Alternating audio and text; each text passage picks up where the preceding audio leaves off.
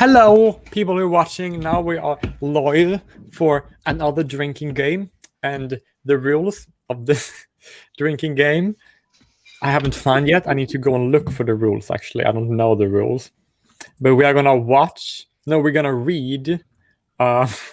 We are going to read a tweet list from someone named Lily Orchard. And we're gonna take a shot whenever something on a list is bigoted, full of bullshit, or contradicts something else on the list. Should I write down those rules? I think I should do that. It's funny enough, I actually used to be subscribed to her on YouTube. Really? Yeah, and it was also before she started going by female pronouns back when she was a dude. Wait, really? Oh, that's interesting. Yeah, that was years ago. I'll be right back. I'm just going to get a drink. All right. Gotcha.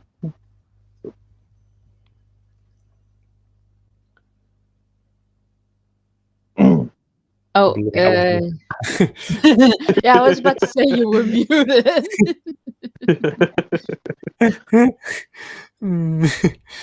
And here, like I have it right here. I just need to write down the rules first because I need to have them accessible. Also, remember to post a link to the YouTube stream in chat. Yes, I'm gonna do that right now, and I'm gonna post it on my Discord server so everybody can know about it. Mm-hmm. You can post it wherever you want, but I am not gonna have time because I'm gonna be a little bit more interactive than last time. But last time was really funny. Like that was like the greatest. Because now I have to read it all like word for word and you to listen to it. Okay, I need to find out the way I can write. Where can I write it? Okay, just write them in the chat, by the way. Take a shot, whatever. Something on her. Wait, I copy paste that.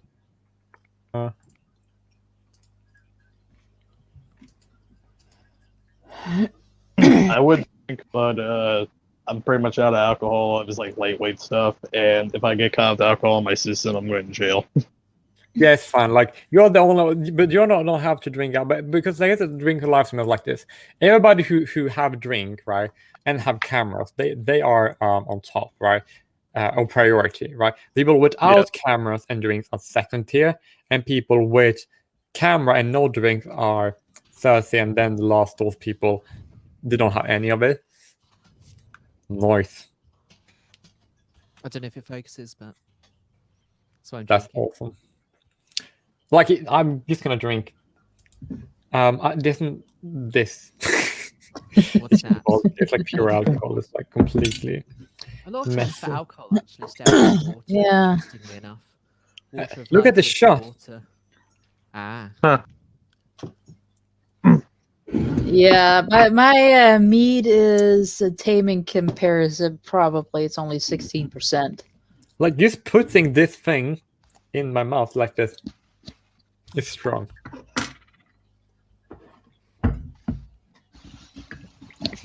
Oh Lord, I'm gonna die. Just been shaved. Perfect. And look at I have this. It's a shot. This is going to be so painful. But I don't think we're gonna drink.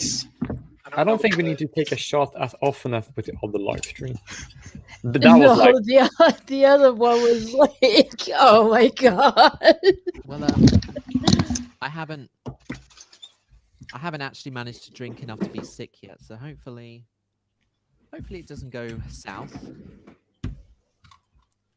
That would be awkward. Hopefully it won't go south, but it shouldn't be as bad as with the racist piece of shit. It's like who also was a sexist. Yeah, it's gonna come. Oh yeah! Oh my god! Like he was like that was like to me that was the most offensive shit. Like on that was like the worst. Oh, did you feel the same? It was was like, holy shit, how is this racist piece of shit? Why is he even opening his mouth? It's so Oh, yeah, funny that wait. he's like that he's literally his skin tone is lighter than both my parents. His Damn. skin tone is lighter than some of my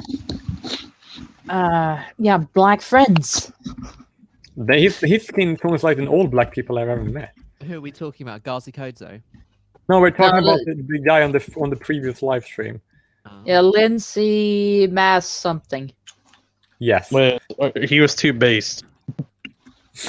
He was too much of a commie. That's what he was. Oh, okay. Like his IQ was so low. Like you can like, it's lower than like. The guy from the last live stream. Yeah, he was like Yeah. the dumbest Dumbo Big ever. fan of Oh, He him. basically Wow. looked like communist. he basically looked like a swollen Fidel Castro. Ooh. He literally did. Trust me. Like you saw, you know he did, right? That's big oof. But he did, right? Oh damn.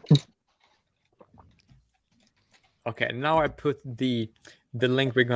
I can put everything on the comment as of now. But unfortunately for all the viewers that are, how many viewers are there? 3. There are more people on the stream that are viewers. So now we're all now we're gonna to start doing the DM. I just need to be boomer and take a long time to share to share what I've found, which is this. We don't just read and then take a shot. Oh Lord, stupid! Don't be stupid. Stupid computer. Okay, here's the right. Oh Lord, now my computer is fucking.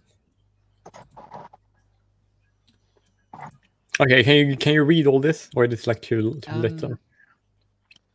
Yeah, kinda I can You read might need it. a bit better, a bit bigger, but I don't know. Just control and mouse scroll, then it should. But I have the link in the chat, so if you want to like see that, you can just go to the Okay. chat and like then Yeah, thanks. and then you can like see that if you want to see more playback. I'm gonna read everything out loud, so it doesn't matter if you can't read it. Okay. All right. Wait, I heard first of Lily Orcutt, I actually didn't know that she was like transgender. I thought she was like, actually didn't know because I never heard of her before this. It was like the first time I ever heard of her. When Well, a guy. Yeah, she used to be, well, yeah, as I said before, a dude involved in the sort of like brony commentary community for a brief while. I'm trying to remember. Oh wow. Why did I ask? Why did I even ask? I should have just known it. I'm just destroying this. This should be fun. Like it'd be fun if I didn't know this. Like all these things should have been kept. Okay. Well, you're learning. You didn't know before, and you're learning it now. Wasn't she also part of the Steam Universe community? Oh Yes. god. I think Yeah. she still is. Yikes. Big Video yikes. thumbnails would definitely say something. Isn't that community like toxic as hell? Aha. I don't know, I Bottle just heard water things. Imported from. What? It's in.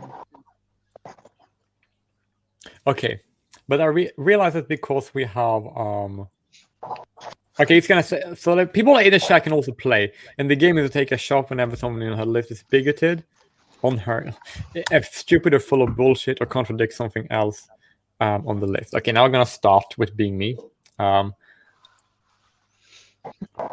Okay.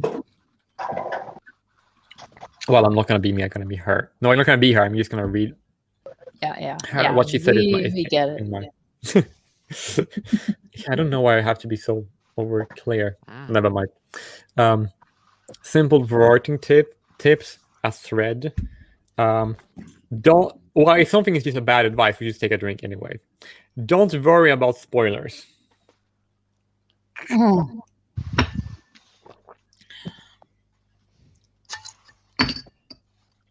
Alrighty then. I just did that because everyone else was. Don't worry about spoilers. Okay. That was actually her advice. Trust me. That's a horrible advice. It's one of the worst advice ever. Okay. If your story is good, spoilers aren't going to make it any less enjoyable. I don't know about that one. There's foreshadowing and then there's blatant spoilers. Exactly, those are definitely not the same. No, I think that's what she's trying to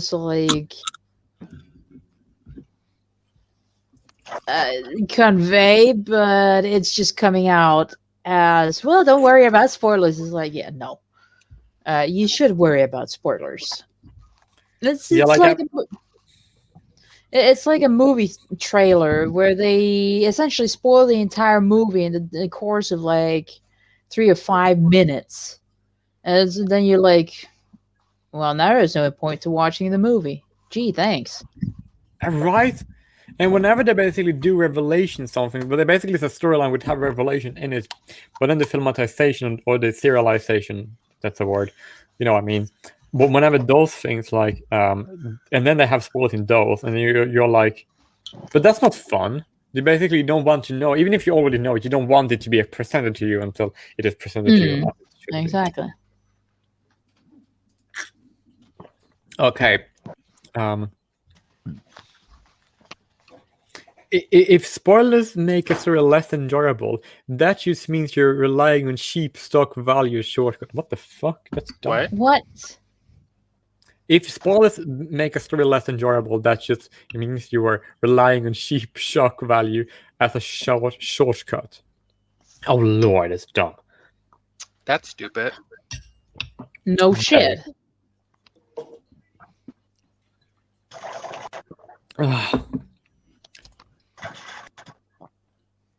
The middle point 2.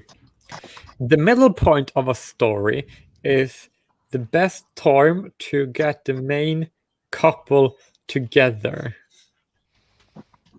I don't understand this. Can someone make sense of that to me? Oh, so you're saying like the main couple should come together during like the middle part of the story, like the middle section. Okay. If it's a romance story. Why should it be a main couple? Couldn't it like, because if that's the case, doesn't that mean that everyone who come together afterwards is not the main couple? Yeah, because normally stories have like a main couple or like 2 main characters. I've been watching a lot of romance recently. Yeah, there's usually always a main couple. Yeah. In romance stories, and there can be other couples. Actually, you don't. The couple don't need to get together at the beginning, the middle, or the end. There is no set point at which a couple should get together. It's like it's up to you, the author, when it will fit into the storyline that they get together. Exactly. Yeah, that makes sense to me. So that a main couple have to get together in the middle of a story? No. And it also depends on what kind of story it is too. Like if it's like an arranged marriage, they can't like get together in the middle of the story. They have to be together. The marriage is the story. They have to be together at the beginning of the story. Yeah, exactly. It also depends on the type of story, and in some stories, there is no romance. Sometimes it's just either hinted at or it's just not there. And in some story, no, you first. No, I'm actually done with my point. So okay, but in like some stories, like the main point, like no, the romance isn't like the main point. Like the romance is like a sidetrack. Because I was watching a storyline, right, where like a couple in that storyline, they were basically just presented to like be a couple, right? The last episode, and it was like not a main thing like at all. It was a side story, almost to a side story. Because like a lot of storylines that includes romance doesn't make it like the main topic. No, but it's usually a part of a different type of story. What do you say? I said it's usually a part of a different type of story. The romance is just a part of it. That's so true, and that usually makes better storylines, in my opinion. Yeah. Because like if romance is like the main couple stuff, like it could be a main theme, but it shouldn't have. It could be a main point, but it doesn't have. But it shouldn't be the main point. Yeah, it shouldn't be the only main point. It have like a mystery romance, or like a thriller romance, or like a comedy romance. Yeah, Something else needs to be exactly. there. Because romance, it can't be the only thing that is in the story, because then it's just they kissed, they had sex or got married, and then that's just it. It could also be a drama romance. It's like you have to have other topics. It can't just be the only one, because then it's going to be a very, very short story. Sorry. And also the romance could like be a very like minor thing, and that could still, but it doesn't mean the romance is bad. It could still be good, but like it's not like the main shebang. It's like the main shebang is like far more important, and everybody's like on board with that in the storyline and who watching it. And that's like, so would we say that's a bad advice then?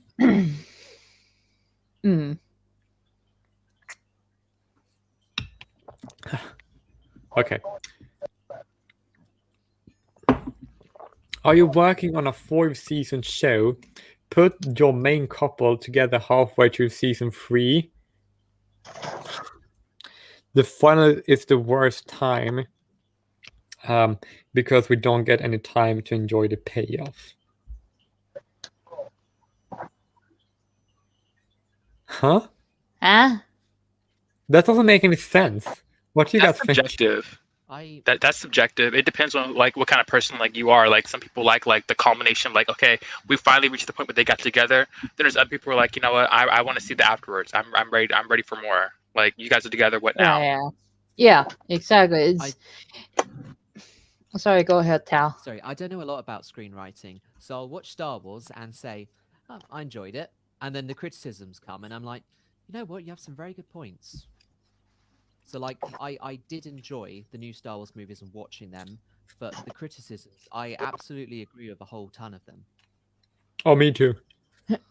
Yeah. Oh, let me see. I think the last one I watched was episode 8, 7 or 8, and then it was also the same for my brothers, and then we stopped watching because it was like just fell off. I quite enjoyed Rogue One, particularly the android.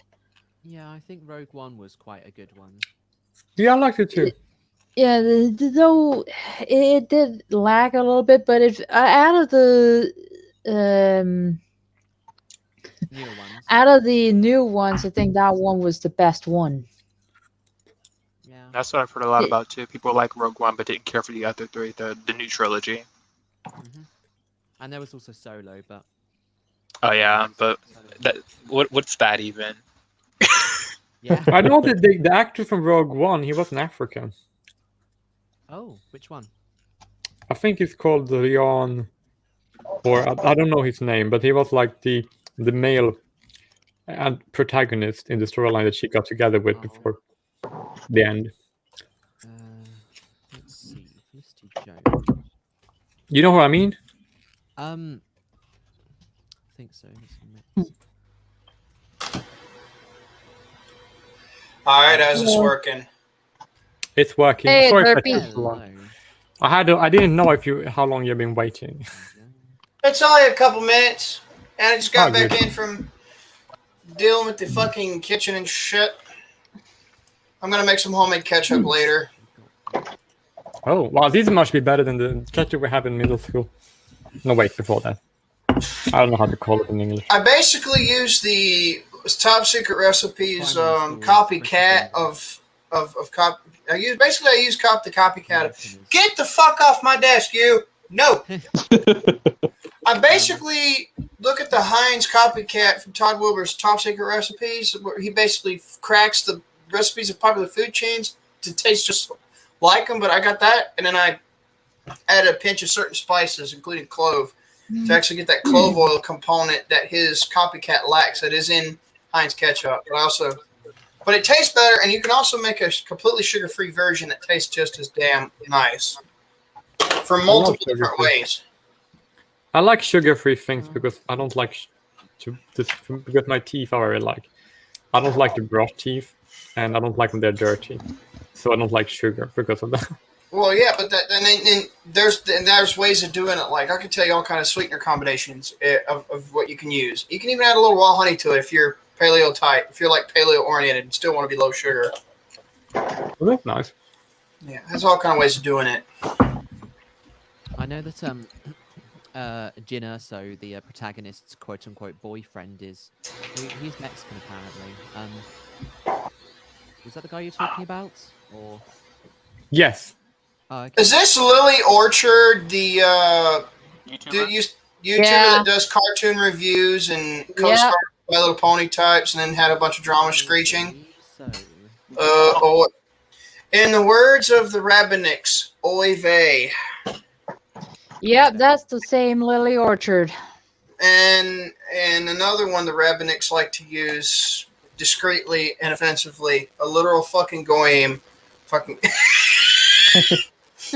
No, I don't want to have to. This is gonna be a nice. Damn it, I'm in here. I'm tired of this mid shit. Good, or mommy. But I swear to God, I could sit in a porn theater possibly and would do nothing and then bust out into a sweat like I am here. Holy shit!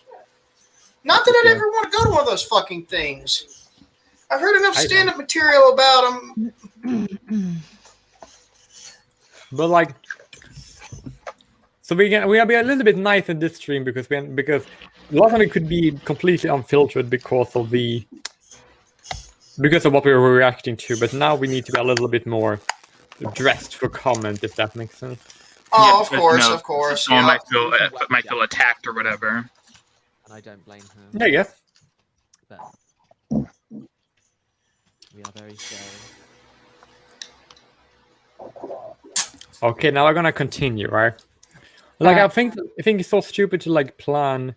I will say this is stupid advice. Reason why is because planning your season in advice, how many seasons you have in advice, is actually kind of dumb in my opinion, because you never know if you need to like make it longer or shorter. Plus, are you talking about farming analogies here? Huh? No, we are reacting to bad advices. Yeah, bad advice in terms of story making. Yeah. Right. Okay, I'm trying to think of some analogies to use, but I'm kind of stumped them on it. Yeah, because I basically think that the whole idea of planning each have only 5 seasons in advance is kind of stupid, because otherwise you get more material, and you want to keep doing it because you have more to write. Or you don't have that and you don't do it. And you need to make sure that all the seasons, in my opinion, I think you should make sure that all the seasons are standalone. So if you were forced to to close down or to not make another one, then that should be good. It's enough, if that makes sense. Well, it also depends on what type of story you're trying to tell. Yeah. Well, I do like foreshadowing when they basically end the season with hinting on the next season, right? But I think it should ideally be that you make a season stand alone in most aspects. Well, see, I already think I'm still writing in text file form and tend to get them into MS Paint image to print out. But I'm basically writing different chapters down again, and I've lost some editions. So I'm basically writing a story called Guardian of the Omniverse, and it's about a fictional version of myself in a massive what if scenario, and that's the story. Now, there's a whole other section of stories where it's called the crossover logs, where he does his actual job, going out of his home multiverse to do his job, but he's powered down to a bare minimum, but still just enough to survive in different situations, depending on the multiverse he's going to. And there's a lot of popular fiction crossovers in these stories. There's a lot of stories like that. And I already have the fucking background of the characters built up. Like Jack Cronus, the Therianthropic vampire hybrid, and his whole backstory, his wife, and his kids, and then what happened in Count West, and then the counterpart that my channel's named after. Was nicknamed the Derpy Redneck as a joke nickname, but his title is the Grand Savage and the Sealer of Monsters, and there's all kind of different things going on, but the characters have their own backstory, they have their own goals, they have their own, whole aim of what they want to do and what their purposes are and whatnot. And I try to have as little spoiler as possible, but, there's a lot of foreshadowing in the earliest of the chapters in the prelude logs. Then you're happy you didn't hear the initial advice of this list, I assume. I'm pretty sure I probably do. What was it? What was the first piece? She basically said that you shouldn't. That spoilers doesn't matter. You can spoil. You shouldn't worry about spoilers. It doesn't matter if the story is good or not. You really should, because spoilers can ruin anything. Are you fucking serious? Are you fucking serious? That is retarded, tranny. I agree. So we're drinking whenever she says something that's stupid. Oh, by the way, because in more people, I need to say the rules. That is that we take a shot whenever she's full of BS, contradictory, bigoted, or stupid. And if people don't have, we're gonna have tier lists. Like the people with alcohol and camera are the main priority, and then people without the camera and alcohol, people with camera and no alcohol, and then people without camera and alcohol. So if somebody doesn't have alcohol, another one want to join who have alcohol, then one person will be removed, at least temporarily, because it's not possible for a streamer to have too many people online, unfortunately. Yeah, that's fine. What I was going to say was, where's my crack rock? Where's my speedball material? You ain't sent it, bitch. Okay, here you're going to go, right? I think it's shocked because I saw the whole idea of always putting characters together halfway. It's stupid. Because if all people do this, and exactly when it's going to happen beforehand. Like, if you think it's better to do it at the same time all the time, all your stories are going to have the main couples coming together in halfway. Yeah, it's just going to be predetermined and fatalistic and shit, and it's just and deterministic as well, and that makes the story look pointless. Like, what's her name? Rumiko Takamashi, did I say that correctly? The author of Ramna and Inuyasha? I have no idea what that is. Takahashi. I misspelled. I mispronounced. I know what you're talking about. I just haven't watched. Read or... Rama's a guy turns into a girl when he touches water, and Inuyasha is the one where Kagome says sit all the time. Yeah, Ramna, and then there's Inuyasha. Look at what happened with Inuyasha. Like, he surpassed his dad like he always wanted to do with the Shiko no Tama to become a full demon, but he did it in an entirely different way. And his first love had to be reincarnated and come to his world to make that start happening. And his desire to protect something had to come back, and it came back through her. And that's how he learned to get stronger than his full-blooded father in different ways. And he eventually, and the way he uses the Tessaiga, it truly became his. And then when he cracked it, he had to take one of his fangs out to reforge it. It became heavy as fuck because he has to surpass his dad in different ways and just raw strength and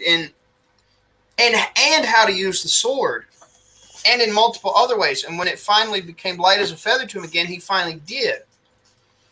So Shamaru learned to surpass their old man as well, but in his own way.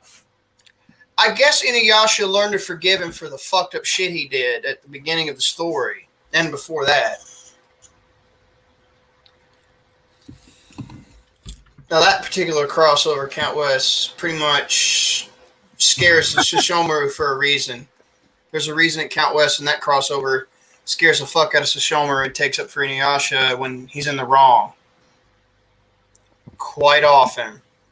Like, in this version of the chapter of Gosenki, where the Gosenki is involved, where they meet him and stuff in the afterlife order, Count basically Colt when Sesshomaru punches Inuyasha, Count West knocks the fuck out of him, makes him fly back before he jumps in with his sword and sides up with Inuyasha. Yeah, that makes sense.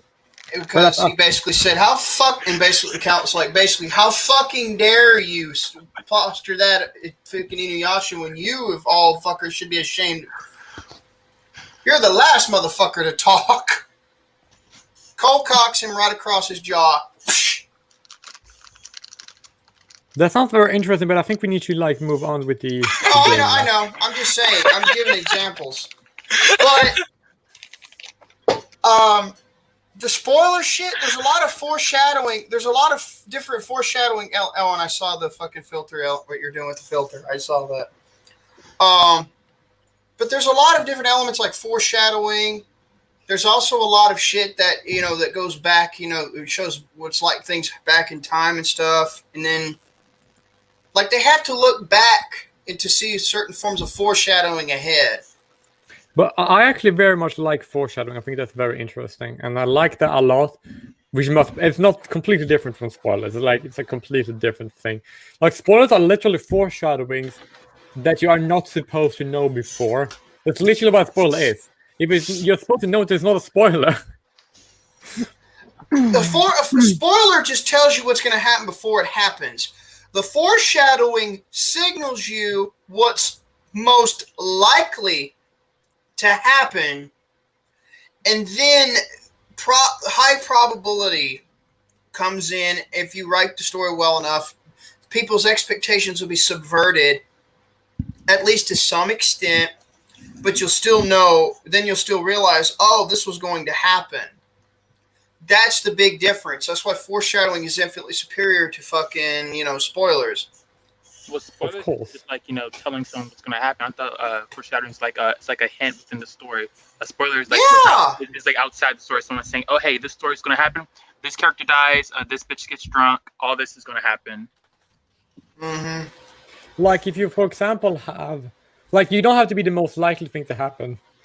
That's foreshadowed, but like if something could happen.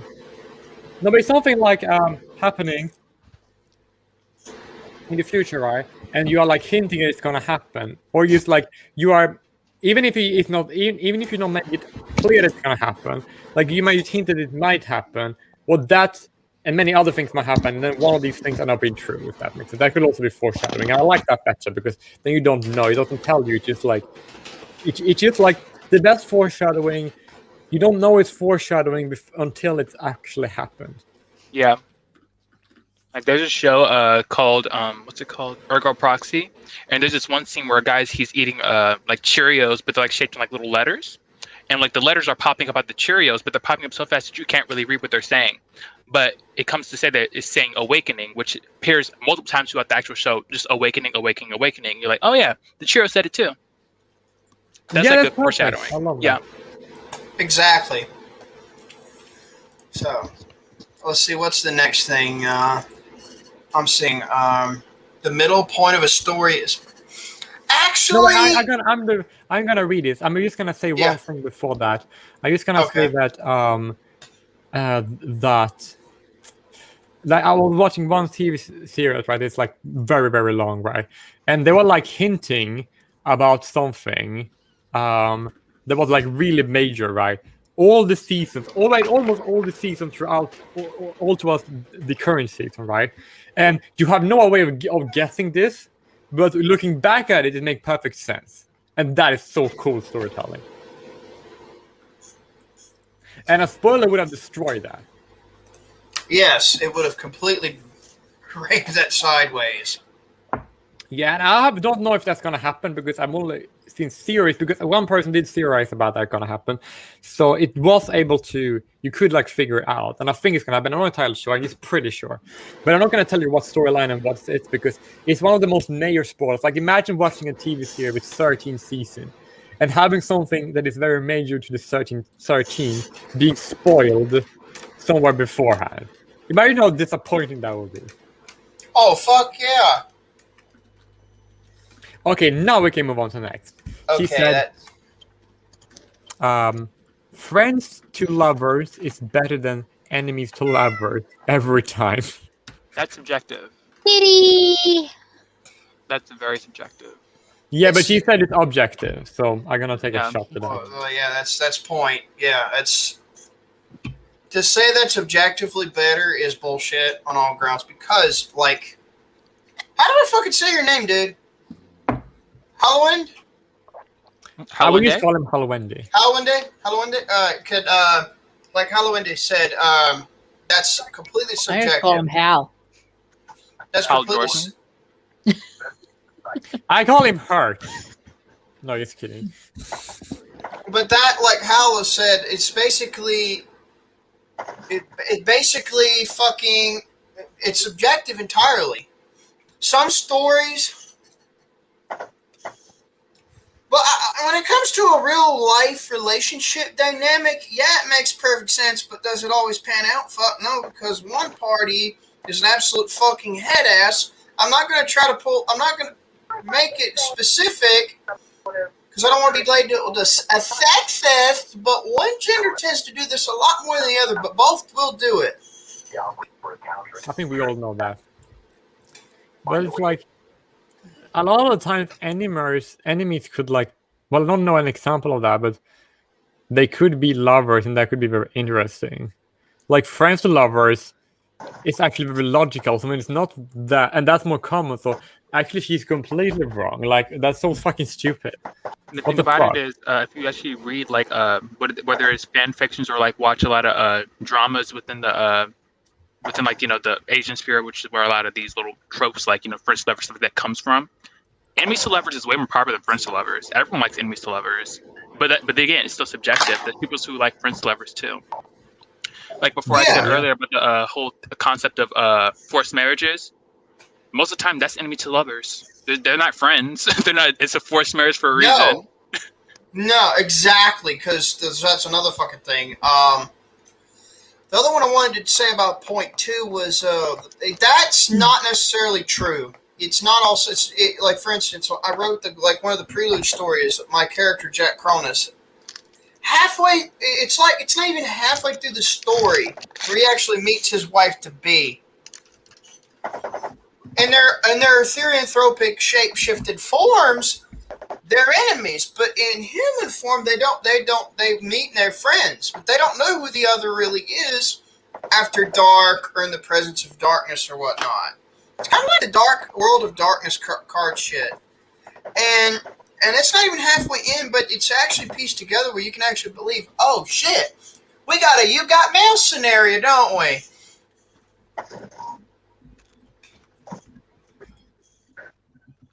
And there you have that. Yeah, makes sense to me.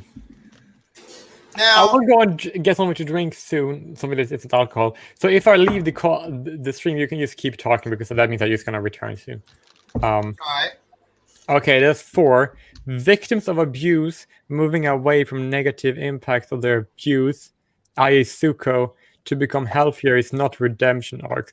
What the fuck? Of course it is! What? That's like saying that all bad guys who was bad guys due to unfortunate circumstances, it wasn't their choice, being good isn't redemption.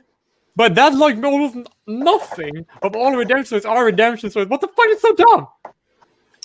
Most redemption arcs, if you have not noticed, if there's not most, but a good chunk of redemption arcs, the villainous roles tend to be tragic or some kind of it's not my choice to go this route. A lot of them are this formula, and that is a redemption route because they actually have a choice to redeem themselves, and they actually realize what they want to be. They realize they have a choice, and they make that choice. That's just the most retarded. That's the most retarded fucking shit.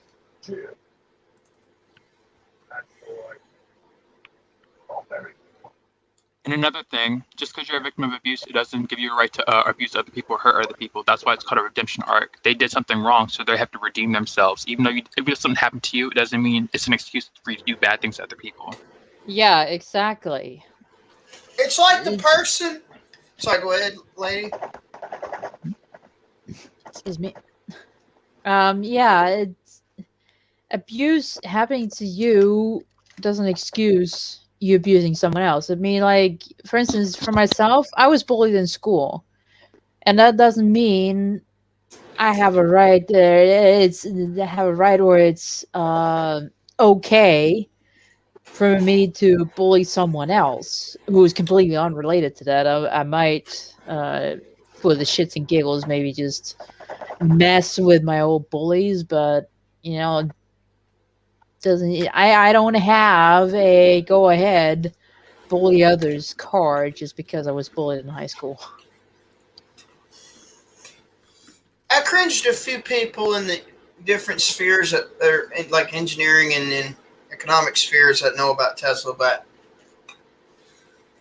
I said, and we were talking about like molestation and shit. And you basically used a molestation analogy for Edison to Tesla, and I said, just because you got fucked without having a choice or consent does not give you the justification to fuck someone else.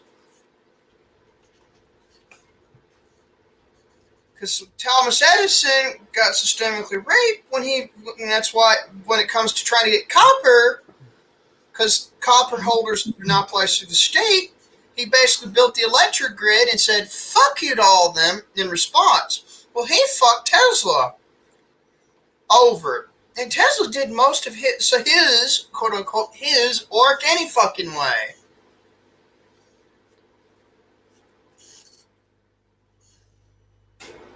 And screwed him out of paying him as promised. That went to the rivalry between them.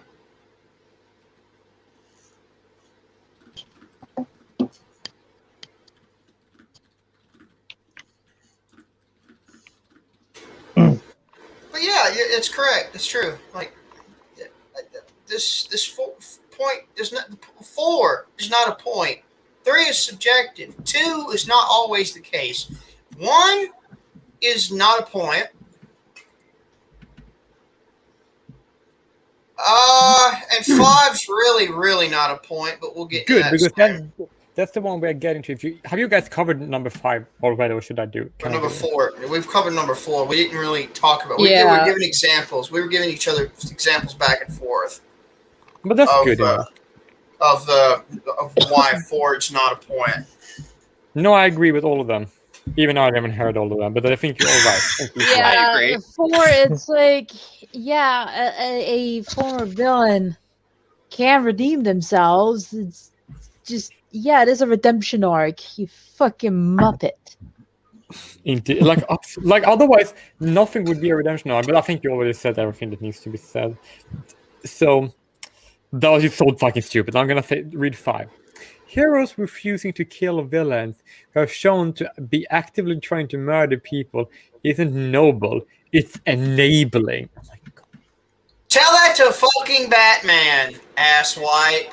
Tell them to everyone. Like usually when you have storylines, I mean, like I wouldn't say it's bad when they kill them, but like to kill someone, it's very different between killing and murdering when it comes to series, in my opinion, right? Because if you can use arrest someone, right, or prisoning them, right, then you should, because usually when you kill villains, it's because they don't live, because that's the only way to stop them. Like you can't. See, that's another thing Count West has to do. He doesn't have a chance most 99% of the time. He has to kill and butcher those he has to stop. Yes. One of his most hated enemies is one of the bastards of Osmodeus, and he's known by different under the table circles is the defiler of children. So you get what that implies. Yes, but and also like in certain series, like they don't kill the villains yet because they need them for a specific purpose, or the storyline need them for a specific plot point. And also, Yes. you have to understand, like, killing someone isn't the only way to deal with problems. Like, again, using what she used earlier, Zuko, Avatar, him fighting the Fire Lord, he took away his bending. That was more powerful than actually killing him because he stopped him from being able to do anything. And lived to experience it. Yeah. Yeah, exactly. Yeah. Yeah, it's funny that you could see sorry, that, go ahead, like Ray. that you could see that in the storyline was Zuko, but not the other things. Like, don't really pay attention. That's kind of fun. That's what I read from it. But you were saying something? I interrupted. Yeah, I said there are other options to deal with a villain than to kill them. Yes, I mean, sure, in some stories, the villain either has to be killed or they just die because that's just the course of actions that was taken in the story that makes it just so they die. Yes, like, and also like sometimes like the idea of killing the bad guys, for like because they're bad guys, and the reason they're killing them because they absolutely have to. They don't kill them because they want to or because it's like right. You just kill them because that's the only way you deal with this, and that makes sense. These people are evil. We should kill them so we're not enabling them. Like, what the fuck? What? God, makes no fucking sense to me. Yeah, it's not. Yeah, it's like you said. It's not always enabling the villains. It's like, yeah, we get that. For instance, let's say when the Batman that Derby mentioned that the Joker keeps getting out. Well, yeah, the Joker is the Joker, and Batman has his principles that he refuses to cross that line. Unless he absolutely has no choice, which is why there's those 8 points in the entirety of all the mainstream comic lines from Earth 2 to Earth 1 all the way to New Earth. And, when he actually, in those eras, which are the best eras, that's a whole other fucking rant to go into a stream about if y'all wanted to sometime. But, but essentially, he had no fucking choice. But he did that to swear so he did not become like those that murdered his parents, and that's why he did that. It's why he made that vow. And stuck to exactly. If you watch something like Batman Under the Red Hood, you'll see him like he was very close to just offing the Joker after he'd killed Jason Todd. And he didn't do it. It's like, yeah, when it comes to a villain like the Joker, it's really a gray area whether you should kill him or just keep him locked up, because he'll keep getting out. Oh, and Fliegenfurst is backstage. Wanted to come on. Okay. Well, then I have to. Well, because not all of you drink, I have to let one go who doesn't drink. But wait, I'll do it. No, I can if you need to be. If need be. Well, we don't need both of you to do it. But like, is Talminian? Is she still here, or did she like take a break? I think Tal kind of took a break. I don't know. Okay, I will add her later when she come back, if that's okay with you guys. Wait, of course it is. But no, I asked if I could remove it now and then, because I assumed like putting her back is like obvious. Okay, I gotta take her back when she returns. Yeah, seems. Okay, good. Hello. Hey, Fliegen. Hello. Sorry for being late, but it's kind of my trademark, sadly. It's fine. If you can look at the DMs later, Willie. Perfect. I'm just gonna let Palmina know that. Oh, now she's back. But then I have to remove Metal Doom. Is that okay with you? No, I can go if need be. We don't need both of you to go. Well, I usually put it. I put it like that. Okay, you will be the next to go. Okay. All right. Okay, now you're back. Hello. Okay, now we can move on to number 6. Oh no! Oh my Lord. 2 women kissing in the last episode after a show 4 or 5 seasons of trying to murder each other isn't revolutionizing. It isn't revolutionary. It is fetishizing abuse and violence. Oh my god, that's fucking dumb. I need to take a big gulp. Okay. It depends on what kind of story it is. If it's like a fighting story where they're supposed to be fighting, and then it's enemies to lover. I mean, it seems like this person just doesn't like enemies to lovers, and they're trying to take it out on everyone else. I need a fat fucking foot long blunt for this one. That's. Yeah. I really wish I had burger and fries right now, but it's too late to order anything anywhere. Pain in the ass is so cringe. Yeah, that's pretty much Lily in a nutshell. Yes, it is. She's cringe. You know what's funny? My dog is named Lily. Well, your dog was probably called Lily before she was. I didn't name her Lily. I got her secondhand, but I just thought it was funny. They're both bitches. Here's the other thing. You know how I think your dog, it makes a fuck ton more sense than this Lily, and it's far cuter. Go check the mail, and you need to get out there. I brought my bathroom trash up. Go burn All right, I'll get Looks you. like it's fixing to start raining. Okay. What? Okay, No fucking manners. No fucking manners in this household. I believe you.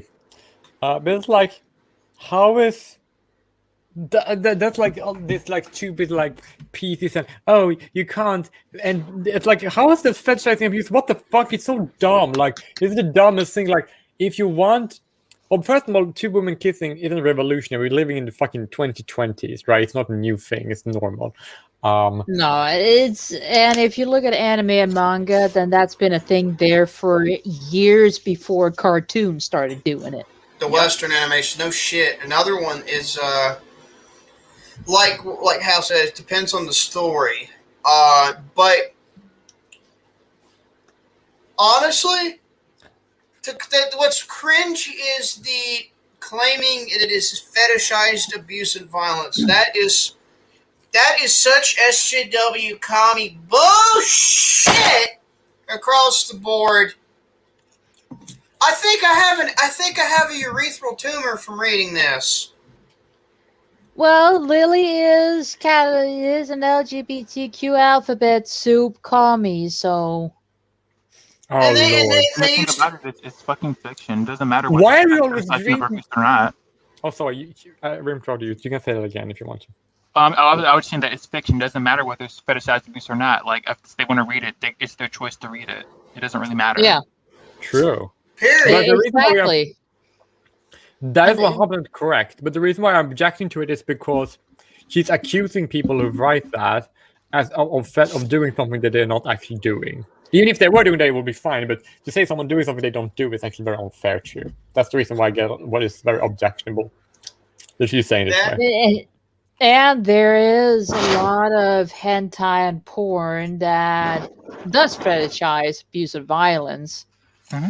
Usually as a part of BDSM, for instance. Another instance would be tentacle rape. Yes. There's a lot of that out there. Or just like, there's a lot of webtoons where it's like, oh, forced marriage. And inside the very first chapter, he's like, okay, well, it's time for it. We're married now. I'm having sex, whether you want to or not. And she's like, okay, I guess. But it's not really okay, I guess, because she's crying. But, like, it's part of the story. Oh, well, deal with it. If you don't want to read it, stop reading. Yeah. And you know what? What's even fucked up is there's a manga called Yumero Choice, I think it's called.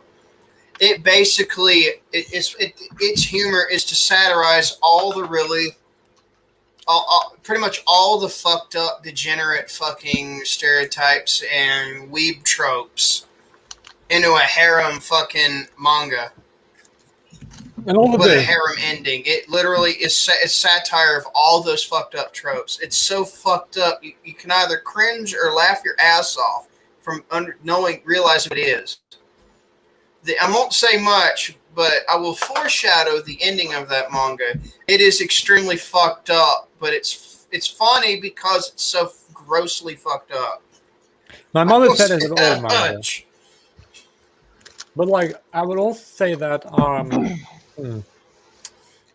yeah, it's also like the whole idea of like she basically having an issue with characters, well, homosexual characters, not being good guys. Well, no shit, homosexual characters doesn't have to be good people. Like, why is that a whole idea of they basically say all types of minorities like that they like need to be like, you know, the good guys? Why can't the bad guys also be minorities? Isn't that kind of like? Yeah, it's like, I mean, I've seen stories where the bad guy was a black dude or an Indian or something. Like, even in stories from Native American folklore, you got Native Americans being the villain. Yes. And also, like, if everybody read the Dragon Balls, the original Dragon Balls manga, like one of the main villain was a gay guy. The red ribbon army guy. Yeah, and the thing about it is, if you really want to watch something or read something that has straight people and like not straight people, gay people in like the hero role, find a story that has that. It's not that difficult. Like there's The Untamed. It's a really good series. The two main leads are two main characters and they're in love and whatever. It's really good. I recommend it. Watch what you want to watch, read what you want to read. If you don't like it, oh well. But there are a number of stories or manga, anime, and all the cartoons and stuff I have stopped reading or watching because, well, it just wasn't for me. I didn't like the story, so I was like, okay, fine. This isn't my cup of tea. I'm just gonna stop reading or watching. And the same with other stories. It's just I just stopped doing that because I wasn't interested enough to keep going. Granted, Sorry, go ahead. I was going to tell you what they typed, but. Oh yeah, Jerry Willie saw it. He's moving quick. He's on it. That's my thing. I'm gonna keep it with Hawkeyes. That whenever people join and leave. There are other stories I've read that I've returned to and then enjoyed, and again, that's probably me changing, and then I enjoyed the story. Yes, because we're different. Like, yeah, you grew and you decided, hey, I like this now. Mm-hmm. Yeah, and I could bring another example from my life, where when I was 15, I couldn't stand root beer. I just found it tasted weird. It was like, no, I don't like this. And then when I was 18, I was like, hey, this tastes actually really good. Why did I like this when I was 15? Yeah, and now I like root beer. Actually, I love root beer. Yeah, I love root beer too. So it's like, yeah, you change, your taste changes over time. So stories that you didn't like some 2, 3, 5, 10 years ago, you'll probably like down the line because you changed, your perspective on life changed, and you can appreciate that story more because, well, you have a different understanding now. Yeah, exactly. Like, 3 years ago, you may not have liked reading, Sonic Shoot the Adventures, but maybe 3 years later you might like that. You never know. Yeah, exactly. That is true. I think I should go to number 7 now. Yeah. 7. Yeah. Twitter is not an appropriate place to reveal story details. The appropriate place is in the work. It's in the work itself. I actually agree with that one. It's Yeah, that bad I kind of agree. She has a point there. Yeah, you can't be like, oh yeah, this character actually is this, and this happened. It's like, why wasn't that until the damn story? Yeah. It's a jab at J.K. Rowling, right? Like with, actually Dumbledore was this and Hermione was that. Yeah. That was silly. She's a silly old hag. I mean, like, yeah. It's usually bad, but it doesn't have to be bad, because I remember in one episode of Warcraft, right? A guy who was like going to make a filmatization of that, he basically asked a Blizzard employee on Twitter when a character died, and then she answered him that way, and then he put that in the storyline. So she answered publicly before it was part of the series. So if you technically are like open, that's just the people that are writing the storyline and communicating like openly, if that makes sense. Yeah, but that's more like. But if we're going down that route, like the unfilmed episode of Constantine, they put the script for that on Twitter. They didn't have a chance to put it in there because of production issues. So yeah, it's not the same as like retconning shit or like spoiling shit. I don't know. It's different. Yeah, it's probably depending on context, but the overall point is, yeah, don't put things on Twitter after a fact or something like that. That wasn't revealed in the story itself and isn't canon. Yeah, this one was really bad for a drinking game. We should move on. Oh, I just want to say that to clarify is that that what I mentioned was that he wanted to know before he made a episode of the series. He wanted to know when a certain character died, and then one of the people who were who was in on like the writing of the storyline, she like let him know that, and then he put that in the video episode. But like most people didn't like see that before like they before the episode was out. It doesn't really matter because it wasn't a major thing, but it was a minor thing, if that makes sense. No, that doesn't make sense. Good. Okay. But I'm not gonna drink to that because it's like that bad. It's just like it's usually the case. Is not drink worthy. I hope the next one. Fuck me. Hello, Moto. Yeah. Hello, Moto. I see you. Mortal Road used to be the shit, and now they are shit. I assume so. Actually, I was given this piece of fuck nugget shit, and I don't want a cell phone. I don't want a cell phone. If I can't have a flip phone, if I can't have as little as on as possible on a flip phone, I'd rather be shot in the head in the back of an alleyway somewhere than to have a goddamn thing. No, people won't stop shoving shit down my fucking face. Yes, they do. 100%. Hello, Moto. I love the Moto Lewis. G5 is a good phone. I have that one. I prefer a flip phone. I prefer a flip phone, really, because I don't want to pay. I don't want a half-ass computer half-ass mockery of a computer inside the fucking little tablet-like piece. Call it a phone. So if I went to a store, they said, "What do you need, sir?" I'd say, "Do you have an app? Turn this piece of shit nugget into a fucking phone." I don't want to have to do that shit. And if you expect me to pay that much, I better get some sucky suck and fuckle fuck for 2 years. Oh, they have that. There's an app for that. There's an app for that. Trust me, there's an app for that. Say less. You might need a dongle. All right. There's an app for that. No shit. I mean, I'm not Definitely a dongle. No, you have it. I went in there and fucking did all the cleaning and shit and all this other stuff too. And I'm letting all the dishes dry.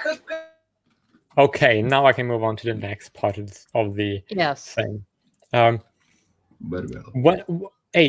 When a character's body count is over 10,000 innocent lives, then that character is no longer redeemable. Really depends on the story, man. I feel like everything should be debatable. Then it's a bad advice. Sorry about Yeah. that, guys. Interrupted again. No, I muted you, so it's fine. I mean, again, it depends on the story, the character, the context of the story. If a character has to make a choice, for example, the fate of the entire universe or an entire planet, is that redeemable? I would say maybe. Yeah. Yeah, it's a gray area, but it's one you can debate and maybe reach some You could just common put me ground in the with. backstage, all right? Just put me in the backstage. Because like I said, like I just typed, I'm going to go do some stuff so I can be left the fuck alone.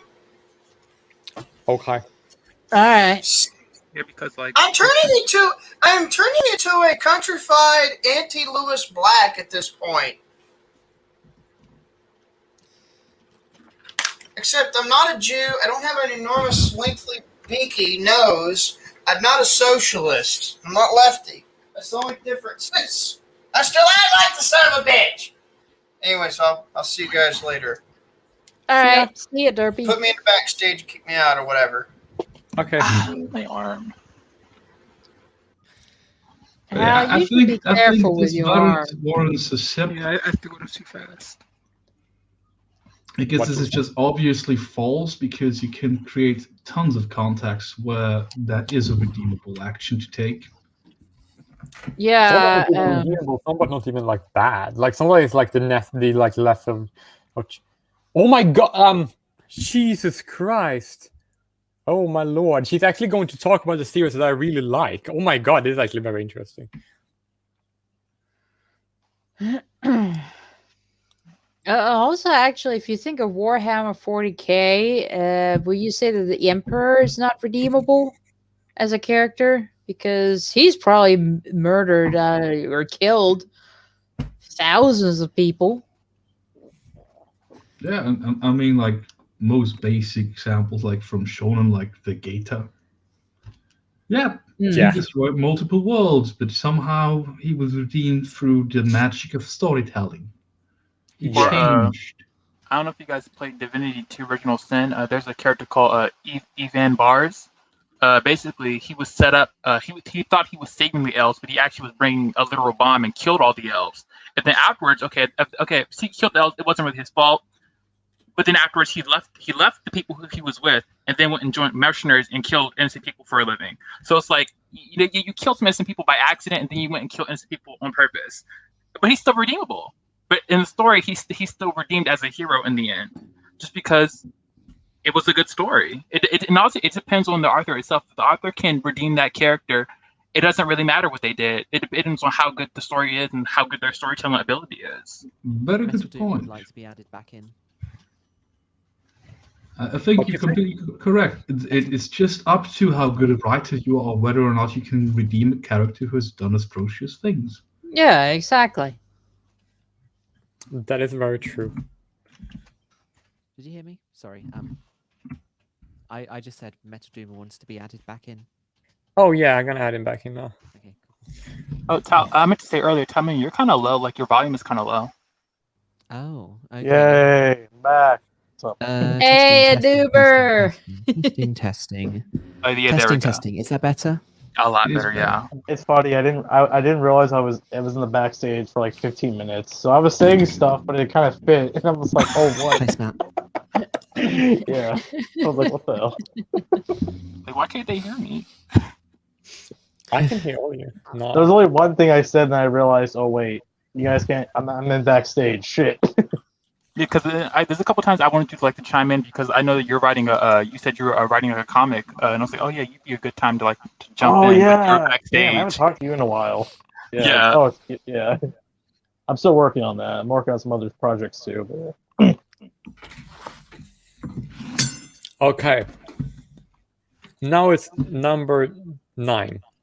Tip 8 does not apply to characters who making them the villain was a stupid, idiotic idea, i.e. Sylvanas Windrunner. At this point, it's just character derailment. Oh my god, that's actually a character from Warcraft, and that storyline is actually really good. Is he trying to say that that's a bad thing? Most Kind of likely. sounds like the criticism of Point 8 does not apply to said character. I'm not sure. It's a weird sentence. Yeah, so But, like, it seems it's like 0.8 and 0.9 are kind of moot points. Yeah, pretty much.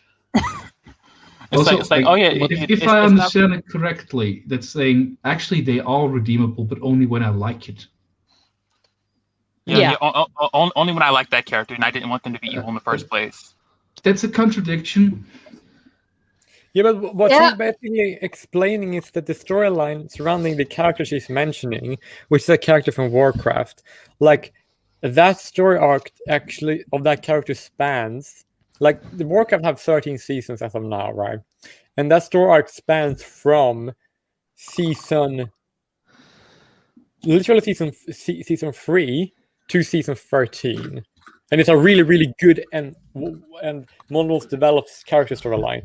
And she like think it's like a bad idea. I'm like, no, might not the best idea, but it's actually a very interesting story arc.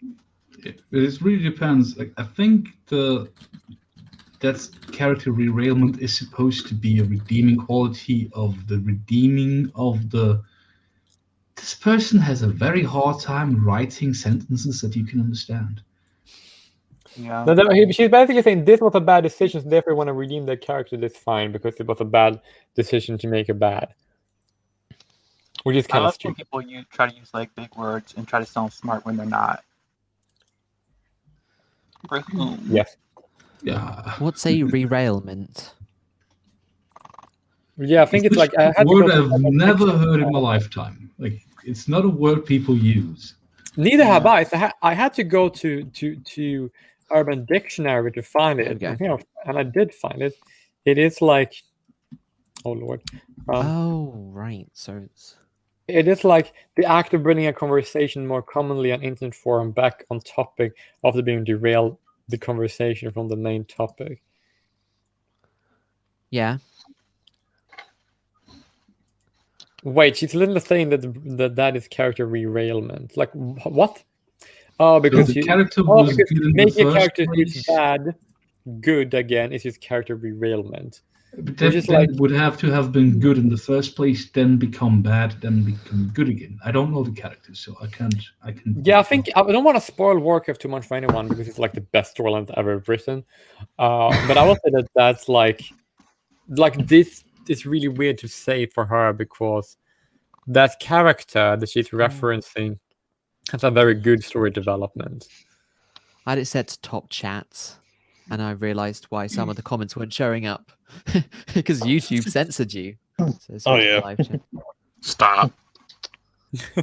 I usually set it for live chat. Then you get all the messages. Usually, it's just there's no. As far as I'm concerned, there's no option to default set it to live chat.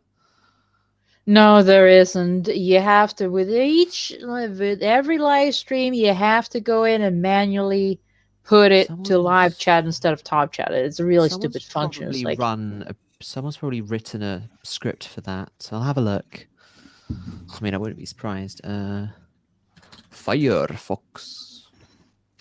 I can't wait till we get to number 11. I have a joke. In the meantime, I'm going to like. But I always want to say, it's kind of funny that when she mentioned Port 8, I was going to name the character. I was thinking about the character she mentioned in Point 9. Because you like mentioned it because she knows that everybody who knows about that was going to mention this too. But it's true because I was thinking about it, which is kind of interesting. So you kind of know that her save wasn't waterproof, which makes sense. Okay, now 10. Everything in a story is there because the creator wished to be there. Trying to explain the way of bigoted story decisions using world building is fallacy because you put it in to begin with. Oh my god! That's the dumbest thing you ever said! Oh my god! That's stupid. What even is that? Bigoted story decisions? He's literally saying that if something in the world is bad for people, it's bigoted against a group of people, then that's not justifiable because the author could have written it better without the bigotry towards people. Because if you build your world, why you build a world with bigotry? I'm like, because it's gonna be an issue to be solved, maybe. Yeah, It's more realistic because there's bigotry in reality. Like, isn't that what these people always complain about? That this is everywhere, and it shouldn't be in fiction. Apparently Who not. wants to read that?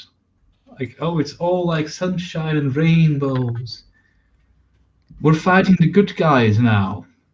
No more bigots. Like she's basically saying, for example, if you talk about a storyline where in the past in that universe, the treatment of people based on gender was bad, right? She's literally saying that that's not justifiable because why did you put it there if you don't like the bigotry? Why do you excuse that for a story development point? Like, because if something is bigoted towards a person, because that's bad, and you're not supposed to like it. Well, technically you can like it if you really want to, but she's like saying that you shouldn't do that. If you basically write a storyline where somebody is in that franchise is being like sexist, or for example, right? Then that's not good because why did you write a sexist society if you could have written anything? Also, isn't that like her saying that all of those SJW stories are terrible because they always have like this ultra stereotype of the white man who's like toxic masculinity and white supremacy embodiment and bigoted against everyone? Like, oh my god, it's Hitler himself. Yeah, like, so that's, she hates therefore everything that any SJW comic book writer and writer of anything has ever created, because they always have at least one of those, if not all white people. In that case, I can agree, because that's terrible story writing, but that's not her point. Yeah, her point is like, it's like if you write a society that's heteronormative, for example, then that's not justifiable, because if you write your fiction, you shouldn't be bigoted, and therefore if you do that, you're bigoted. But then again, with the SJWs, that could be true because they are racist. Ah, yeah, that makes sense. But like, the reason why we write society is she basically wants everybody to write so the world or the ideal to be as tolerant as she would like it to be. Yeah. Which is like very, very bad, because like, so we have to make it according to their ideal world rather than according to just like a world that exists. It's very weird and dumb. There's an app game that I play. It's a game, but it's also a book. It's a create your own adventure, and it's like you read, and then they give you like choices to make to alter the story in whatever you want to do. And there's a section where you go into a town, and it's just fully just slaves. They just fully have slaves everywhere. It's like, oh, okay, this is different. All right, the party's kind of uncomfortable, like what's going on here, and they was explaining like the mages inside of this town, they enslave people. And it's one of the story points in order to help free the slaves there and to basically just help everyone. And at one point, one of the slaves actually run towards you because she's running away because she's going to get killed, and you have the choice to help her or not.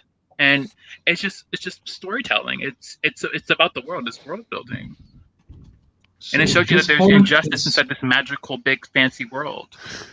But then this point is bad advice. Therefore. Oh, I already said. Very bad. Yes, I already sipped as well. So I guess I guess I should read the next idiotic thing that she's saying. Okay. Oh boy.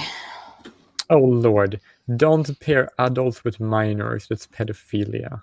Actually, my wife, who was 1,000 years old, she's a vampire. It's fine. Again, but this is again within the context of the story, the world built around it. It also depends on how old the kid is and what the norms in the world are. I mean, for instance, if we take the age of consent in most of Europe is around 15, 16. So let's say a 20-year-old dude having sex with a 15-year-old girl, that's not an issue because she is Well, she can consent to it. Kind of ish. Yeah. Or if she's 16. He can't go to or shouldn't go to jail for having sex with her because that's the age of consent set in that country. That some countries have the age of consent at 13, that's another matter. Japan. Hmm? Oh, I said Japan. Yeah, and also if you have a story that takes place in the Middle Ages or in a fantasy setting that could take place in the Middle Ages, where the age of consent is marginally lower than here, if they have Romeo one and at Juliet. all. There was the age of consent. People were like, oh, I'll give you this baby. This can be your wife.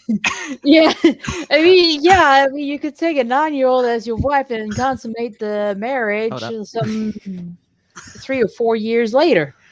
I mean, again, it really comes down to the setting the world and everything in the story. Yeah, because if it's like Twilight, the baby cannot even be born yet. It could be an embryo. Like, oh yeah, this daughter, yeah, this is for you. This is for you, Jake. Yeah. Oh no. No.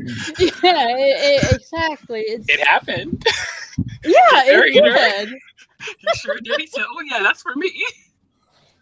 It's again, it depends on the story, the where and when it takes place, because age of consent kind of varies depending on which country you're in. Yeah, Especially in your fictional it- universe. It also Yeah, depends exactly. on just like the context of the actual like relationship in general. Like there's a lot of gay stories where it's like, oh, a student falls into love with the teacher, and it's like, okay, it's like forbidden love or whatever. And it normally never works Yeah. out. Yeah, there's like a His Story. I think what it is, His Story 2, or is it His Story 1? It's one or two. There are a lot of different His stories, but yeah, that was one of the things, and they did end up together. But you know, Look, whatever. there was like a story where a teenage guy who was gay was with an adult guy who was gay, right? In like the 80s in like Italy, and the story was kind of good, well, not perfect, but it was kind of good, right? And that's not pedophilia. That's like so weird. Like, why the fuck does they have to like make it like stupid? Like, and also we talk about storyline like elves stuff like that. They have different lifespans. When you gonna determine a minor, then it's kind of weird. Exactly, and it's like I said before, my wife was 1,000 years old. Technically, in that case, that means I'm the minor. She's 1,000, and I'm like what, 20? Yeah. I think what if an elf? What if an elf becomes an adult as 50, and a human becomes at 18? And what if a human who is 40 have with an elf who is 40? Does that mean because the elf isn't fully grown yet, does that mean it's bad, even though they're the same age? You know how this is too subjective to be a good advice. I'm not drink to that. Yeah, It's way too broad. It is too broad because it comes down to the story, the context of the story, the world, when, where, when. It is like, Yeah, in the context of the relationship too. yeah, exactly. It really, and the maturity of both characters. It's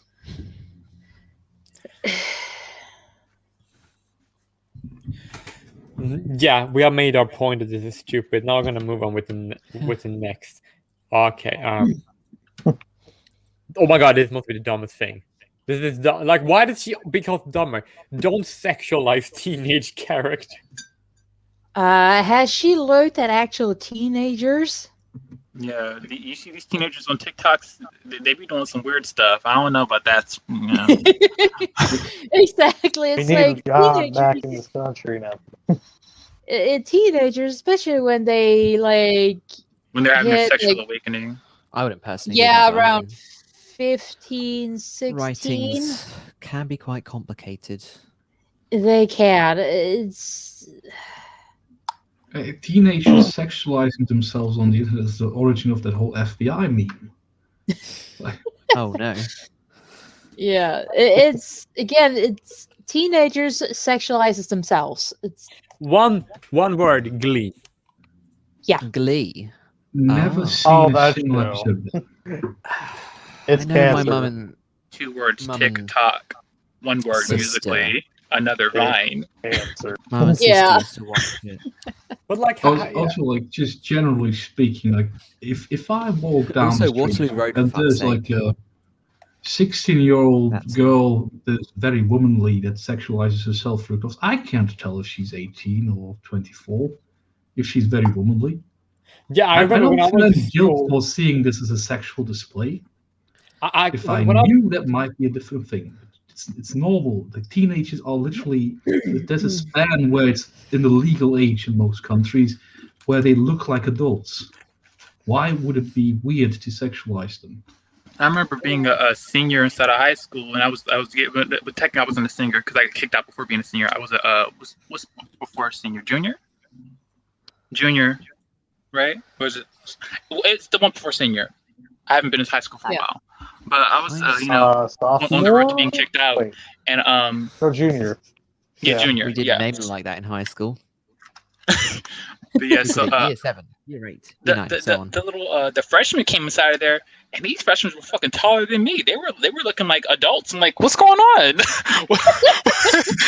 I'm looking around like, who is this? Is he new? Like, oh yeah, that's a freshman. Like, just like, okay, that's He's like, different. Why are they feeding those freshmen? Yeah, That's what I was trying to figure out. One They thing was that's walking kinda around looking funny like is- adults. What are they putting in the water? What the fuck? there's a Yeah, bunch of people exactly. who are younger than me, but I mistake them for being like mid-20s or something. Billie Eilish, for example. She's actually a few months younger than me, and I didn't realize. And people like Charlie D'Amelio and that lot, like I thought they were like mid-20s or something. yeah, like I remember when I was in middle school, like one girl was like 13, and she was with a boy who was 13, right? She was like some sort of European, and he was Asian, right?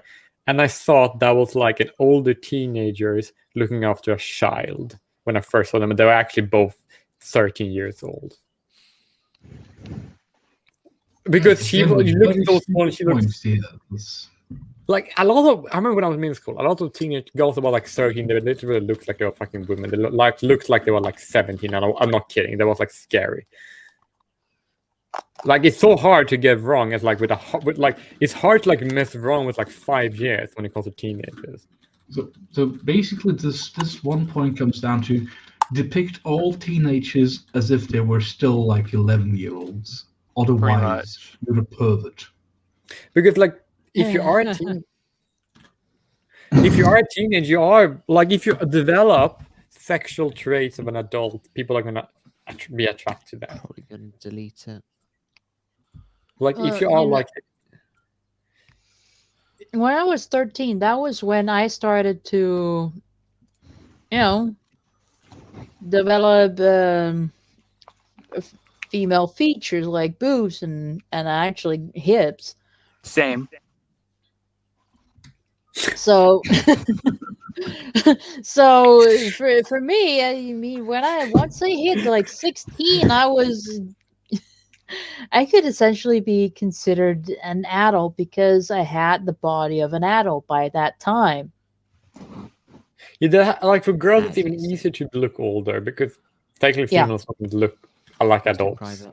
Like an adult woman doesn't look like an adult, if that makes sense. It kind of depends. I had one of my best friends in real life. When he was 16, he looked 31. Oh, He still looks. And now he looks 40. And he's 35. It's still like he aged way before his time.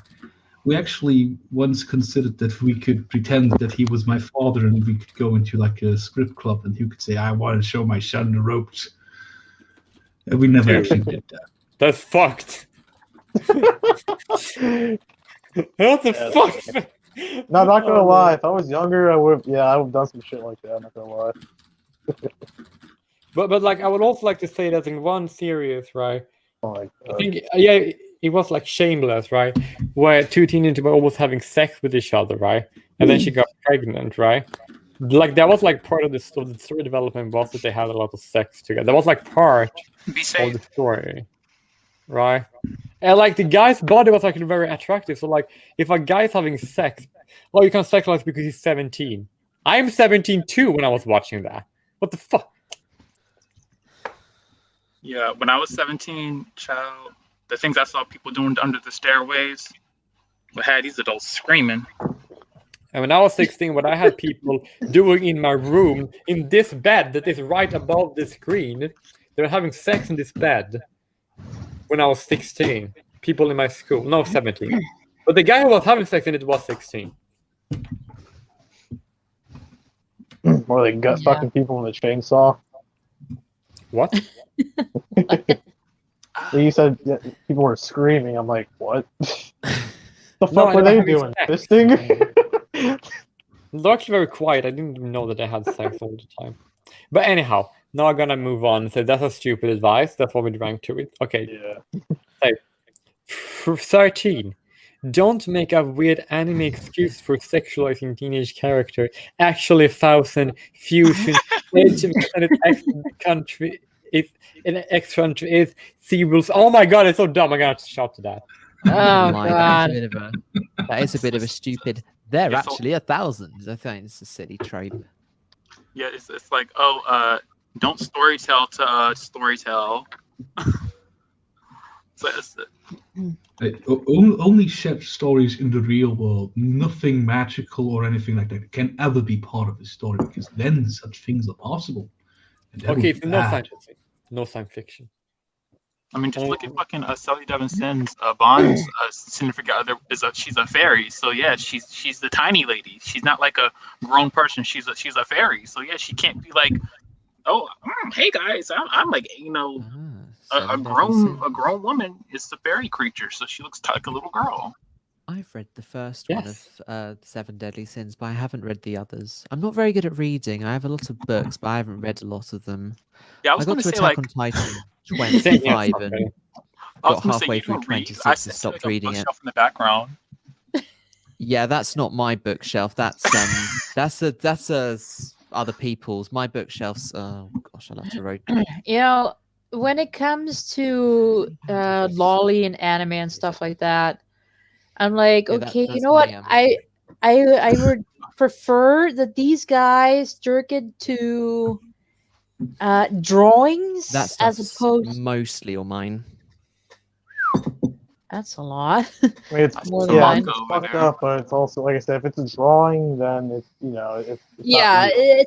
I If it's prefer not real that they. person, then yeah. Yeah, I prefer that they jerk it to a drawing than a picture of an actual child being actually sexualized. Yeah. This is my bookshelf. But it's also a difference. She's not talking about sexualizing children, which we all agree is bad. She's talking about sexualizing that's supposed to be a joke. teenagers. Because Who are Yeah. not on your phone. That's different. That is something we can do. That's Yeah. fine. Yeah, They're it's- sexual. They're fighting Yeah. sex. They're looking like adults. They're having adult-looking bodies. That's And now she acts like she was never a teenager before. Like we all know what teenagers do. They're not like they don't sit there and play basketball all day. That's not what they're out there doing. They're doing weird shit.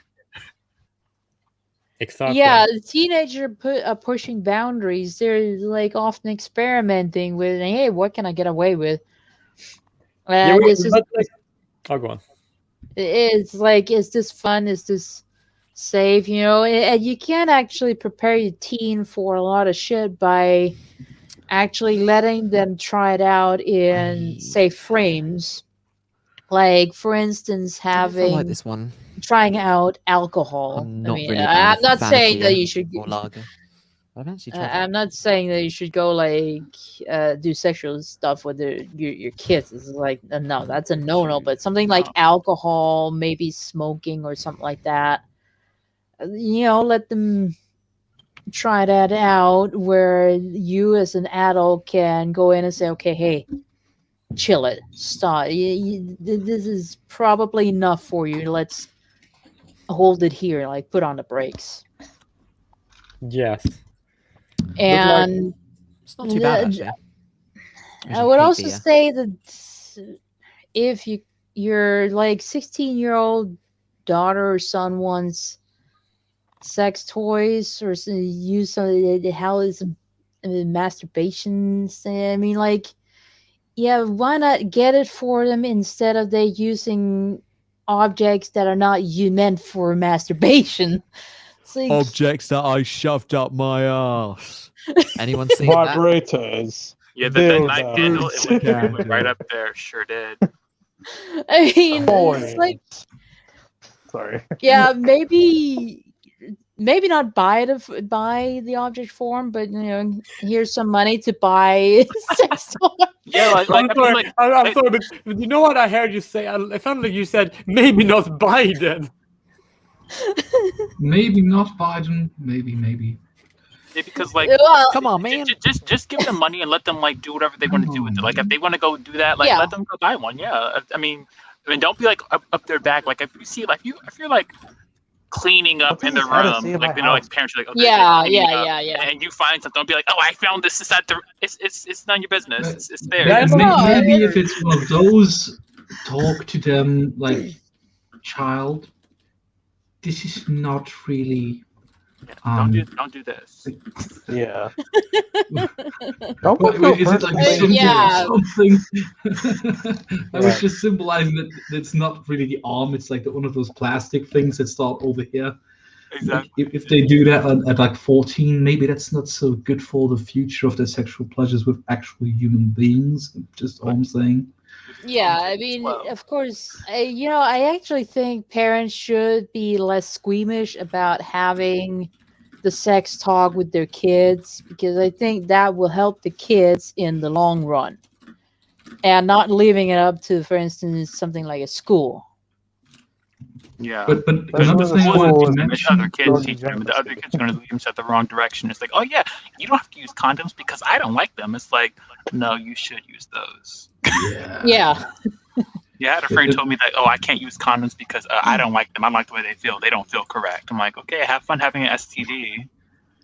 Yeah, I mean, there's certain trade-offs, like not having unwanted pregnancy, STDs. I think it's worth not feeling quite right, But another thing that I wanted to say is, like, in one part is like, don't depict reality by sexualizing teenagers, which is a thing in reality, and then it's like, but don't do unrealistic things to sexualize them either. So create a fictional world where sexuality doesn't exist, maybe? I don't know. It depends on the story. I don't know. It could actually be interesting. I just realized. It's like a story about like no one has sex, everything's sterile. Yeah, people don't even know that sex exists. Actually, wasn't there an episode of Lex the Dark Zone where they went to a planet where people didn't know sex existed? How did that one work? It's been too long. But anyways, that's another contradiction, therefore. Yeah.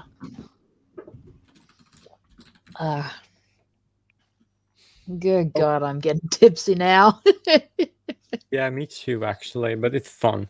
But like, put the final needle in the cabin. You see, then and I would just like to say that if you have a teenage body, an older teenager, you're gonna be then you look like a mature sexual being, and people are gonna sexualize that naturally. There's nothing wrong with that.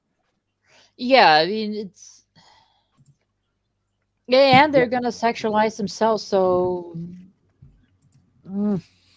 Depicting instead of a storybook setting, it's not gonna hurt anyone who's inside of reality too. That's another thing that I won't touch on yet. Like, it's fictional. It doesn't really matter. It's fictional. Like, there's no one actually being hurt. Yeah, exactly.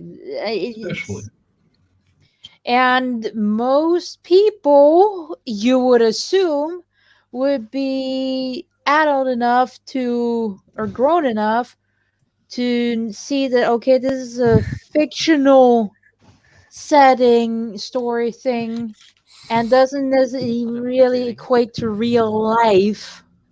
Those aren't the same thing. It doesn't have the same themes. However, the real life and this fictional story isn't the same thing, so we can still like detach the two. If you can't, I would say it's a problem of you. You should probably seek therapy. Yeah, and the majority of the time, it's not adults watching Pretty Little Liars. It's teenagers anyway. So. Oh my God! Well, I must have to say the best thing about that TV show, and you need to know this, like the best thing ever, right? I was like, when I went to school, I was 15. We were like in school, right? She was like watching. You're watching Pretty Little Liars, right? And you were sitting huddled, right? We're sitting like, here's us, and the benches was going like this, and then up this, and then here was the teacher, right? And you're sitting right here in the middle of the classroom. She was watching Pretty Little Liars in one earpod. I was like, can I have the other one? She's like, yeah, sure. And I was like listening to it. We were watching Pretty Little Liars, right, together when we were on class, in the middle of the classroom, right? And then a jump scare happened, and we both were like, ah! Got scared into the middle of like a lecture, and everyone was like, what the fuck? It was so fucking funny. I love that. I miss school. It was so nice. But let's move on. Okay. 14. Making a metaphor for gay/trans/asexual representation is always inherently inferior than to use male characters gay, trans, ace. What? What? What the Is fuck? that a jab at Star Trek or something? Like No, what? that's actually wrong, and here's why. There's again going back to the Untamed. It's a show that was made in China, well, Taiwan. It's one of the others. It's one of those. I think it's Taiwan. You can't confuse So, the two. Yeah. If you read the book, it's pretty graphically gay. There's some things that happen. Swords go inside people's buttholes. Things go on, you know. But they can't really show that on TV. And even beyond that, they can't show even like gay people on Chinese television. So you have to kind of like allude to things like, oh yeah, we're close friends. We're like, this is my good brother. Like really like without saying, oh yeah. And sometimes a metaphor is the best way. Maybe not the best way, but it's not the wrong way. It's not better or less than, because The Untamed is amazing. The book is even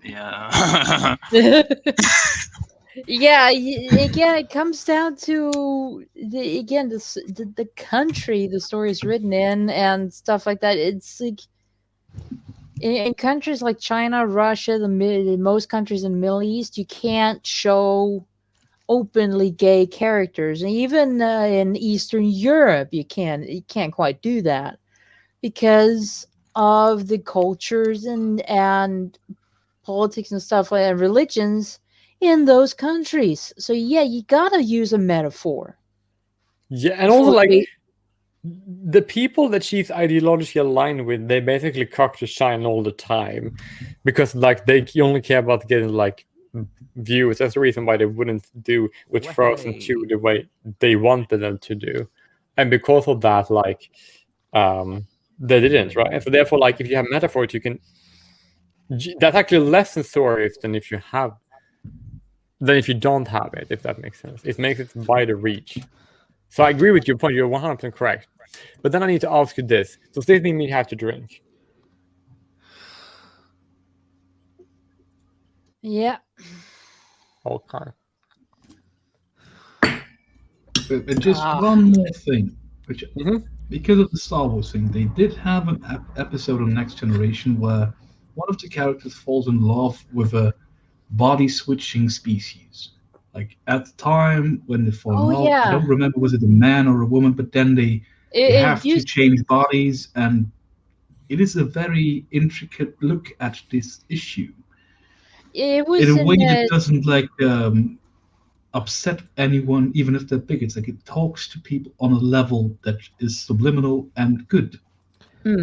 Yeah, that was, if I remember correctly, an episode of Deep Space Nine, where the characters, the species started out. This particular character started out as a male and then switched to female, and one of her crew members started to become attracted to the female version of the character. Not to mention Time Lords from Doctor Who. Stop. Don't you do that. I won't. Smart point. I'm going to spoil the ending for you, even though I haven't seen the series. Okay, and now we're going to regenerate into the next point. 15. If there's humans in your story, restricting gay, trans, ace representative to the non-human characters makes you a huge turd. I think that's Writer's decision. Yeah, like, would that make it? Does that mean we need to drink now? Yeah. Yeah. Okay then. Like it's just assuming that there was like an intent to make it a non-human thing, and I don't think that writers think like that. It means to make it a less normative thing because it's for very obvious reason not normative. That doesn't mean it's like bad or shouldn't be accepted. It should be accepted, of course, but like things could be accepted without being normative, if that makes sense. Yeah, because it's almost set up like a dichotomy, like, okay, but these guys are having a more freer life, but the humans are kind of like, we don't like that. We don't do that over here. And it kind of they can go like they can build off that and make a story out of that. Especially if they're like doing it from like if an alien species crashed like in like the 18 or like the 1700s in like a feudal Europe, right? I don't actually know, probably before that, right? Then they're not gonna be like then they're not gonna be like, oh my, they're not gonna be so open humans, but these aliens might be, right? So therefore restricting gay characters to that might make sense.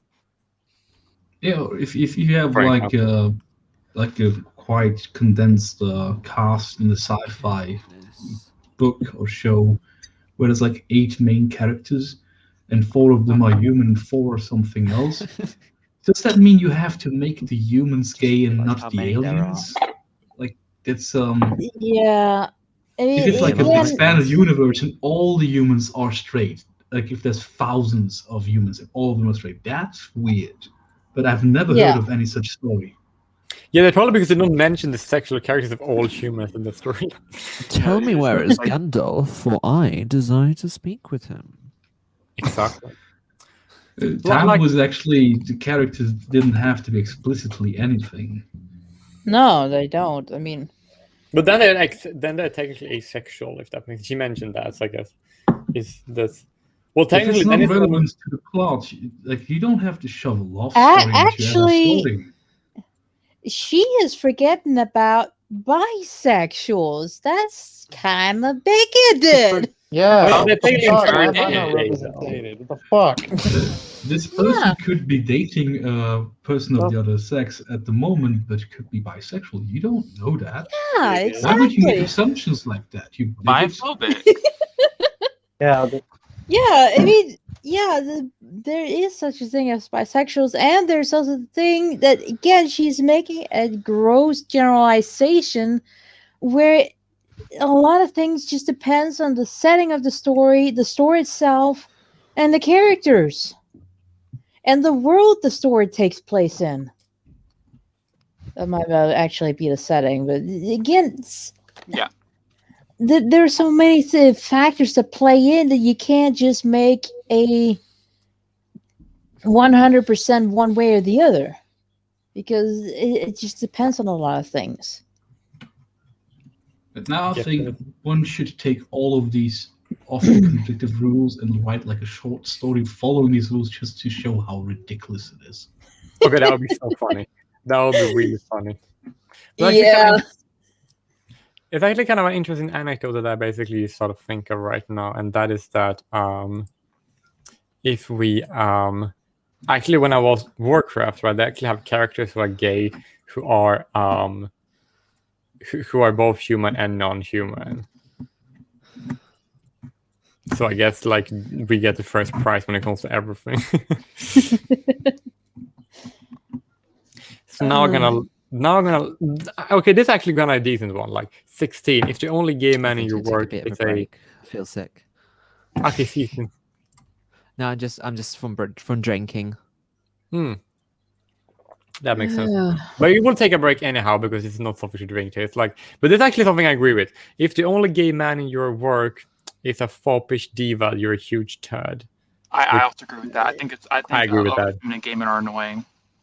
That's so true, because like the storyline you just mentioned, like when they had gay characters, they never made that a focal point because they actually made a character gay. You was never thinking about his sexuality until you find out at the end of the season. It was never like a big deal.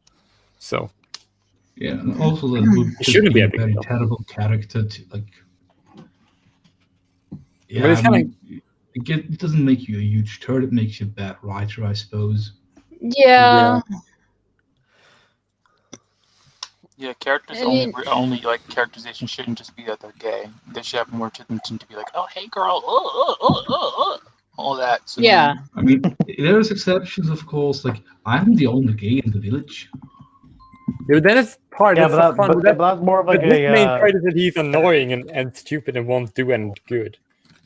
And that's the funny part.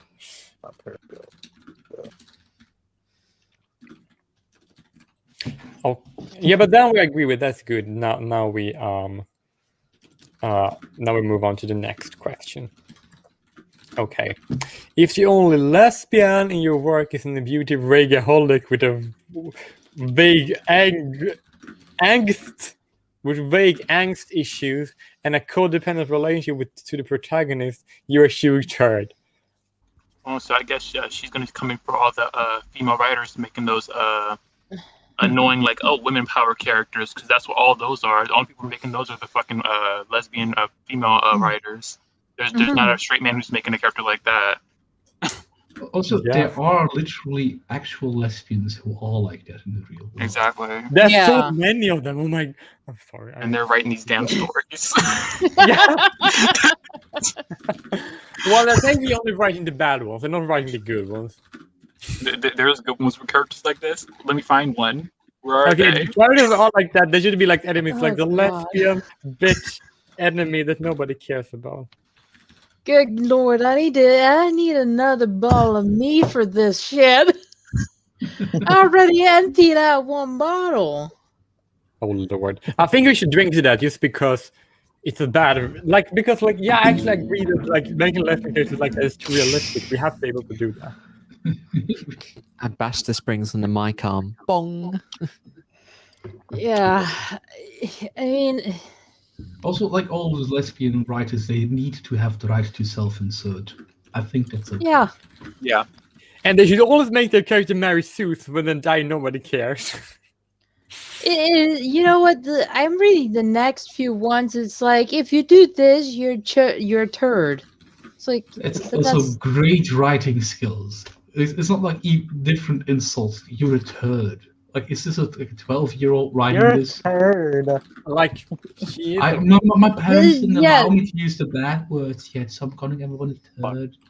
I mean, I tell Yeah, you it this is. from Twitter, but she won't get banned anyway because she's like a lefty. So Yeah. Well, technically- You some leftists do get banned on Twitter because the guy we were reacting to last time, he and his party leader, they are both banned on Twitter for being racist, which is kind of funny. And they call Twitter white supremacists because of it. But that's Should because I they were read the targeting next? Jews. Should I read the next one in my best impression of a Valley Girl voice? Please do, and I can go to the bathroom while you do Go that. for it. I wanted to suggest maybe replace turd with like an improvised actual insult that it doesn't sound like a toddler. Yeah. You're a huge turd. Ew. Yeah, if your only non-binary character is a non-human shifter, you're a huge turd. Turd. Oh god! And what can you replace turd with? It's like you're a prick. You're a What are Valley Girl insults? You're Oh. so lame. You're so weird. That's so awful. Oh my god. yeah. Oh my Oh god. my god! You got it down there, dude. Oh my god! You're such a weirdo. That is so weird. That is so bizarre. It's like so bizarre. Will I have to report you to the DNC? You don't me reporting you to the DNC, do you? That's a bit AOC, isn't it? Yeah, let me stop appropriating their culture. Cultural For appropriation. AOC, you have to make every third word like and like. And then you have to switch to AOC's black voice because she's very down with the ghetto. Yeah, she has hot sauce in her purse. Oh, the next one is something to do about me because I'm autistic. So let's see. You didn't really address the content of 18, like Uh, non-binary No, characters, I'm not non-human saying shapeshifter. we Like, should zoom forward. I'm just saying. no, it's just like I actually don't really know what to say about this because, yeah, it's the same as with earlier points. Like, if you have a small cast of characters, it is very possible that this could happen, and it's not like being a turd. What does the person think if the story doesn't contain any non-binary characters? Are they also turds? Yeah, because the majority of stories don't have non-binary characters inside of them. Hey, statistically, so, like, if anyway, I'll be right back. I need story another isn't like 1,000 people, you're not going to have a lot of non-binary characters. Gandalf is non-binary. Gandalf. Tell me where is Gandalf, for I desire to speak with Zim. Stop. Is Sir gone? Oh my god. Oh, I made a really bad joke once. I was at the young persons group at the Tavistock. Tavistock's the people who run the trans healthcare services in the UK, and I said Z's also okay, but only in German. Gosh. And I'm back. That was quick. Yeah, I don't have very far to my kitchen where I keep some open bottles of mead. I've never had that's mead. in line with your character. People in my video game won't shut up about it. What mead? I'd be a lot happier with a warm bed and a belly full of mead. Stop. Skyrim. That's an arrow to the knee. No lollygagging. What's wrong? Did someone take your sweep roll?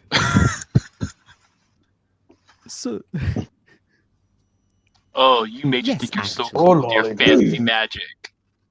Conjuring up a mead of ale, and then we can talk. Oh my god, it's so fucking annoying. I hate those cards. Hey, don't remind me of ale. I bought a can of pale ale today, and it was terrible. Local microbrew, they don't know what they're doing. I had to throw half the bottle away. It was half the can away. It was so terrible. I like pale ale.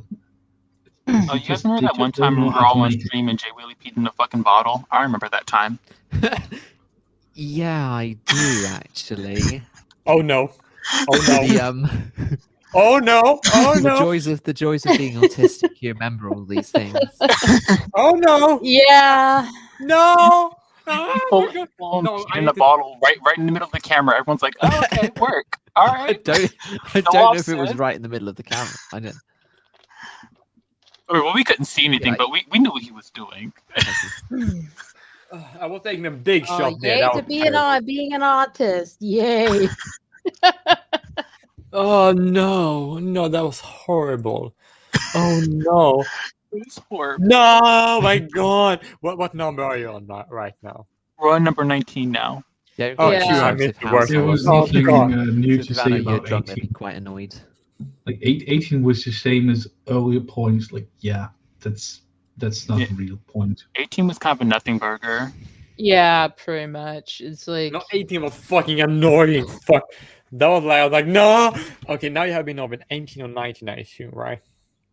Yeah, we pretty much. I didn't get much of 18 because I had to go get another bottle of mead because the first one, I drank it all. I think I've drunk more this stream than I did the last one. What I can say is my dad says he doesn't like mead. Has he ever had top quality mead? I don't know. That's the thing. I just asked him and he said, I don't like it. Because if he has had low quality meat, then yeah, I wouldn't fault him for not wanting that. But my God, I really wish that this brewery who makes the meat I'm drinking would export it because it's so fucking good. I had a taste of it and I'm like, yeah, Boom, down. I'm sold. I love this shit. My dad used to live in Port Meade. So, will you do the next one in a valley with a valley girl with a improvised valley girl insult instead of turd, please, lady? If you're only artistic character is an ethically challenged number fetishist, you're a fucking weirdo. Stop kink shaming. Some personal Like, what if perspective as autistic characters? Kink shaming A lot of is my autistic people being as some personal perspective as I am autistic. I don't really care what the writer does. Like there's lots of things with autistic people. Sometimes I find myself relating with some of those characters. Sometimes I don't. But even if they don't, I understand autism is quite a spectrum. You have lots of different kinds of you have lots of different kinds of people. So I don't have problems with a lot of things. There are some things that I find difficult, but then I'm quite different. And also when it comes to autism in the two different genders or sexes, it kind of manifests a little differently. It does. And Girls female autists versus male autists will behave differently because girls are very underdiagnosed. Yes, they are, which is probably why I never got diagnosed as a kid. And now, wait, are you? I don't know. Also, my sister and I were diagnosed quite young. But yeah, a lot of girls don't tend to get diagnosed. The same is with ADHD. It tends to show up less. Yeah, exactly. For instance, both my younger brothers are diagnosed, and they were at an early age. And I don't get this, but fucking no one thought of testing me as well. Oh, wow. Sexism. Yeah. Actual sexism. I'm not a number fetishist, but maybe you could say I'm a language fetishist because I'm very interested in languages and things like that. But like, I don't know. What I find with my experience is that I do have a big interest in things I'm interested in, and I will look into them quite a lot. So quite a bit of the time I do know what I'm talking about on certain things, and if I don't, I'll look it up and go like, oh, interesting, and just try to learn as much as I can. But what I think with what Lily said is, like, each autistic person is different, and if someone writes an autistic character like that, then that's their decision.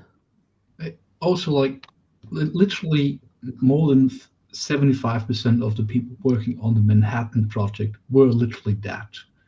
I personally know a person who is a nice guy, who is autistic, who studied mathematics, and is unironically working on the traveling salesman problem right now. And I tried to explain to him, you don't want to solve this problem because it will lead to the possibility of searching quickly through big data, which will make the complete surveillance state possible, which is now the barrier that the big governments of the world want to dissolve. And he doesn't realize that it's ethically problematic to solve a problem that will lead to the subjugation of the human species to algorithms. These people exist. They make for interesting characters and stories because it's not only realistic, they have a potential that you can write almost really unrealistic storylines that could technically happen if such a person was applied to a project that is very unethical. Some autistic people don't have empathy. I mean, fortunately, I'm able to empathize with people, so I'm happy about that. But yes, some people don't have the empathy. It's a person to person, but I don't think an ethnically challenged number fetishist would be extremely inaccurate because there are some people like that. Yeah, exactly. Also the point that the only autistic character, like, you need to add another one who's really into languages, because autists are so commonplace that in the cast of 8 people, you would have 2 autists. One Well, they is probably are really nowadays. into this, and one is really into that. Yeah, 2 Well, they autistic probably people will and a be non-binary character. Okay. You Yeah, Oh. it's again, it's a generalization on her part, because again, autism and the people who have it are is just a wide fan of things. And again, the ethically challenged number fetishists, that's not without outside of the realm of possibilities. Like Biggoted said, there are people like that. There are autists like that. yeah. No shit. Yeah, of course, mean- it can't be. I mean, it can't be your go-to character every single time. That's just that I'll call either bad writing, or you have no fucking clue what you're talking about. You haven't researched autism and the people who have it. But yeah, for example, like Rain Man, for example, it's not like Rain Man's the only person like that. There are quite a few people you could probably find who are like that. Hmm. Oh, hold on. I'm going to be right back. I'm going to walk my dog real quick. All right. Okay, see you soon. All right. See you in a bit. Okay. So, yeah, it's. I also think that, for instance, with Hollywood, yeah, they have a bit of a very limited scope where they portray autistic people, because I think a lot of the writers and stuff, writers and directors and stuff, they don't go outside what they think autists are like. They don't really research it properly, except for maybe a few who actually go into depth and look at, hey, what kind of, what is autism actually, and what is the experience of, let's say, a handful of autistic people, the high functioning ones and the low functioning ones. It's a huge excusable because only certain types of autists make for particularly interesting characters, depending on what kind of story you're telling. Yeah, exactly. And in some stories, you can write the autistic character without saying that the character is autistic. You just give traits, and those who know of autism, they'll pick up on it immediately.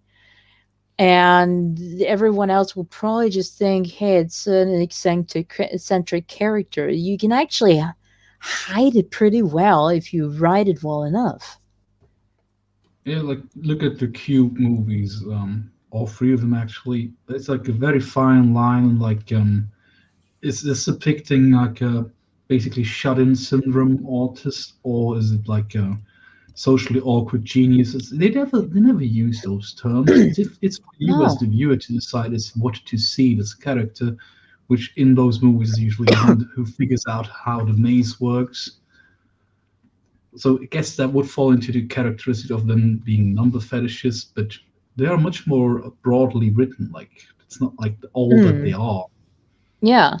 Again, it's how you write the character. Is the ethically challenged number fetishists, or just number fetishists, their only characteristic, or are there a wide fan of characteristics that make them a human or a whole person? It's like, again, for artistic characters, characters and people, there are a lot more to them than just that one characteristic. And I think that's actually a little bit bigoted or ableist of Lily here to assume that everyone writes autistic characters the same way. No, they fucking don't.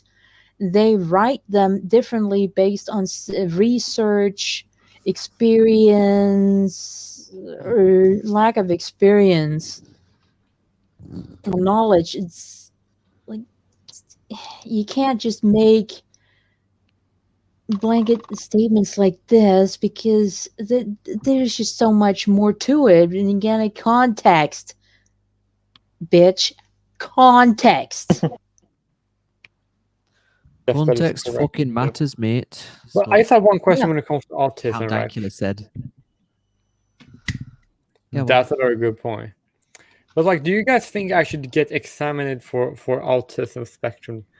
Because I plan to do that. Although I have, do you think it's a good idea to do that? Question is to what end? Yeah, what do you want to do with it? Is it just for peace of mind, or just you want to know if? Yeah, that will be. Yeah, that's true, right? But I'm just worried if it's like gonna have like negative effects. I don't know. Well, this late in life, I think the possibility of you getting a conclusive result is probably very minor, because I went to get tested from my psychiatrist for it, and based on the results, I couldn't be put on the spectrum. However, I couldn't be excluded from it because there is definitely something there. There's not enough to call me an autist, but there's not enough to exclude me from being one, if that makes sense. That does make sense, but I don't. If they don't have enough proof, I don't want to have any I don't want anything about it to be written in my file or whatever. Yeah, that's also a reason maybe not to get tested, because it might end up in a file that might end up in this European centralized health database, which then will be accessed by people who might want to exclude you or exploit. Just imagine you can't have privileges like getting a firearm just because you're autistic. Just imagine that. Yeah. Fuck. I'm just saying, nowadays there's a certain risk to do any kind of psychological evaluation, really. Oh yeah. Because that information might end up in wrong hands for whichever purpose that they seek.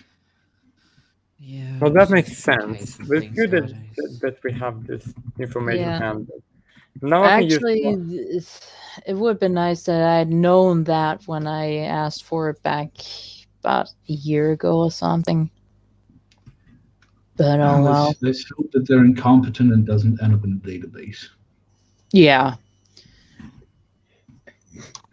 That's why, for instance, the Corona Pass is stupid, because who knows what kind of information they're attaching to that.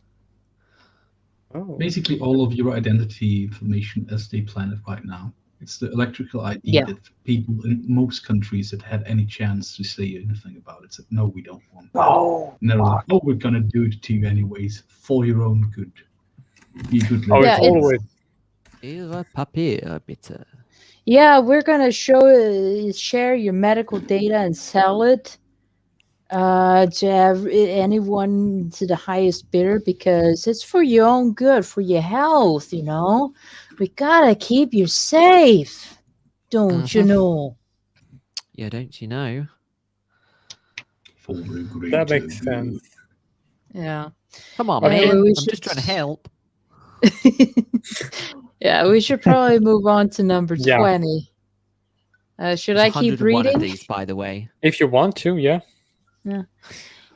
If your only character is a volatile, hyper angry brute, you're a fucking dumbass.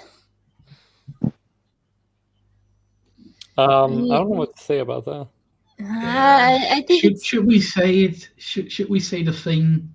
We should say the thing. What thing? There are actually black dudes who are like that.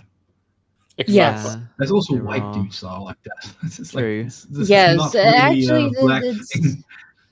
Yeah, it's not a black thing. It's a thing for some dudes. It's the kind of dudes we like to call niggers, because there's a difference between niggers and black people. There's a difference between niggers and white people. There is a difference between niggers and Indian people. This is gonna. And the difference between niggers and Asian people. It's like based. Yeah. This video is gonna vanish faster than yeah. I doubt. I mean, have you seen Chinese tourists? Oh God, a I lot of have. Especially in Africa, everybody hated those. Yeah, those kind of Chinese, those kind of it's like East Asians. I will call I designate as the it's like East Asian niggers. Okay. Mm-hmm. Basically calling like... chingers. No, I used to do that. Or chinks with an X. Oh, just because we need to be gender neutral, I suppose, and inclusive. Yeah, it's. Look at my fellow Latinx friends. Shut up, gringo. Cállate, gringo. Oh! Yeah, the whole X thing is like woman X. It's like, fucking hell, dude, are you trying to erase my fucking gender, you fucking apeless No, they bigot? basically say that these terms are gender words when they are not. Right? Well, technically, woman is a gender word, but they say it's a gender word in the other direction, which makes no fucking sense. It's so fucking. I hate these people. They're so fucking dumb. They're the dumbest with the Yeah, dumb. it's. Again, Lily is. I don't know. She's kind of right and she's kind of wrong because she is a gross generalization here. It's like, again, she's kind of implying that the only black dude is a volatile, hyper angry, and or very violent brute, which isn't the case. I mean, I have met black dudes who were the exact opposite of that. Who were like really. And we're gay. Yeah. Okay. Who were. Okay. Who were gentle people. It's like, and I was in 2019. I was in Chicago of all places, and I met a black family who were really nice people. I used to live with a black family and live in Africa. Shocking, I know. Was this when you had to hide in your room? No, that was 2 years before that, because last time I was living in a place in South Africa, it was one Malay family and then a black family who were living in the same house, and I had one room. Okay. And then one guy there was from Saudi, one was from Yemen, one was from Italy, one was from Belgium, one was from Japan. Oh. Saw this now. Amazing. Very diverse. Very diverse. Oh my God. They're like the most diverse house I could possibly have. All people, like there was.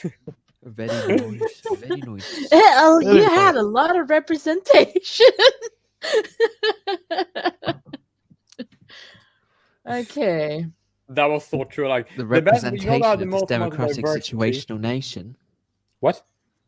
It's this representation of this democratic situation of a nation. 100%. 100%. Okay. I don't even know what I'm saying. It rhymes. That's why it's so perfect. Actually, no, I shouldn't say I'm that. Eminem. Oh gosh, not him. Fucking that guy. Anyhow. MC Mental. What? MC Mental. Who is a... Okay, so we're moving on to number 21. If you're only black woman in your cast, barely getting screen time, except to be fetishized or to fit rule 20, you're a huge turd. Who does that? Sorry. Hollywood. Oh my. Saucy. I mean, I've only seen Hollywood do this. I mean, there's a reason why you got the. I'm saying Hollywood saucy. Oh, welcome back, Hal. Welcome back. In a lot of Hollywood movies, you got the token black person, be it a black dude or a black woman. It's like they do that a lot, where the black character hardly gets any screen time, or in this case, the black woman hardly gets any screen time, or if she does, she's like really, what's it called? Wakandan. Oh, sorry. Stop. Ghetto. No, not Wakandan. Ghetto. Why? Yeah, but yeah, stereotypical. There we go. Stereotypical. The black exploitation. Yep. And the thing about it is, another one thing I want to say is that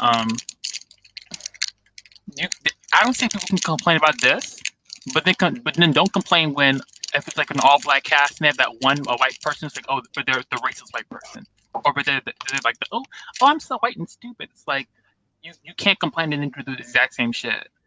That's a really good point. I haven't thought of that before. Holy shit, that's actually very. They can because they're fucking hypocrites.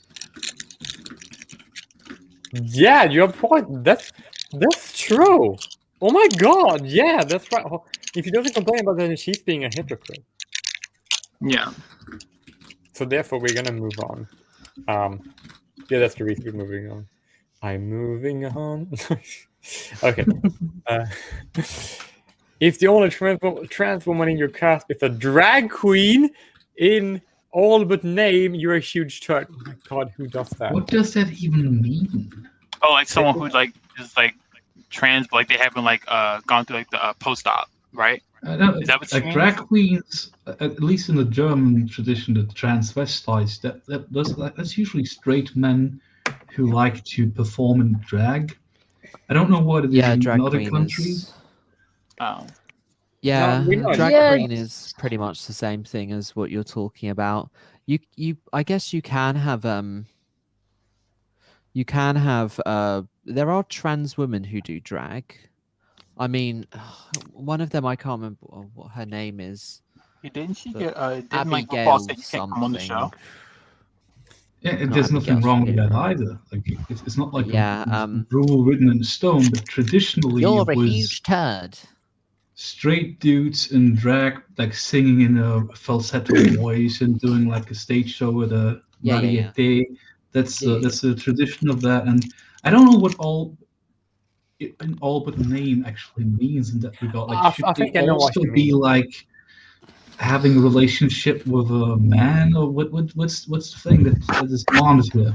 I think she's meaning that it's almost if they're gonna write transgender characters, but they basically just write a drag queen character and call it transgender. That's what he has an issue with, which I kind of like makes sense, but nobody does that. No, yeah, I'm not aware of that. I think doesn't most writers, if not all of them, write a drag queen as a drag queen and a trans woman as a trans woman? Yeah. Like, who writes like a trans woman like a drag queen? No, it's like those idiots who think that fucking traps are trans people. It pisses me off. I'm just like, no, they're different. Yeah. Those fucking people. Rose made a video on that. By the way, the Rose I'm talking about is Rose of Dawn. Oh, yes, she's lovely. I like her. Especially when she was like talking about like the tranny savage ma'am making a rap song, and yours was like, what about trans women making a rap song? Then she was rapping about being pinched and throwing communists out of helicopters, and she was like just turning up like this. I'm just gonna move on now. It's like I need to watch that again. I vaguely remember it. It is because I was watching Rose since the Gender Quake days. Which is probably a long time ago because I don't remember. Yeah, that's one of her first videos. Like, Rose is good. Like, but God, she's I like not her. good enough. Oh Lord, no. I think she's cool. I like it too. Her server is also nice. Yeah. But I used to mod there, but I don't do it anymore because I found it too stressful, and I just decided not going to do it anymore. But I would suppose point 22 is Lily admitting that she doesn't understand the nuances of drag, trans, traps, travesti, Yeah. None of all that. Like they just think that people are transsexuals and everything else is just like another word for it, I suppose. No, I think she's referring to when people want to make say that they make trans characters, but they basically just make a transvestite instead of a trans character. Which is usually a problem that most people don't have. It's only the lefties who do that, so. She's complaining. Well, I guess that's a target audience. I guess that makes sense. So you're saying what I said earlier, like they should also have like a boyfriend to show that they're really, really trans. No. Like if you basically make a character who is like born a woman but is now a male, right? And then there's just an average guy, right? That's like, or someone born a male then an average like woman, right? That like makes sense. That is like could be a transgender character, right? But if you like make a person who is like not transgender, they basically is just a drag queen. But everybody refers to their character as a transgender character when they're not. I think that's what she's critiquing, if that makes sense. Which I think never happened, but yeah, if that's what she means, that would be stupid. I think it does happen, but I think it only happened when the SJWs are writing something. Because they're the only people who do that. And other people might do that because they're confused by the SJWs, so. Quite possibly.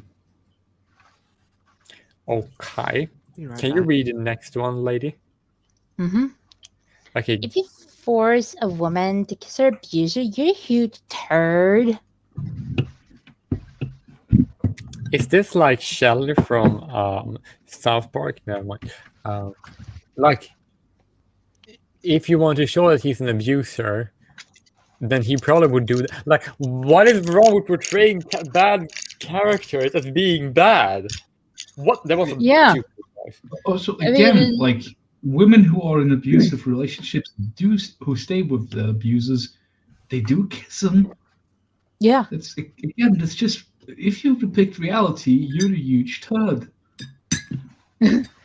Yeah, I'm taking a sip for this one. Me too. Because again, this is really a too large generalization. Because what if she gets abused and her abuser forces a kiss on her because, well, he's or she, they're bi women and lesbians exist. Yeah, they do it more. If you want to be realistic, that's gonna be like more likely to do if you're gonna have. Exactly. More abusive lesbians. We need more realism. Again, if you have an abuser of a woman, doesn't have to be a man. It can be a woman as another woman as well, who will then force a kiss on her abused victim. Shit like that does happen. Like, I really wish I could talk to this person and talk them into watching Irreversible.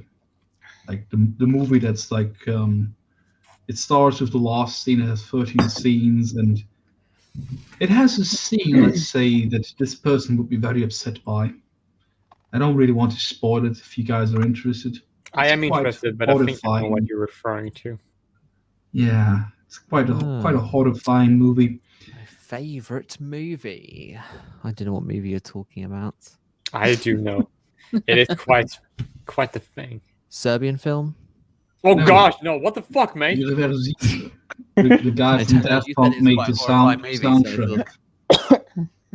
People most know this movie for the first scene has like the guy, the Thomas Bangalter from Daft Punk. He did what they joked about on South Park. He like tried to make the brown note a thing, so he had like this really interesting melodic movements in the bass that made people throw up in the theater. Like literally the imagery and the soundtrack managed to make hundreds of people throw up. Like no one shat their pants, at least no one admitted to. But yeah, that was an interesting part of the movie. But it's not what I'm referring to. But that would be a spoiler, so I shouldn't have mentioned it. But this person should definitely shat their pants. And another thing I wanted to touch on is that, like the story I was talking about earlier with the forced marriage. It's called Light and Shadow, by the way, if anyone's interested in reading it. After, the whole rape scene and all the stuff that goes on, it's an enemies to lover thing, so eventually they do end up together. She kisses him, and she has his baby. And then she beats him up in front of the baby, letting him know, like, oh, you're my child, and you can fight, but I can fight better than you and your father. It's again in terms of the woman kissing her abuse of again, bitch, it comes down to context, the story, the world it's in, the particular part of the story in the world. It's like you can't generalize like that. It's almost like this person doesn't read books and just complains on Twitter. That makes sense. Yeah. Because if you read a book, you wouldn't be able to complain about It definitely looks like that. Yep. They're grade A narcissists. I believe you. Bloody Arabs. They gave us the bloody Arabs giving us words like alcohol. That's very ironic. And just saying random stuff. Oh yeah, actually that is. Oh shit. It's a lot of the Islamic. But they had alcohol before they had Islam, so that makes sense. Yeah. The Christian Arab probably still have alcohol in droves. They have all of it in the whole country. Alcohol. Yeah, they're alcohol. Oh, so 24, huh? We are going to do this. There's If 101, but I assume you knew that already. We are ready. All right. If you sideline every non-white character in your cast to focus on a white boy with anger issues and a tendency toward hostility, getting a redemption arc, you're a huge turd. Just so you know, you weirdo. Like, wait, whoa. What if you want to have a storyline just with an average guy? And if you're gonna have an average guy, you're gonna have a guy who is the average, whatever country or region he's living in, right? And if he has anger issues, you're probably gonna silence the other characters because they are not the main characters. Like, those are stupid fucking things to say. Is she saying that American History X is a bad movie? Probably, yeah. Because I think the black characters in that movie get a lot of screen time, but by her standards, they would still be sidelined because they're not the main character. Therefore, bad movie. Yeah. Yeah, I mean, I'm taking a sip for this one. So did I. Because it's like... Go on. You can't have... If your movie or story takes place in Europe, especially medieval Europe or Renaissance Europe, you ain't gonna have many black or Middle Eastern or Asian characters. Shit. No, not really. And even then, what's wrong with focusing on one character and sidelining the rest? Like, writers do that all the time. Wrong with that. You're like, there's nothing wrong with the use for certain race. Like, what the fuck? And if they can Asians, like, what the fuck is such a non? Like, why? That makes that's so dumb. Oh, yeah, I mean, there are black boys with anger issues and a tendency toward hostility. There are East Asian boys with anger issues and tendency towards hostility. Indian dudes, African, you know, I'm messing up. Literally everybody. And all these races have different reasons to have anger issues because how men of each race are being treated very badly. Yeah, share her opinion. So it's okay to tell a redemption arc story about everybody else, but not about the white ones because racism, I suppose. Yeah, her racism. It's pretty racist because it's anger issues and a tendency towards hostility isn't an inherent white quality or a white tendency. And again, when you actually look at boys with anger issues and a tendency towards hostility or being violent, there's usually a lot of things behind that. For instance, that they get treated like absolute shit. And they don't get to spend their energy because boys it doesn't matter what fucking skin color they have. They need to use that physical energy, for God's sake. They need to use it. Otherwise, they'll act out and use that energy in a negative way, giving them negative reinforcement and attention. So it's like, again, it comes down to what the fuck are you doing to cause this perceived anger issue and this perceived tendency towards being violent and hostile? What the fuck are you doing? If you're doing shit that is causing this behavior, then that's not on the boy, regardless of skin color. That's on fucking you.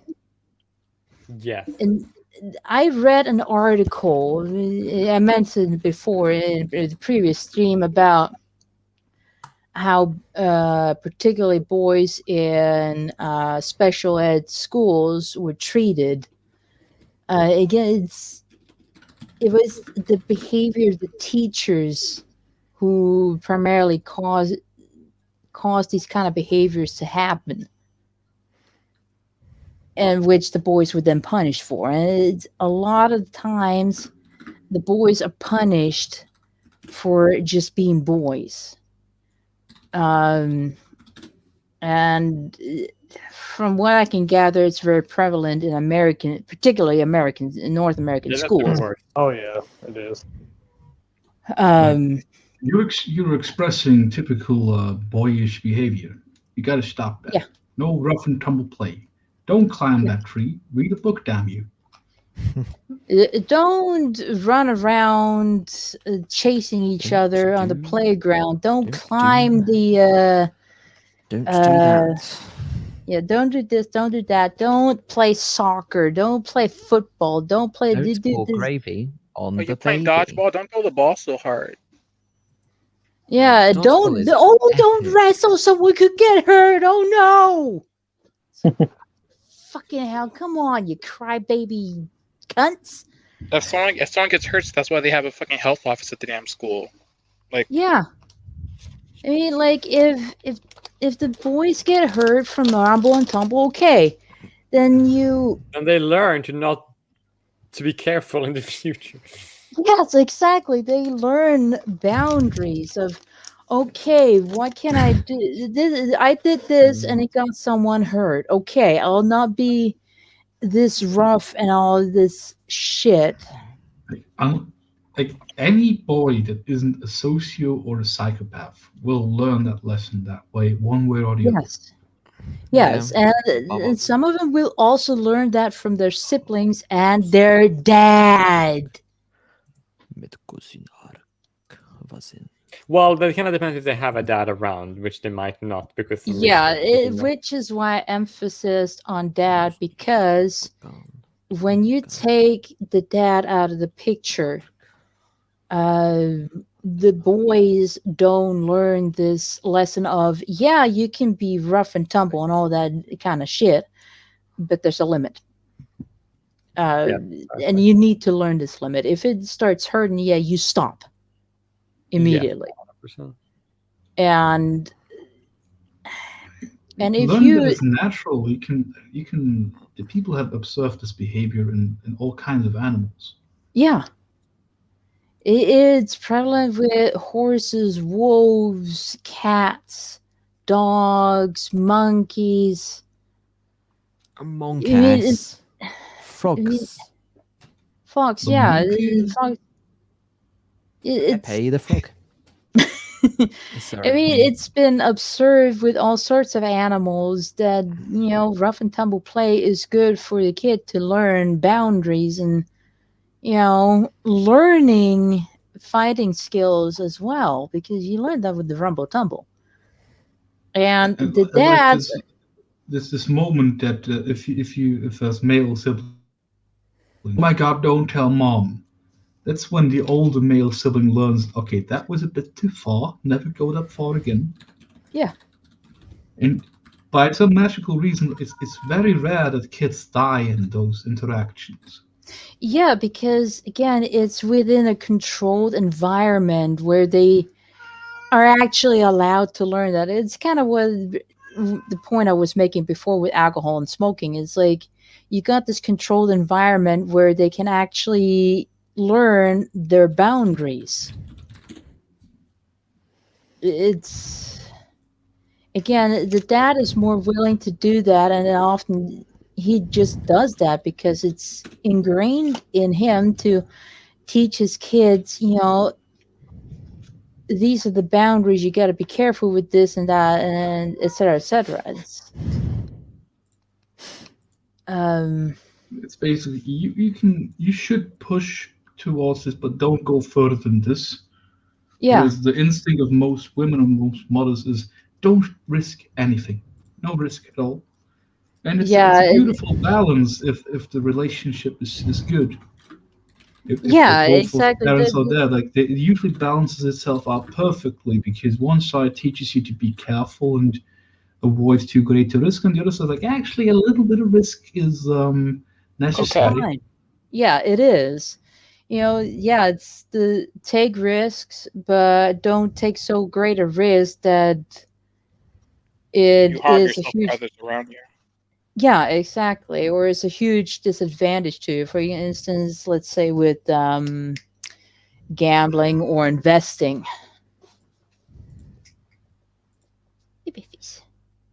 Is that your cat?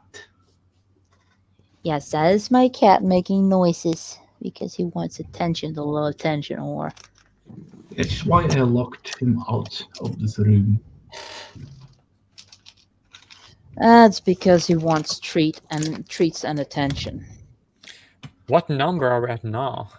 We're at 20. We were at 24, where I went on a tangent still about fathers being important in a relationship. Yeah, and Mike is up too, I think. And teaching kids boundaries. And teaching them, you can take risks, but you shouldn't take too great a risk, Yeah, that makes sense. All right, so we should probably move on to 25, which is, I can see, will be absolutely fun. 25. Yeah. So should I read that, or do you want to, Willie? I can do it now. Justifying horny armor designs or horny clothing with designs with sexual agency makes you a huge turd. Characters don't have sexual agency. You made them that way as a justification. See Rule 10. Oh my god, that's so dumb. That's so dumb. Yeah, I'm thinking about that one. But like, yes, if you have a character, that character should like have agency, right? You don't write characters without agency. What the fuck? No, you don't have because he's a character. Like, no shit.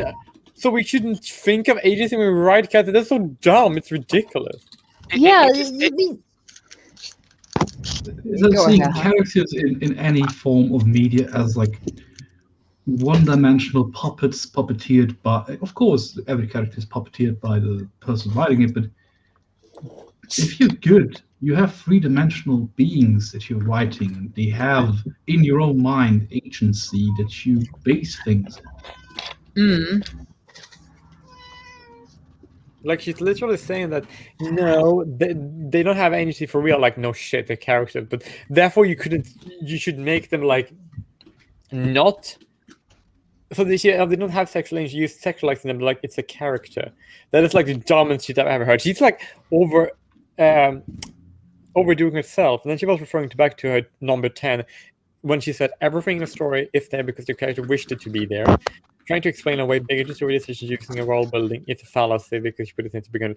That's her. She's doing a fallacy now because having that in the storyline is part of the reason why things are an obstacle. Otherwise, you wouldn't have any obstacles. Then it wouldn't be a story to develop. It would be so fucking dumb. Indeed. Like, what would be she the point she really of goes writing into the story? 101. What? Come again? I scrolled down and saw how many she actually listed. It's 101. Yeah, we don't have to go through all of them because the reason why we have so many is just I'm gonna go to because- bed in 30 minutes. Yeah. Yeah, it's just because like, well, technically we can keep doing it, but not everybody have to stay all the way, if that makes sense. Yeah, I'll probably have to skip some sips because I'm starting to slur a little bit, and my balance is kind of compromised. I gotta bust out my damn avocado chips. That's good. We can slow down a little bit, but Okay, that's I the reason guess- why it's so good that we are like taking so long to answer each, because then it's like, you know. Your liver has a little bit of time to process. Yes, and to go to the bathroom. I've only drunk 4 units. What is a unit? I don't even know. That's the thing. Actually, let's see. UK. It's a weird measurement because it doesn't actually take into account several factors. That's what my dad says. He's probably right. Yeah.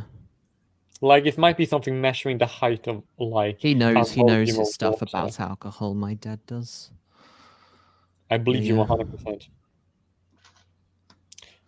100%. Okay. He now likes his wines. My mother also likes her wines.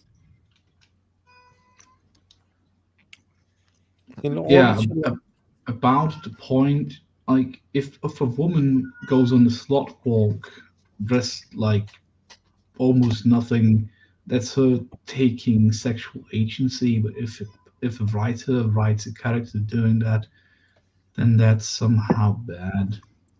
Okay. Again, No, because they can't do not actually depict have things agency. that exist in reality. Is like it's a very common theme, a thread in all of these. Don't depict things that actually happen because reality is bad. Okay. Yeah, again, she's ignoring bi women and lesbians. I mean, men aren't the only ones who enjoy horny armor. Trust me. Oh, and I believe you. horny armor isn't just for females either. There's we have crotch armor. Yeah, men we have that. Yeah, exactly. You got these big burly men with hardly any armor on. Hey, I ain't gonna say no. I'm gonna I'm enjoy not mad that. at it. I have a problem with that. Come on, if I'm gonna play a male character and he has like skimpy armor on and it shows some ass, I mean, come on, I'm gonna watch his ass going from the. I'm gonna watch his ass going. Yeah, I mean, like, look at fucking Kratos. He's running around in like a damn loincloth. Yeah. He's whooping God's ass with whole legs out, no shirt on. It's like, okay, go off, I guess. Yeah, I mean, again, it's ignoring that, there are female gamers, if we're going with games, who enjoy, for instance, the skimpy male armors, or no armor. It's like, loincloth. I guess the only real point here is like this feminist argument of sexual agency, like when a woman dresses really skimpily and like says something political about it, like queen slay, like just let people do what the fuck they want. Exactly. It's ignoring. Okay, but let's move on. We're way too slow with this. Yeah. All right, I think I already took a sip for that one because it's fucking stupid. I would like to say, if you just to save ourselves a little bit, if we think we took a sip for something, we're gonna assume that we did. Yeah, be careful, okay? Yeah, that's a good idea. I made that mistake last time I drank. Let's not die. Okay. Okay. Should I take this one? Yeah, sure. Related to the above, your justification is to just be honest and say you like oogling sexy characters. You're still a huge turd, but slightly less of a turd than the above. Slightly. Oh my god. I don't want to be mean. But I also like to say that the reason why sexual agency is usually because a lot of sexual armor, at least, is sexual because people find strong people attractive, right? And armor are made to fit the male and female body. So therefore, the shape of the male and female body is going to be apparent when they're being dressed. Yeah, also, like, it's not okay to say, oh, I'm not doing this to sexualize this character, but it's also not okay to admit that you're doing it. So just have everyone dressed in a burqa, I guess. Yeah, it's Unholy fucking alliance stupid. Islamism and feminism is very strong with this one. Yep. Okay. 27. Don't worry about having everything planned out before. No writer or creator plans everything on beforehand. And there is ones who say they are filthy liars. Writers have a best 1 to 2 story beat, and they're determined to include everything else. It's by the seat of their pants. It's just objectively false. Yeah, like you don't know everyone's writing process and how people do it. Like a lot of people do storyboarding before they actually start writing, so that's wrong. Yeah, there's storyboarding, then there's just having overall key points, and then there's just some people who just weave everything as they go. There's literally documents of Goethe when he wrote Faust, where they published basically his draft, where he was working out what he wanted to do for the whole story as a separate book, because it was so elaborate. Because he had this whole plan, and he tried once to see what to change, and to say that no one has like this overarching story from beginning to end when they write the story, that's just ignorant. That's ignorant. It is. Like, I would say it's kind of weird because most storylines have been going on for a long time, they don't. But to say that's like an absolute is just very generalizing, and that's stupid. I mean, it's true for most manga, for example, that they literally write one chapter with a plan for maybe 50 chapters to win a contest to even get into Shonen Jump, and therefore it's literally impossible. If you want to win that, if you plan like 900 chapters before you write the first one. But I'm sure certain people did, like the guy who wrote Attack on Titan, he at least claims he did, and he hinted at the end at the very beginning, so I'm inclined to believe him. Don't spoil it though, I want to watch that series. Yeah, I'm just saying, like, there's hints towards what happens at the end in the very first few chapters, so I'm inclined to believe him. He probably fluffed it up, had some filler in there. But he had the whole concept from beginning to end, at least in his mind. So yeah, this is just a lie. Some writers do, many, I guess most don't. But this is not a thing that is not a thing. It's literally a thing. Yeah. Yeah. Lol. Like one example I can give would be like, I have 2 examples of this. Right? One example is Warcraft, when they when there was like something that was revealed in the most recent season that is very so consistent with how things have been portrayed historically, that it might just have well been there from the beginning in their mind, but I don't know, right? And they haven't made a comment, right? But it could have been planned from the start, right? Because usually when people plan series, they basically say something and then they basically scrap it and then they bring it back later, but then they technically always plan it anyway. But like, I think she assumed everybody's like J.K. Rowling, which she basically said that, oh no, this Snake Nagini, it always used to be a woman. I knew that from the start. Oh, and by the way, Dumbledore Hige has always been, by the way, just so you know. This is not something I come out with later. These are things that have been. Every time I didn't mention it in any of the books, I mentioned it afterwards because reasons. Really? Like that is kind of like then when it comes to JK, you have a point, but like most people that write good books or storylines are usually smarter than that. So it's a very low bar. Literally arguing the point, like no one comes up with an original song. Everyone just copies major themes from pre-existing songs. People are incapable of writing songs out of nowhere. I am personally, but doesn't mean all the other people are. So if I were to be like her, if they were, how would you explain people actually haven't written original songs? That's actually where did music come from? Where did stories come from? Like, yeah, some people can create something new. Not everyone. People who can't do it can still do great stuff. They can write good stories, write good music, but there are some people who can do that. Maybe this person, Lily Orchard, she really hates the idea of actual geniuses existing. Probably. Most likely. Well, she is an SJW after all. That's one reason I unsubbed to her, because she went down that road. I'm gonna go to bed now. Sorry, I'm just kind of All tired. right. No, that's completely fine. It's Good fine. night. Sleep time. Good night. Good dream. Oh my god, I was muted. Good night, rest easy.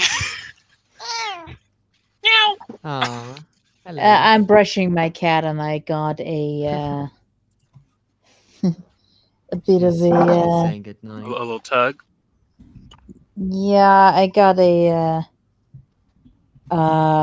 knot. Oh. So that hurt a little bit on the poor deer. And I got But that. it will feel better afterwards. Yeah, he's a very forgiving kitty. Okay, so what's 28?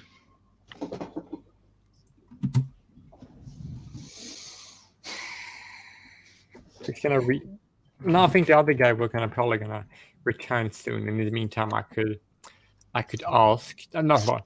See how drunk I could tell the next question. Don't try and do what Avatar did. You can't.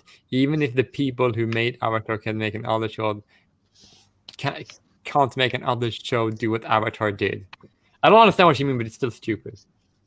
I can only interpret it like they think Avatar is like the best thing ever created.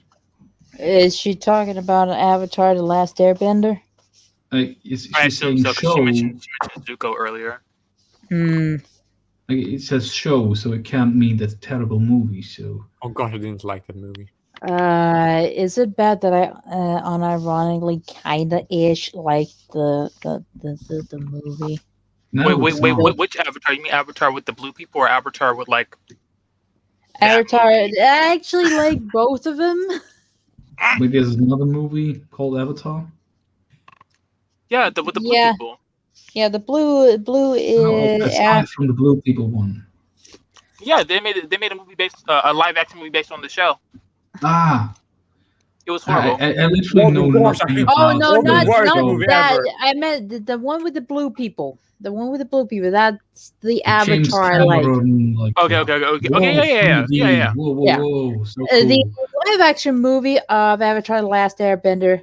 Fuck that shit. I am never watching that turd. Turd. Yeah, I'm when they can't do a fucking proper animation of the earthbenders moving anything bigger than a small boulder. It's like, and the fact that they put the earthbenders in a fucking earth camp and not like in the animated show where it was on a metal ship out in buttfuck nowhere in the ocean. Like, not only that, the fact that Aang's fucking tattoos look like some damn henna tattoos. Yeah. Not to mention that if all the funny humor wasn't there, and also like the finale when he basically became a giant water monster and destroyed all the ships, that wasn't part of it. He just made a lot of water and then all the ships turned away. You're like, what the actual fuck?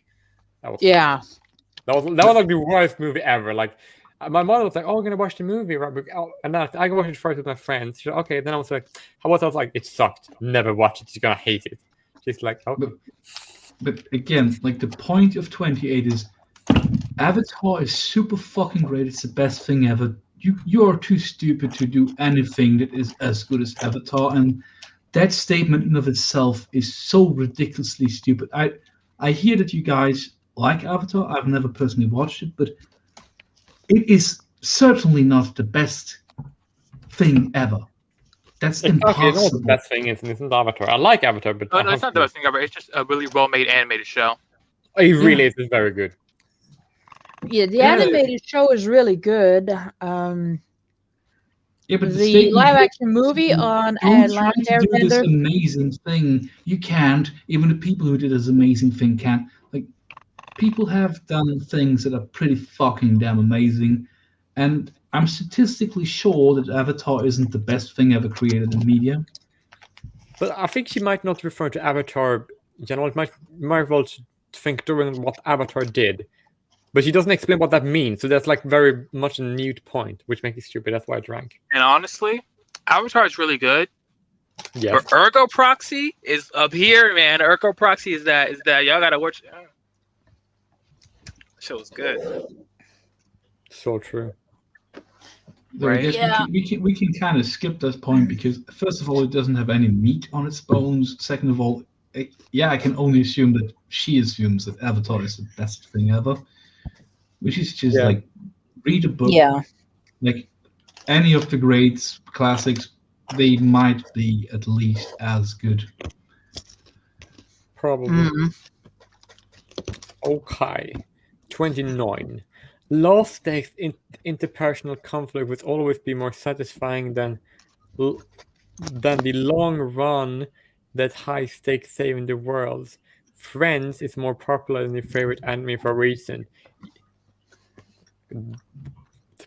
What? What? What? Oh god, my brain hurts. Why did 299 retweets and 85 likes? That's stupid. How is that even a statement? What? I don't know. Because more people like the fucking Office than like the fucking Friends. Has she even watched any popular anime that's more popular than Friends? Avatar. Yeah, other than Avatar, which. But like, Friends, Dragon Ball in its time was more successful worldwide as a comic and as an anime than Friends ever will be. Pokemon, it just shits on Friends. Like in terms of money making, in terms of popularity. Who's talking about Pokemon today? Who's talking about Friends today? And let's just come do a comparison to see which is more popular. Like, what kind of people does this person know that they think that Friends is the shit, the biggest thing ever? Jesus, like Friends is horrible. Objective. I know many people like it, but it's terrible. It's so boring. I remember it's like the most boring thing ever. Like I can't watch. I'm basically like and then I just go away. I can't watch it. It's so boring. And another thing I don't get is that how was this a tip for writing better a better show? That whole point is subjective. That's what you like more. She likes Friends more. Yeah. And the reason why she was there is the reason why she's kind of. That's really weird. That's like saying that. Like, why would you like? It says a lot about this list. Like, if in her mind, Friends is like that, and there's Avatar, and then there's Friends. That's even better than Avatar. Friends is more popular than Avatar for a reason. That's what she said. I don't think she's kept up with things a lot when making this list. No, she have not. She's stupid, but that's very much expected. And I think we should move on to the next. Yeah. Okay. Choose whether you're a comedy or a drama at the start and stick to it. Don't make a comedy and turn into drama later on this. Oh my god, that just annoys people. No, it fucking doesn't. Warcraft is comedic and drama. That is good. Best series I know are dramatic and comedic. Actually, I think that having both these things in a storyline makes this better, because if you only have one thing, that's going to be boring. If you just have fun, and nothing serious, it's boring. You can't have nuance. Sorry. Literally the last season of Blackadder, where it's set in the First World War trenches, is both tragic, dramatic, and comedic. All at the same time, working seamlessly together. Brilliant. What the fuck is she talking about?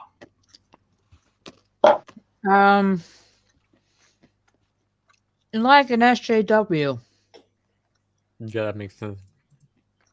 Also like an SJW has never seen most of the quality content that we are privileged to be able to see these days. Our parents, they were limited in what they could see. If they wanted to watch a movie, they would have to have the money and catch it at the cinema.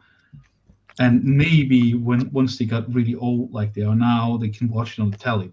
We can watch all of these things online.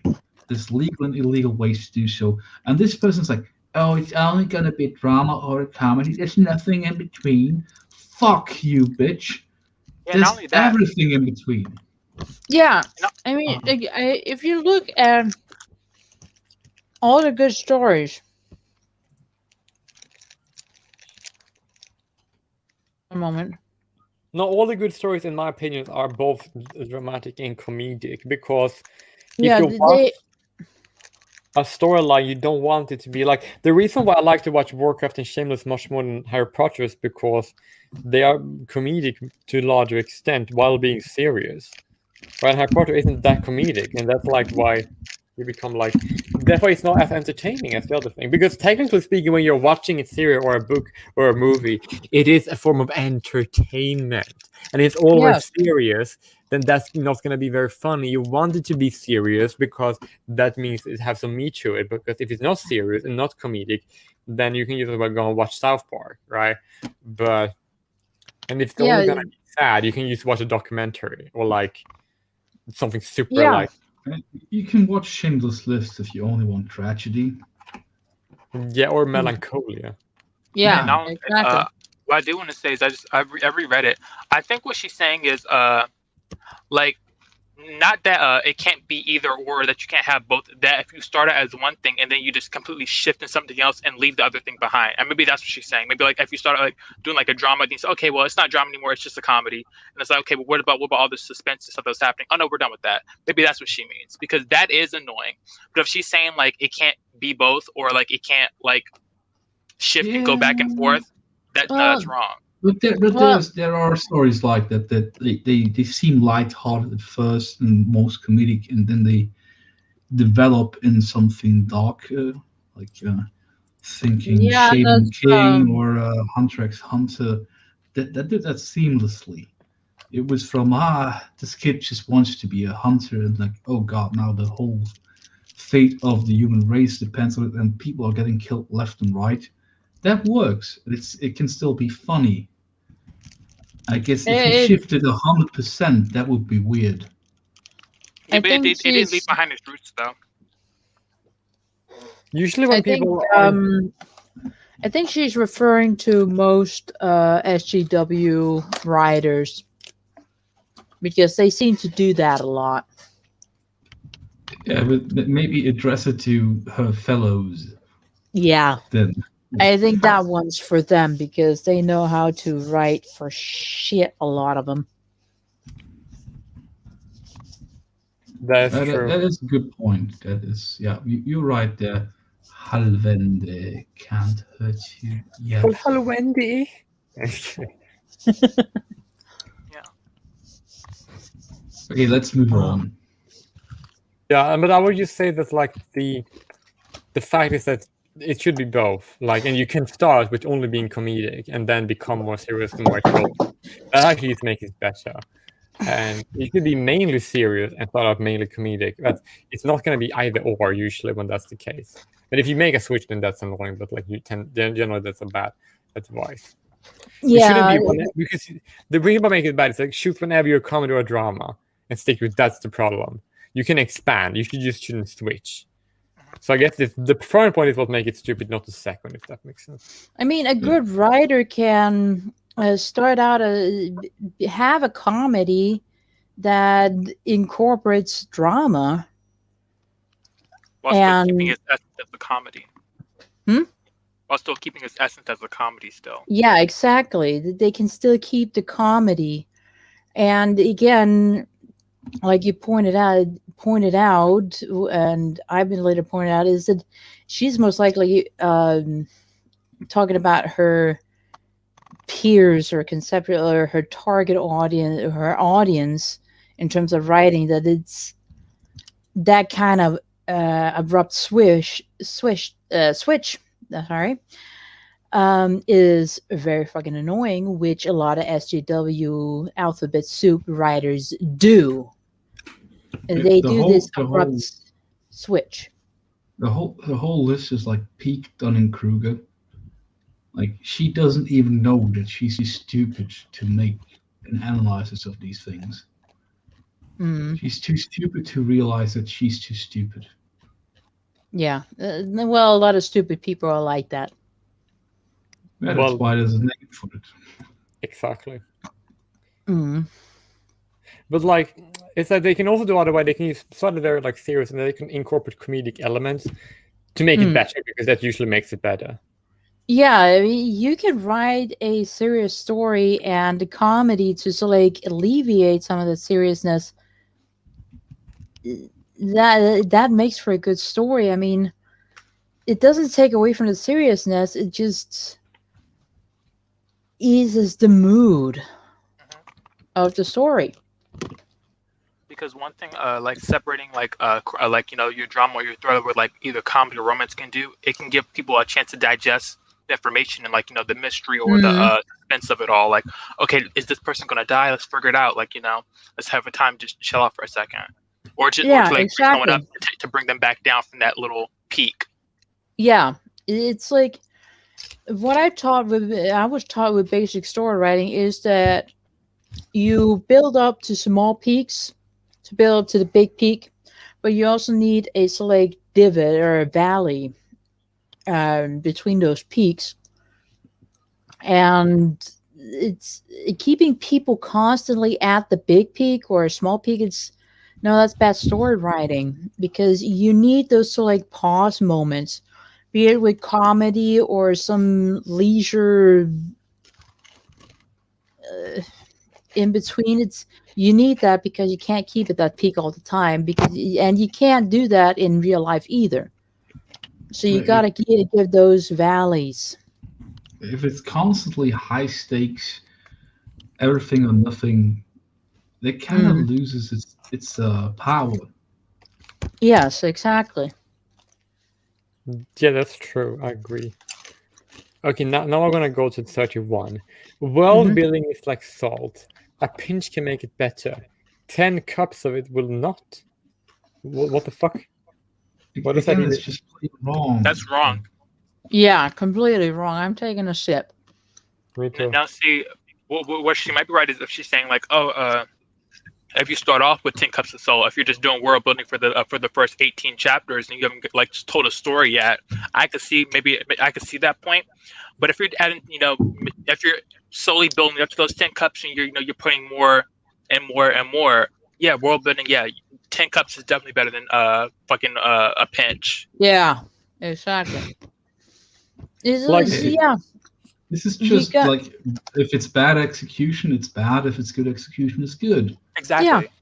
Because if you have if you have 10 cups, right, that means that you're gonna have a lot of if you look to Doctor Who, Lord of the Rings, Warcraft, you have a lot of things that aren't, because the basic way to world building is so big, right, that you can't possibly explore everything, and that's good, because then it's like it feels more real. It feels like not just a set; it feels like a world. That means there's gonna be something that is out there that you don't know about. It's gonna keep a lot of the unknown, and if that means you can also keep on going the storyline for a longer time. That means because you can dwell into the things you have previously not dwelled in, because the world is so big, and that's good. Yeah. That means you can have also or more. Just to be fair, if you only have one cup, that can be fucking gross. Yeah. I mean, yeah. A world building isn't bad, it's the execution of the world building.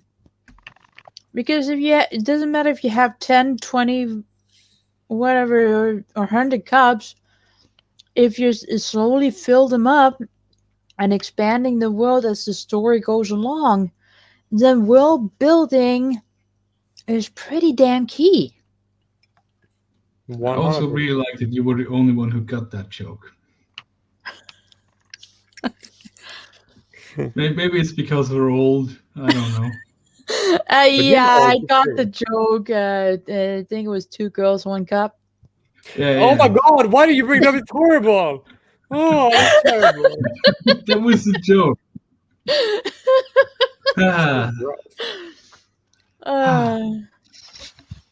She's a lady.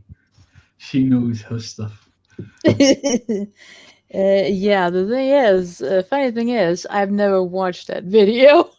Actually, me neither. I have. It's just terrible. Like, Never watching this grow. Like I was warned that if anyone sent it to me, I shouldn't watch it. But then again, I was already familiar with Top Girl at the time, so I'm not even sure if it's more gross than that. I don't even want to know what that is because, like, Don't look it up. Don't look it up. I won't because I was watching 2 Girls 1 Cup in this when we were like in middle school, like, and then we were like sending. The guy was far more gross out than I was because I was apparently a weirdo, but I thought it was gross. But he was more gross out than me. Have you seen the Blue Waffle? Yes. Oh my God, no. But have you Blue seen Waffles? Actually, I completely deleted the memory of seeing that. If you want a more gross memory, go look up One Guy in a Glass Jar. I have. Oh yeah, I know what that is. I haven't seen it. Yeah. I don't need that on my conscience. Yeah, like I said, if you wanted something real I have gross, bad dreams already. I don't want to make them worse. Trust me, you'll find a lot of crazy shit on Twitter. Hey guys, I just have to show you something kind of funny. Okay, listen to this. This is gonna be kind of funny. Okay, I'm just going to I'm gonna share something. Okay, I'm gonna share. It's probably gonna be bad, but it's not very important, so it doesn't have to be good. Here's like here's a Family Guy when Stewie is reacting to when Brian kills the 2 Girls 1 Cup. I saw it again recently. with a Danish subtitle, no less. Exactly. So here you go. Are we gonna hear this through your microphone again? Yes. We have the text. It doesn't matter. We have the text in Danish. Listen, I need your help. Run inside and get me a pair of scissors. No. Why not? Because you made me watch that video with the 2 girls and the cup. Okay, wait, so what is this now? Just watch. Why are we taping my reaction? Just watch. Okay, they're lesbians, clearly. I don't know. I don't know what else. Wait. What? What?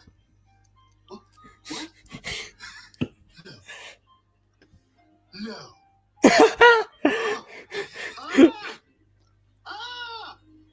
What is wrong with you? Oh my God! I'm never gonna be able to eat ice cream again.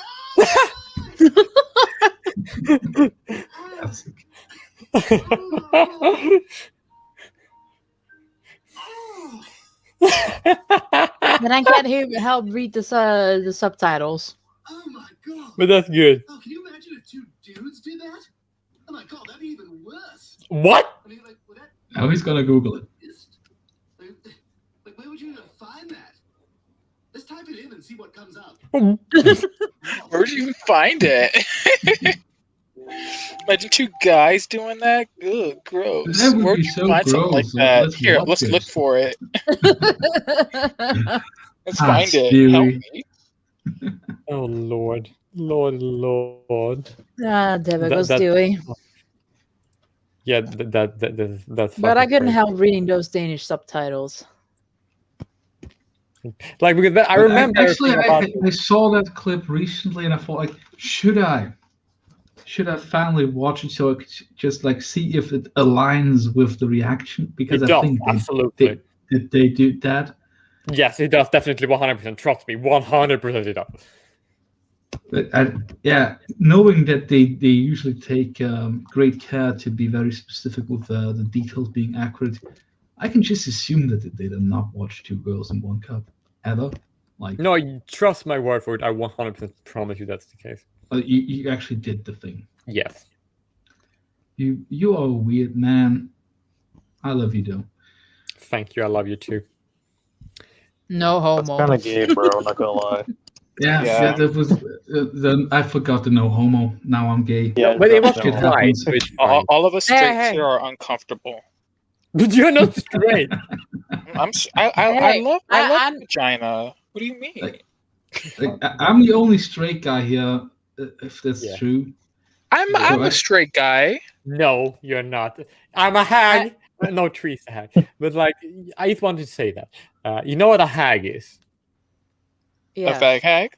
What hag Yeah, is? a hag. There's a woman who knows that a guy is gay. That's a hag. Why? I don't know. Also- Trio Logic says that, so it must be Also, true. just for the record, I'm the gayest person in Denmark. Well, probably You're because the only Denmark is gay in Denmark? Hmm? You're the only gay in Denmark? Yes, I'm the gayest in Denmark. I think we need to move on to the next Yes, question. Yeah. we shall. Yeah, what the fuck? Okay, I'm gonna take this one. Okay, you can take anyone. You don't have even to wait for my approval. I like doing the Valley Girl just to stick it to this fucking cuck. Characters should always come before anything else. You bigot. Why? I don't. That's kind of a vague. That's kind of vague. Like I don't know that whether I disagree or not. In some types of stories, yes. Yeah, but not always. But like, it is actually false, even though sometimes it's true. So I'm gonna drink to that. Yeah, same here. Unfortunately, I've run dry now. I've drunk it all. Oh no! It's all I've got. I drank it all. Well, that's good. Now she made you drink all of it. I realized alcohol was far more valuable when you were a teenager than before. Okay, the next one looks like really stupid. The protagonist should be a protagonist, not just a vessel for the antagonist to hog on story. If you're going to make a villain protagonist, just open with that. Like,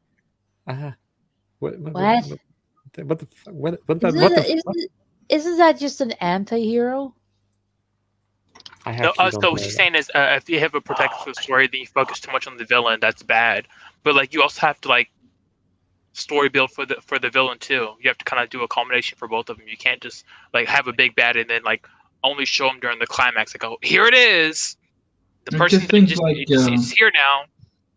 Just think like Die Hard. I think the villain, what was his name? I think he had more dialogue than Bruce Willis's character. Because he was the fucking villain who likes to monologue about his plans and this terrorist plot. Well, Bruce Willis was more busy with kicking ass and taking names. What's the problem with that? I think it's another one for her target audience, because again, they have a problem with protagonists and villains and writing those two, and even antagonists. Did they make the heroes into villains or antagonists, and the antagonists and villains into heroes? Like the terrible show that I've sadly decided to watch, Falcon and the Winter Soldier. The lady who directs that and writes that is like, actually the bad guys are the good guys and the good guys are the bad guys, and I'm not gonna give the bad guys a lot of speaking time making insane points about migration and shit like that, because I'm so woke. Like, everyone's racist and everyone's like xenophobic, and it's gonna be like a very successful show on Disney Plus. And people are like, no. Like, they lost like 80% of their audience when that shit started. But like that's why, because anti-racism is fundamental evil. Like the whole idea of anti-racism and complete like total equality, right? Both these ideas is like the complete opposite of like fundamental biological nature of everything that exists. How can you build something on that? It doesn't work. It's just like that's just a very stupid statement. Maybe we should move on. Yes, we should definitely move on.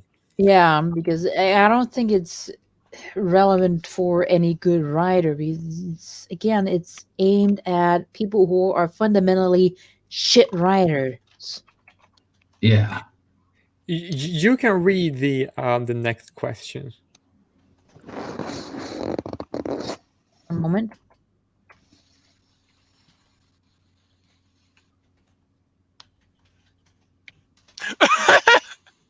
Okay, where are we?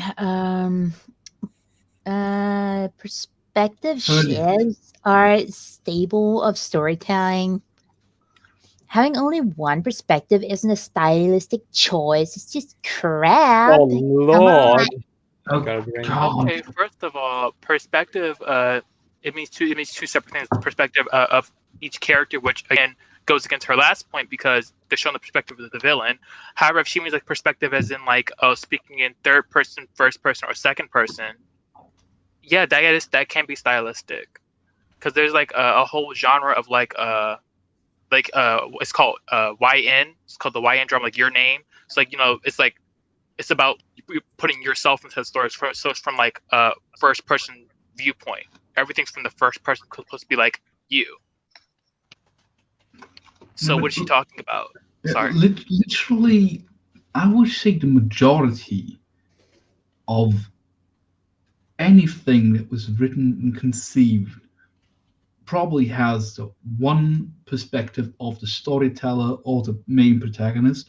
Of course, there's other stuff that's good, but like, is 1984 a shit book because it only is told from one perspective? What is that even? What does that even mean? Like, you can't use this style of storytelling because I think it's crap. You turd. Shit, that's so fucking dumb. Of course, a story can't be good if it's told from the protagonist or the narrative perspective, because that's been tried and proven millions of times. I mean, you can shift. You can switch between the perspectives of more than one character in a story, as long as it fits within the story. I mean, this is totally fair. This has also been tried and proven. Yeah. Both are valid styles of telling a story. Yes, exactly. You can keep it at a first-person perspective, a omniscient perspective, a third-person perspective, or you can switch between switch between character perspectives where it's still first person. And there's a book I did the cover art for that has that at the end of the first book, where you got switching perspectives during a battle, and it fits into the story because it's relevant to the battle, and for getting more it's like a little bit more information about both the characters and what's happening. So a story doesn't have to be stuck in one perspective. You can switch between the perspectives of the characters within the stories, as long as it's relevant for the stories. All variations can be brilliantly executed. Yes, it can. By no means is there any rule that one of those is crap. No, it's again. It is there. It is literally a stylistic choice. It doesn't make the story any less crap. It or just make the story crap at all. Again, I think it's her not having read many books or stories, because otherwise she would know that, yeah, you can switch the perspective between the characters or between first person, omniscient, and third person. You can't do that as long as it's, well, basically your writing style or relevant to the story and the world building. All of it is valid if you do it right. Yeah, exactly. I assume you could write a story of that is like the telling of the life of a person through the eyes of their pets that they have throughout lifetimes. And if you're a good writer, you can make that work. Yeah. It's what she's saying in 34 is absolutely bullshit. It is a stylistic choice as long as you do it well. Exactly. It's again, it's down to how well the writer writes it, and you can do that. You got multiple writing styles and multiple ways of writing a story. It's like if you choose to do everything from a first person view or perspective, but still change between characters perspective, fine. Or if you just choose between just to keep it at one perspective from one character, first person, fine. It's completely like if you do it well, it's completely fine. Any version is fine if you do it right. Yes, exactly. As long as you yeah, it's again, it's bullshit to say that you're just locked into this one way of writing a story. It's like, no, within the story you can actually change the perspective as long as you do it well. Oh, I guess the statement is like you can't tell it from one perspective, then it's bad, no matter what. Yeah, which dismisses like Moby Dick, Faust, most like narrative-driven stories. Everything is basically crap. Like 99% of the most successful books in history are crap because of that. Yeah. And I like the variations where people do interesting shit with different perspectives, but that is not the majority of writing, and it is in no way superior. It is just equal if you do it right. Yes, this kind of shit, it comes down to the writer and how well or how shit they do it. Again, 34 could be argued to be aimed at her peers who are often shit writers who don't know how to write a good story, and then just goes along with whatever fucking tropes they can think of because they never read works like Shakespeare or Moby Dick or Lord of the Rings, anything like that, because that's racist, or that's promoting white supremacy. Well, or even worse, too many fucking words. Lord of the Rings was written by an African, so that's not. I wish we had the power of foresight, because I would have liked to map out how many of these arguments, that, if you can call them arguments, are just like only if the writer is a complete imbecile. Is this true? Which is true for most SJWs who call themselves authors. Because I feel like half of the ones that we covered since they got here is like, the argument is no, if the writer is good, that can work.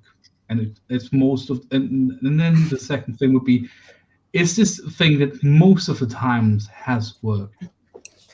Because many of these arguments are like, actually, most of the successful books, they're crap and the writer is a turd. Okay. Yeah. Read more books. Yeah, and also stop reading more the fuck stupid books. But like, but actually having one perspective, if it's the storyline is from the perspective of one individual, right? Especially if it's a big event from one individual perspective, then that's actually a multifaceted one because that's not what you usually see it from. And like, if some stories like should be from one perspective, that's like the point of them. Like, if something is like it's like a character. It have one main character, and everything happening from his or her perspective, then that can be good. She's like saying, no, that can never be good. Like, fuck that, that's stupid. Awful autobiographies are crap because they tell a story from the person that the book is about. It should be told from everyone they ever interacted with. But this one is so fucking stupid. Yeah. Okay. 35. If you're making a cartoon, hire writers.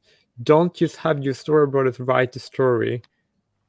That's not what they're for. Artists draw, writers write. Artists cannot just take over the rights or a whim. Why not? What? Why can't it be both? Actually, this never happens if you're competent. Like your boy Zach talks about this all the time, and even Van Skyver as well.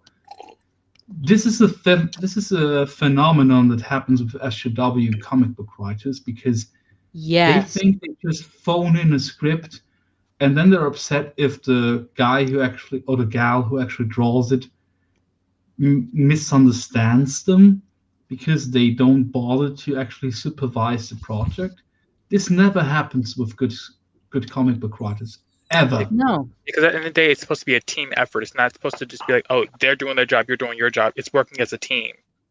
Yeah, that's why they have these meetings. Again, like this is like she's talking about SJW writers. Exactly, because that's what happened to Steven Universe. That's why Steven's fucking hype keeps changing and things keep changing throughout the thing. It's because of the fucking storyboarders. They're not on the same page as everyone else. So that's, again, she's talking to her own fucking people.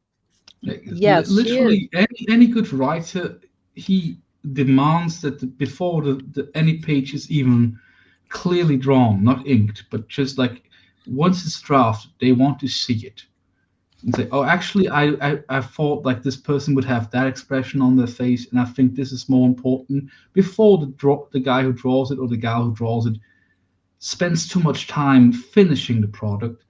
That's the process. That's the gold standard. If you are unaware of how comics work, then you shouldn't be a fucking comic book writer. Period.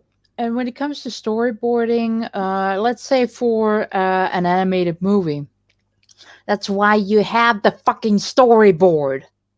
You have the artist, based on the writer, create very rough sketches of the story, have them paid out, and then you have the writers in the fucking meeting with you to give ideas and say, you know what, maybe we should do this, maybe we should do that, or let's scrap that because it's not pertinent to the story. It's like it's also a sense of fucking respect because a person who can draw well can create a storyboard that contains like a minute in about 50 minutes if it's a very rough version. So you react to that so you can make corrections to that before they waste too much time and effort on that. Yes, you have the storyboard for a reason, and just because someone has I am an artist on their CV doesn't mean they don't know how to fucking write a story. You fucking dumbass. Yeah, that's like really like it's like you have to be one or the other. Like, no, you can't have two talents. You can be both.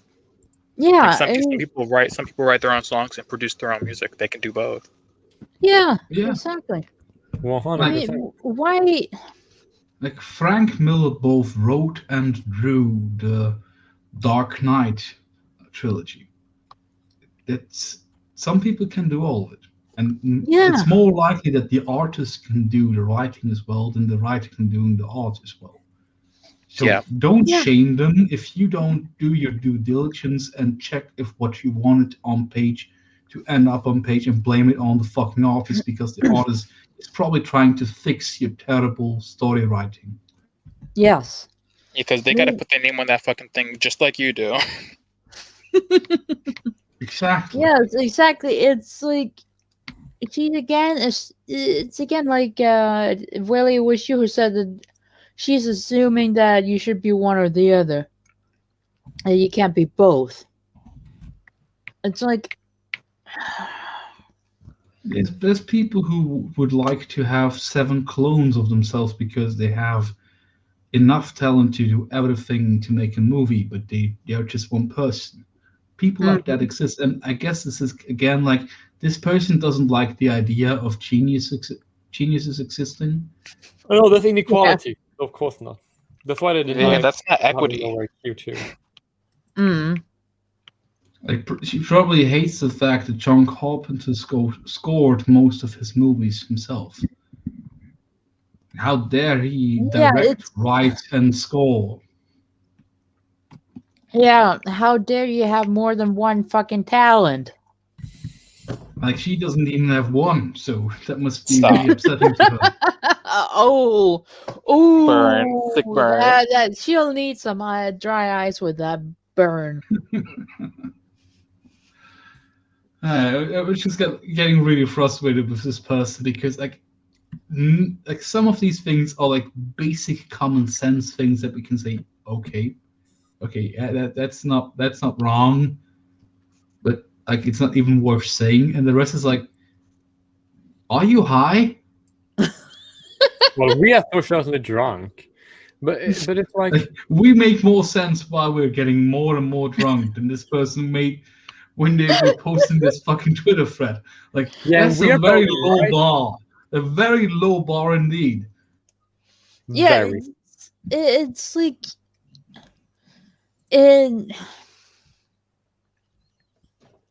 she's just really stupid, which is incidentally also most of her videos.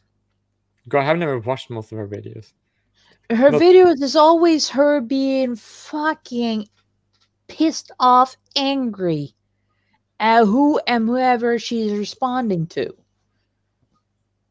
It's like, bitch, can't you crack a lighthearted joke just once without sounding like you got a fucking 10 large sticks up your ass? Like, she can't help it. I just realized something rereading the last thing that you read out. Actually, the thing, don't just have your storyboarders write the story. The Batman the Animated Series, they actually made a lot of the people who were animators and storyboard artists writers because of their good input. Yeah, that's actually very interesting. One of the things Paul Dini, who makes most of the current DC animated movies, like at least like 25% of them, he started off like as a storyboard artist, and he brought up like, shouldn't we do it like this, and wouldn't this make more sense? And they were listening and like, damn, you're kind of good. You want a higher position? Actually, as an artist, from my own perspective, drawing stuff, when I draw one drawing, I can guarantee you there are at least 50% of a kind of a world and a story behind that one picture. One. It's like when I draw, I'm creating sort of like this entire world around this one character. It's like a big bang whenever you create something original. It brings about with itself all of this universe around it, even if you don't realize it. If there's a certain quality to it, like if you have a certain talent, it always happens naturally. Like I guess it even happens for little children scribbling, because it's a way of looking at it. And if you have that perspective, then that is so amazingly useful. Yeah, I mean, if let's say you, Fliegen, came up here and visited me, and we sat looking through my drawings, of which I have several folders, by the way, and you started asking me what the story behind this drawing is, I would be able to spin one for you on the spot. Yeah, because it came from you. It is, and an inherent thing. It's not a copy. I've seen some of your drawings, and You know what I mean? Like it is. If it came from you, it is a part of you, and I think any individual is basically infinite if you just investigate. It's like Heisenberg's observation paradigm that if you look at something, something will happen. Yeah. Unless it's really bland and copied and polished by some corporate idiots, then probably you would just see a blow-up doll or something. I don't know. I think we should go to the next question. Yeah, we should soldier through some of these much quicker. Yeah, I will say Yeah, we should. Let me take 36. Related to Rule 2, will they? Won't they isn't a funny story. It's just addiction peddling. We need to stop pretending Ross/Rachel was good storytelling and learn to appreciate Sanders' dad/Monica enjoying/Rachel. Come on. She's talking None about of that Friends. was good storytelling. So I'm I just gonna bring realized it those are up. names from Friends, and none of that was good storytelling. Oh yeah, this person really likes fucking Friends. No one has told you that it's gonna be the same. Will they? Won't they? Well, what is and isn't good storytelling is subjective. I don't personally like will they, won't they stuff, but it doesn't mean that someone else doesn't like it. Yeah, I mean, like when I was reading Amigami-sama, like, oh my god, it got a bit tedious in tome 36 when they still hadn't fucked. Like, I wasn't reading it to see them fuck. It was like, okay, dude, make a move. You've been with this woman like 6 years. Come on. But that wasn't paramount to the essential of the story.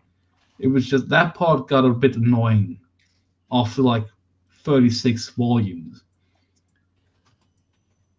Like, Jesus fucking Christ. Do you not possess a penis? But that's what she kind of does actually. Okay. Okay, fuck Friends. No, I dislike it more. Okay. 37. Romance trope but gay is not an absolute rules to live by. If She-Ra taught us is that gay Raylo was actually not an improvement. I don't know what happened in She-Ra. I don't know what She-Ra is. Which depends on which iteration of She-Ra she's talking about. Is she talking about the old She-Ra? Which is it's a cartoon, by the way. Is this from 2020? Because then it was probably the one where all the females are gay. Listen, I'm pretty sure they're talking about the new one because of the way she is. Yeah, the way she is. Probably, yeah. I only peripherally know about it, and apparently the remake made basically all the female characters gay, and we can just skip that because none of us know She-Ra. Yeah. Yeah, all I know only is that's. Oh, sorry. Go ahead. Yeah. All I know about the new She-Ra is that the animation, it's fluid, it's nice, but you're not gonna make me sit through it because what I've seen of reviews of it, shit story writing, and character, just how they treat the characters. Like, it's just shit. It's just a typical feminazi SJW tropes. It's just, and again, they write the relationships abusive. So it's like, no, you're not gonna make me watch that shit. God, no. Okay, next one. And not only that, the whole romance trope but gay, but she's saying that's not an absolute rule to live by. That she's admitting that her point is subjective. Yeah. People may like that. Like, I like enemies to lovers, especially when it's a gay trope, especially when it's like two gay people. Because I like to watch, as a gay person, I like to read gay media. I like it. Yeah. That's why I read a lot of stuff from overseas. If there's like gay romance, I don't care as a straight person. Like if it's like well written, Mm-hmm. like why not? Why not Yeah. have that? Yeah. So honestly, I don't care who is romancing who as long as it's well written and the characters aren't just this one characteristic, which in a lot of these SJW's stories is usually gay or lesbo or I'm angry or something else or I'm abusive piece of shit. It's like if there's more to your character than that one characteristic, okay, fine. I don't care if who you're attracted to is a dude or a chick or both. It's like as long as there's more to you than just that. Yeah, portray people first as humans and then as anything else. It's Exactly. like a very simple rule of thumb. Exactly. Yeah, it's like I don't give two shits if you're the villain or hero and you just happen to be gay or whatever. It's like, yeah, why do I care? You're a good character. Yeah, as I said, the best part if you have characters who are like gay or then you should like have that not being like an important like they should be like a character, and that should not like make them like more different than it actually does, which isn't really much different. Yeah, I mean, I know a gay dude who's unless you know he's gay, you wouldn't know he's gay. Which is the case with most gay people, I believe, actually. Yeah. And literally, I wouldn't know that you were gay, Jay Willie, if you didn't tell me about your love interests. Yeah, exactly. I thought he was just European.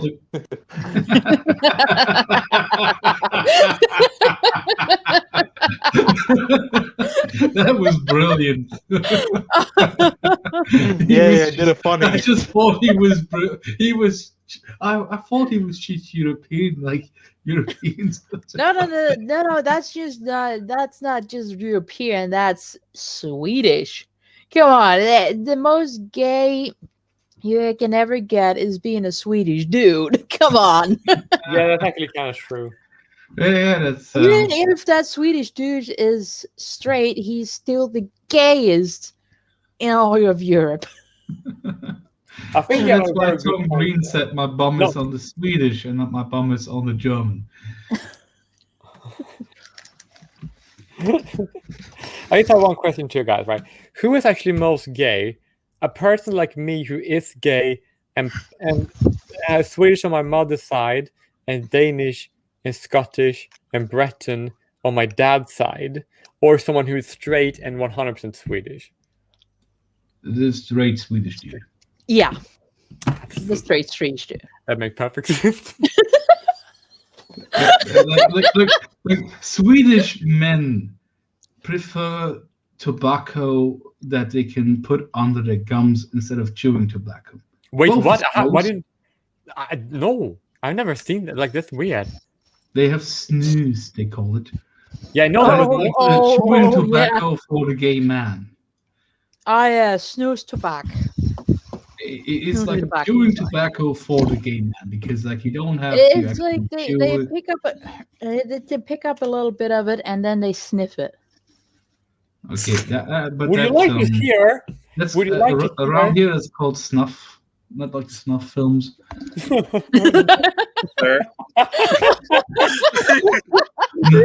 no relation. No, completely different thing. But yeah, the Swedish language, it makes people look like they're very gay when they're not. Okay, do you want to hear Swedish term for I'm going to like do some that type of tobacco that you call snus? Do you want to hear how you say it in Swedish? Sure, go ahead. Okay. Jag tänkte snusa lite nu. Yep, that sounds pretty damn gay. Yes, Swedish is pretty gay. How dare you? And then you got Norwegian, and then you got Danish. Sen så har du norske. No, wait, don't say that. Sen du har norsk. När vi talar norsk, vi pratar det här. I can't really speak Norwegian. I just try and pretend to speak Norwegian, but that's basically. No, when you speak Norwegian, you gotta think singing, up and down, up and down. No, vi aldrig talar norsk.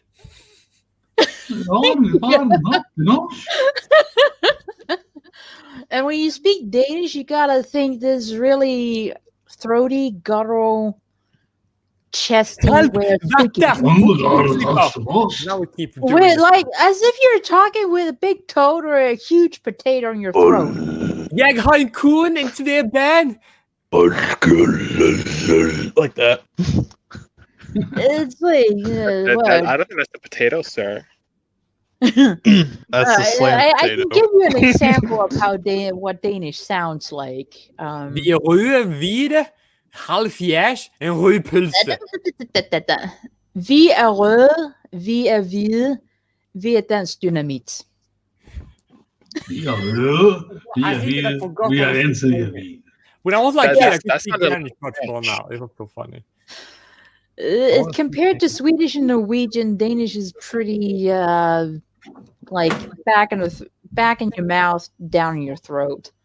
And now I'm gonna say how it sounds when we speak Swedish. När man pratar svenska så måste man poängtera alla vokaler och alla konsonanter väldigt tydligt. Det är därför det är väldigt svårt att prata svenska väldigt fort och det tar väldigt, väldigt mycket utmaning och träning.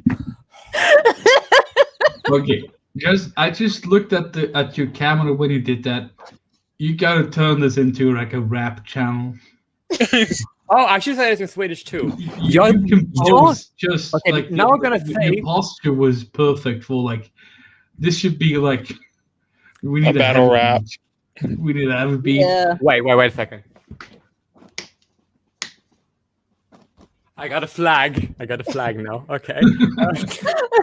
Okay. This video is so gonna get flagged. There's a flag there too, and there.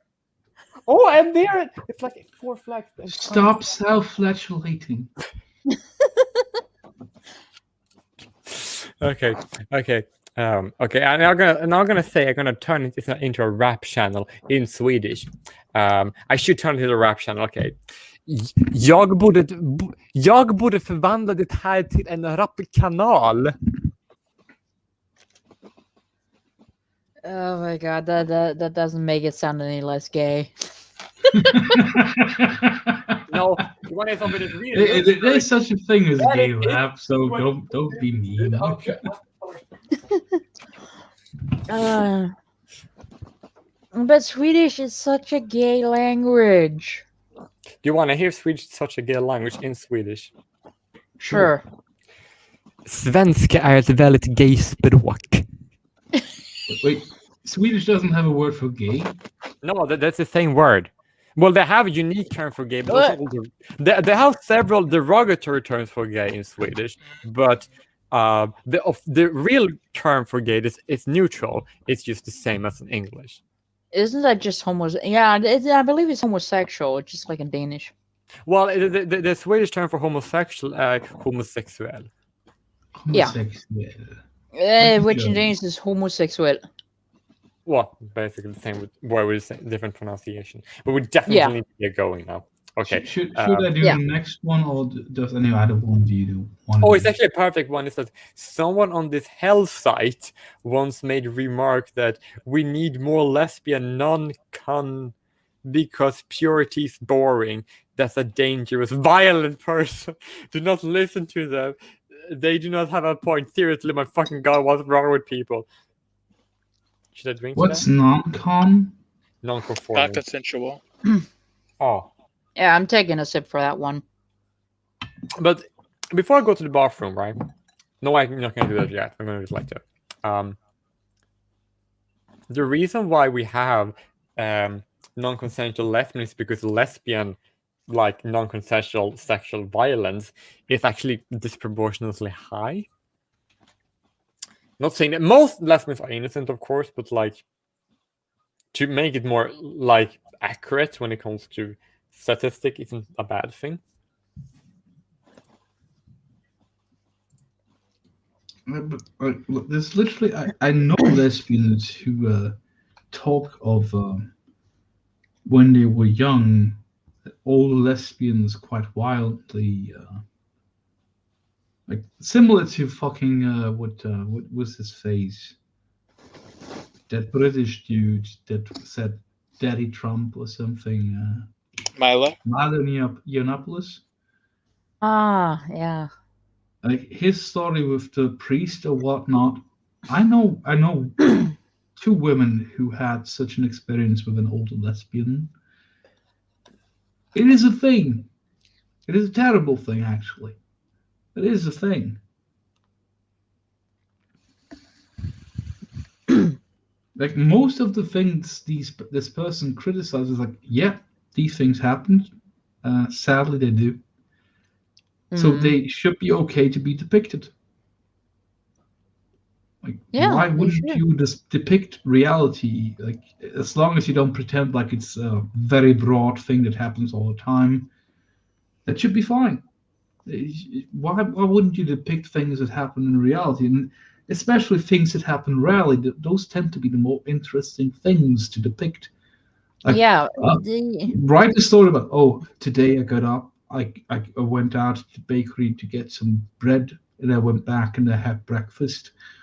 Then I went to work. I had a little kebab for lunch, and then I went to work again, and then I stopped by for like a beer at the bar, and then I went home and I made myself dinner, and then I watched a movie and went to bed. Like, who wants to read that story? Someone who's about as interesting as that.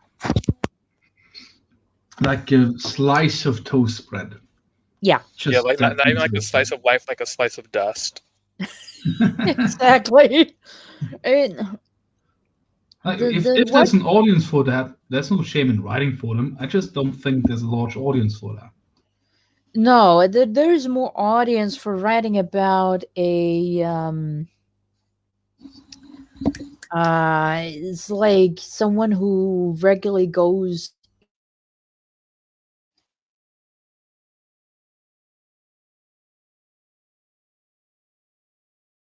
Hello? Regularly goes where? To hell, I guess. To Hell's Kitchen. You freaking muppet. I love Gordon Ramsay. Like, did she lose connection or something? She still active on Discord. What happened to you, Lady Justice? Maybe her cat ate her cord or something. Maybe. Maybe it bit through it. The cat said, "You know what? I'm tired of this shit." Saturdays are for the boys. Yep. Okay. It's even though it's still Friday. Yeah, even though it's still Friday. Don't mention that when Jay Willie gets back, or he will sing us the song in Swedish again. I'll totally won't bring it up. Oh, he's gonna bring it up. He He's does an evil. amazing rendition. I have heard it too often. No, you're evil. I can see right through you. There we go.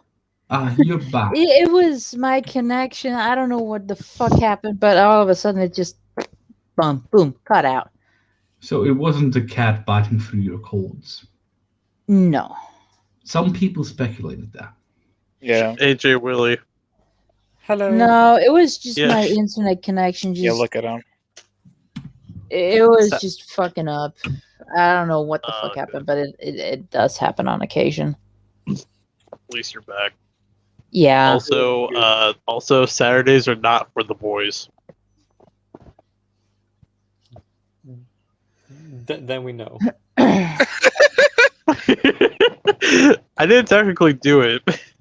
I said not. Does that make you happy? I think we just need to move on with it. So, have you done 39 when I was gone? Yeah, there was not much meat on that one. Okay, What's now the next one? 40.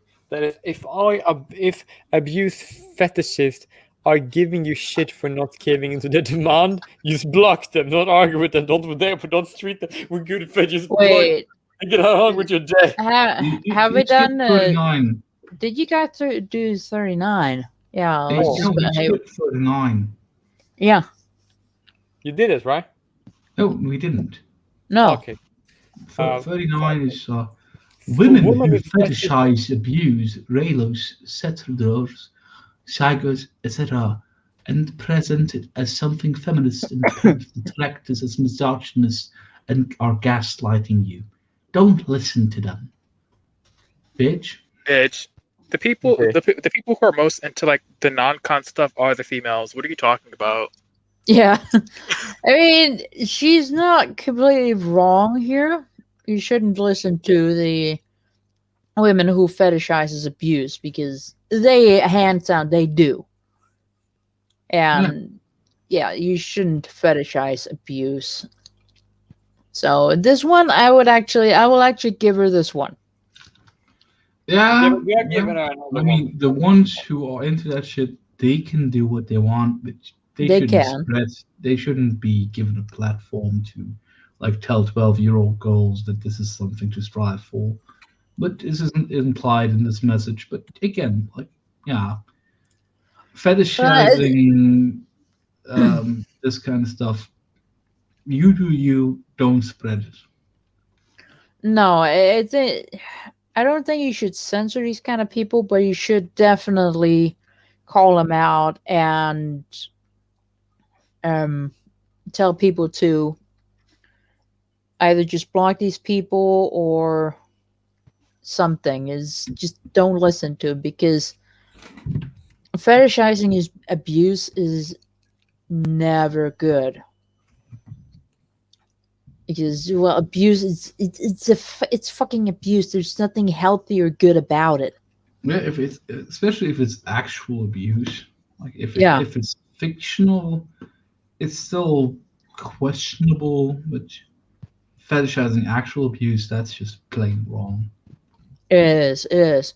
I mean, there's depicting abuse in the story where it's relevant to the story. Like, for instance, Joker and Harley Quinn. Yeah, but that was always pretty like nuanced and like that it's a bad thing. Yeah, and her struggle to try to get away from this man.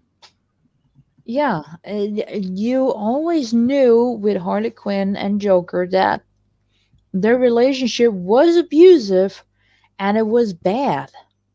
Yeah, no, and all that it wasn't just it was abusive on both sides too. Because Harley, she people try to pair her like, oh, she was a victim. She was knocking his jerk upside the head a couple times too. Don't get confused. Yeah, she gave as good as she got. Yeah, she crazy. It takes a crazy person to be like, oh, I'm gonna go interview this person. Actually, I'm gonna break him out of jail. Yeah, exactly. But I think Harley Quinn only exists in the animated series because everything they did with her in the comics breaks character. Maybe there's some exceptions, but anything that I've read just breaks character. The animated series where she was created, that was beautiful, was nuanced, was well written. It was a give and take, and she was in an abusive relationship, and I don't think she actually got out of it in the original run. No, but I don't everything they think did with her so. after 2010 was just terrible. Like the lesbian relationship with Poison Ivy, that what that was never that? made any sense. It was just weird. Like someone's like, "Oh, we got to make her a bisexual." Okay, so what are you gonna do with her? She's still gonna love the Joker, but sometimes she will have lesbian episodes with Poison Ivy. Like, what? No. Make her overcome the relationship with the Joker. Don't play this game. This is stupid. It's this very is stupid. annoying. These people didn't know what they were doing. No, and in the Batman animated series, she was kind of this cutesy. character, but she was just could be as abusive as Joker was. Though they never showed it because, well, it was the 90s. So. Well, they implied it, like. Yeah. There was multiple episodes where it's implied that she let her hyenas eat someone alive. Yeah. So she wasn't exactly innocent, but Still it was redeemable in a sense, but like they threw all that kinda. out when they reinvented the character, which is why I really hated the Suicide Squad movie and Bird of Prey. Like Jesus fucking Christ! I never watched those because what I did as I watched the first one. It was terrible. And Birds of Prey, I watched the first 50 minutes. And like, no, my brain can't take this. This is beyond stupid. I waited for the reviews, and once those were out, I'm like, yeah, I'm not watching this shit. And with Birds of Prey, you can't really get that all the other characters were just tokens for the white piece of shit entitled bitch white woman Karen, who were the main actress. Yes. It's just another one in the line of movies like Ocean's 8, Ghostbusters. It's 2016. Like it's all just terrible. Yeah, that's the one. Yeah, but I want to move on to the next question, and that's like, if abuse fetishes are giving you shit for not giving to the demands, just block them, don't argue with them, don't debate them, don't treat them with good faith, just block them, get on with your day. What is he referring to here? People on Twitter being awful? I think we all can agree on that, or is it more to this? Yeah, I mean, that is actually legit good advice. That's like when the blind chicken pecks like corn, as they say in German.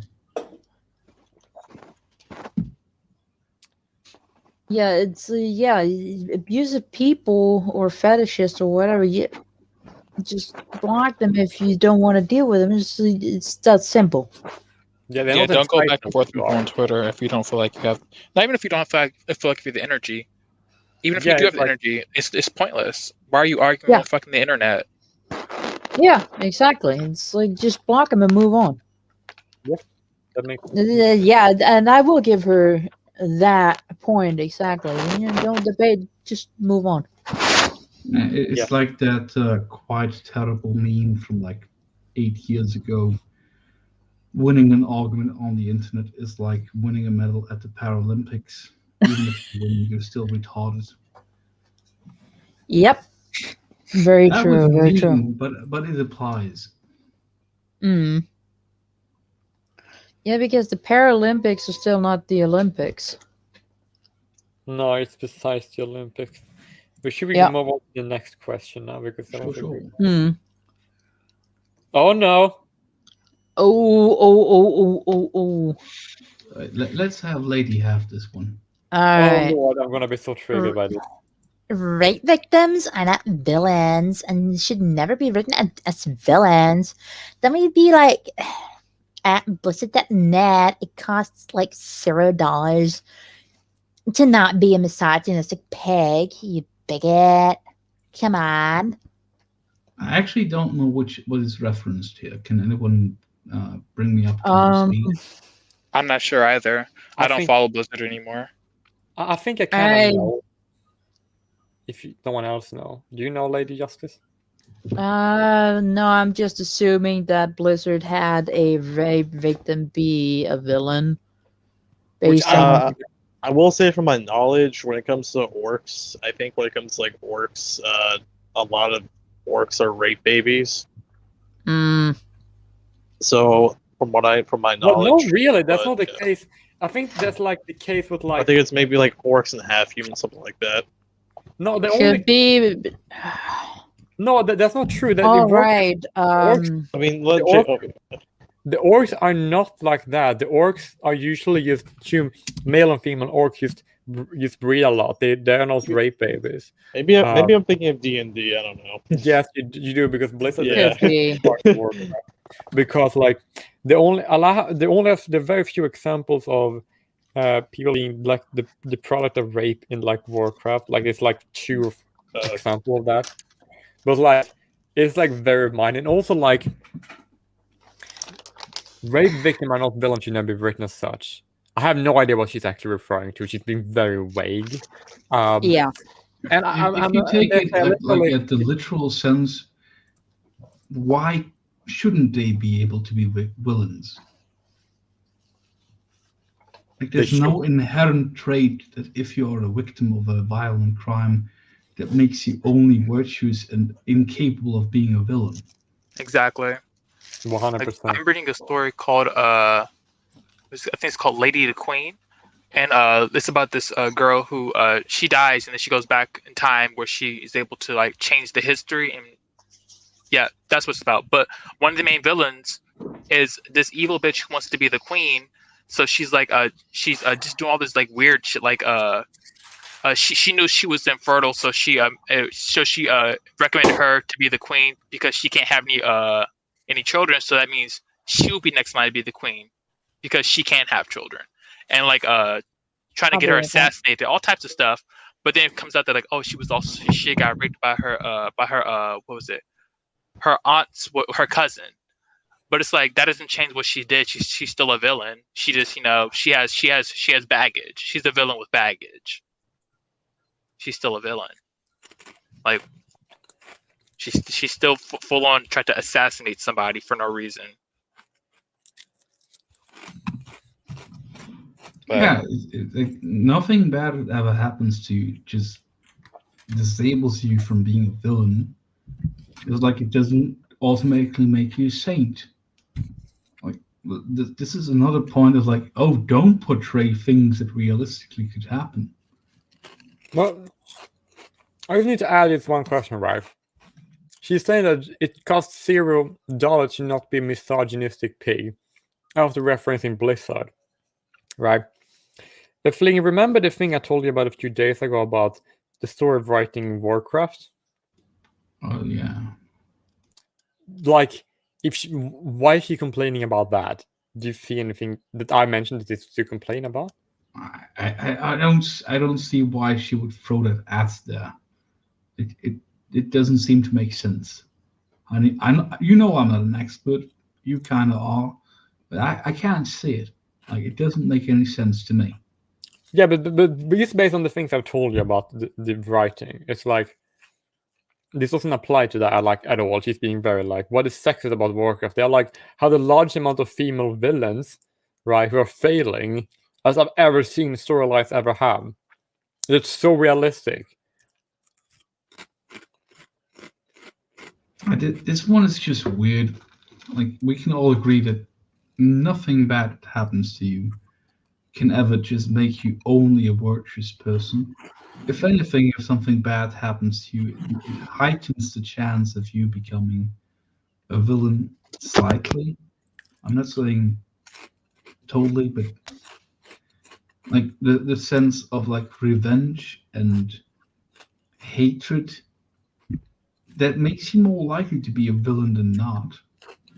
Yeah, so like you become a villain, not because you're sociopathic, but because something bad happened. You're not born evil. That's what she's literally arguing. You have a righteous grievance, and it is in the human nature to displace that if things go bad. Like it's not like this is a terrible argument.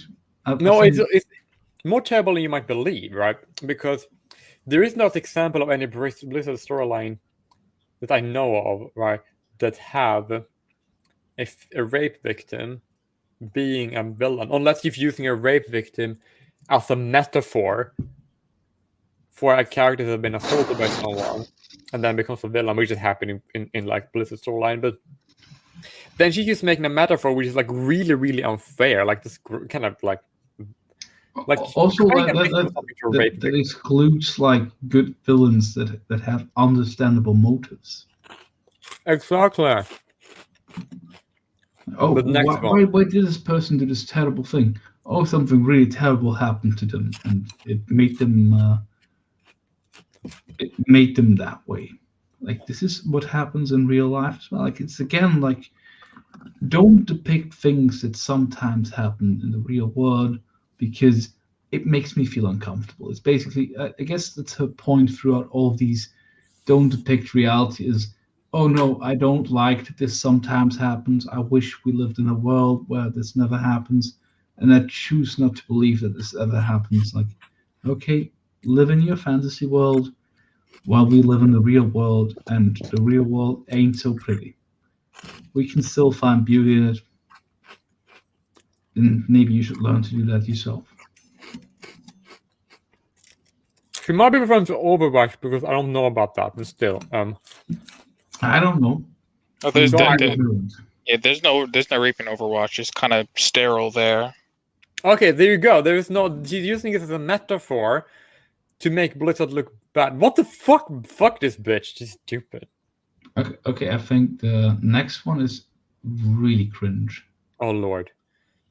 If straight men really hate a certain character, but lesbians love them, no, you should love she, her, or he, him, there is a 90% chance that's your best character. Oh my lord. Cringe. Cringe. I don't even know what this refers to. She's saying that if straight men hate a character and lesbian likes him, then that's most likely the best character. Oh yeah, not you said it again. Like, that's not true. That's beyond silly. That means, like, if you have very superficial writing where whatever a straight guy likes and dislikes and whatever a lesbian likes is the good thing, that's so superficial. I can't even form a metaphor right now. It's ridiculous. It caused the blue screen of death in my brain.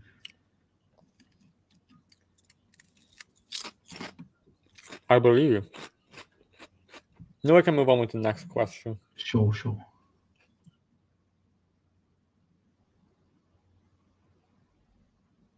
What's Infinity Train? Oh.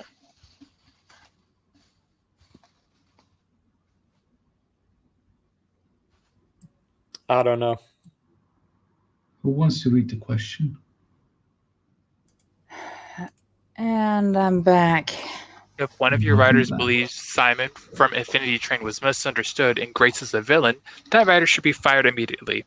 I didn't watch Infinity Train because it didn't really look like it was going to be all that to me. So I can't comment. I don't know. I can't either. I don't know. What did I miss? I just had to leave for a bit. We didn't really go nowhere. We're just at number of 43, Infinity Train or something like that. We don't really. I don't know what that is. And I have no idea terrible. what she's talking about. If no one knows what Infinity Train is, we should move on at this point. Yeah, we don't know. We don't know. The best solution to a triangle is polygamy. No. I don't see what polygamy doesn't work. Change my mind. Yeah, I'm trying to figure out why is everyone all of a sudden now they're on this fucking polygamy train? Polygamy isn't the end all be all answer for fucking everything. No, it's not. Polygamy. I don't know a single case where it worked for more than half a year. I know a case where a fucking baby almost died. Was fucking beaten maliciously. Yeah, that one that was on like Now This fucking degenerate. Yeah. Yeah. Like literally, polygamy is promoted, but where outside of like a very strict, they call it patriarchal, but outside of the world in Muslim culture, where it's not exactly. Yeah, but Islam shit. Well, it's not exactly like something we want to emulate. Fuck Islam. But polygamy is, I guess it technically could work for some people, but I am not aware of an example where it worked. It only really works with people who are like either indoctrinated inside of like some type of religion or indoctrinated inside of like some type of cult. Like minds where their minds are so like kind of fucked up to where they're just like, I guess I just have to do this.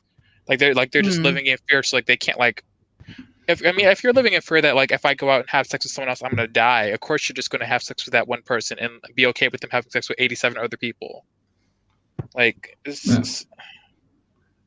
Seriously, this is beyond stupid. Yeah. Yeah. Yep.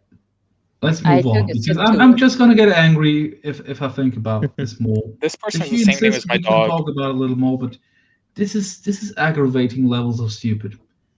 Polygamy is never the answer. No. Yep.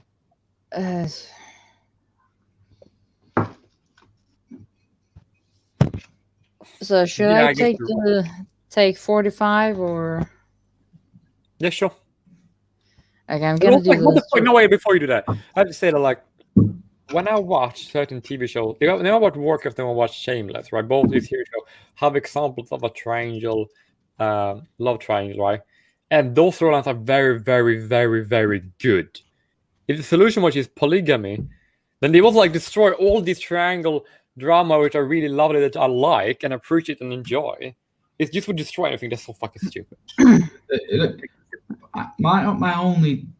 My closest bout with polygamy was my evil sister when she had a boyfriend and a lady that she met in Brazil that she flew over to Switzerland, and she was like, oh, we can have like these awesome threesomes and I can have sex with her, like lesbian sex alone. And then he, after my evil sister fell asleep, one night the Brazilian lady and her boyfriend had sex. End of relation, end of the world kind of scenario. Wait, but if it's polygamy, shouldn't he be able to do the same thing she's doing? Yeah, that's what I'm thinking. That's what he polygamy. Yeah. Why are you mad? It was just a power play by my evil sister. Yeah. I don't think about how it's pop popper. I'm just gonna do this. Evil. Like you are the worst person I've like ever heard of. Like I'm not even kidding. Yeah, she's a surprisingly caring mother though. I hope she really changed. I really hope that for my nephew. Because it's like very Hopefully. like a very basic like trait of humans. It tends to like override their personality. And no, it tend to like be like so. it's just very strong traits. It's not a strong. All the other traits are like weak in comparison. I bank so much faith in that principle because I have no strong connection to my nephew yet, but it's a living human being. It deserves to not be treated like shit. Anyways, yeah.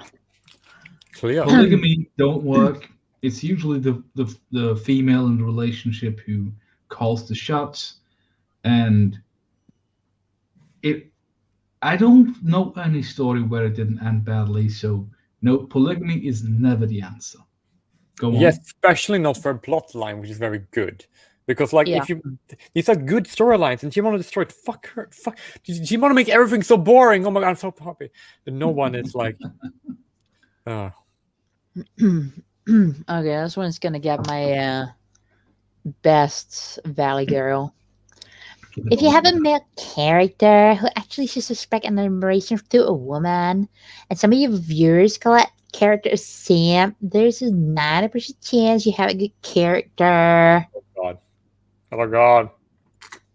Yeah.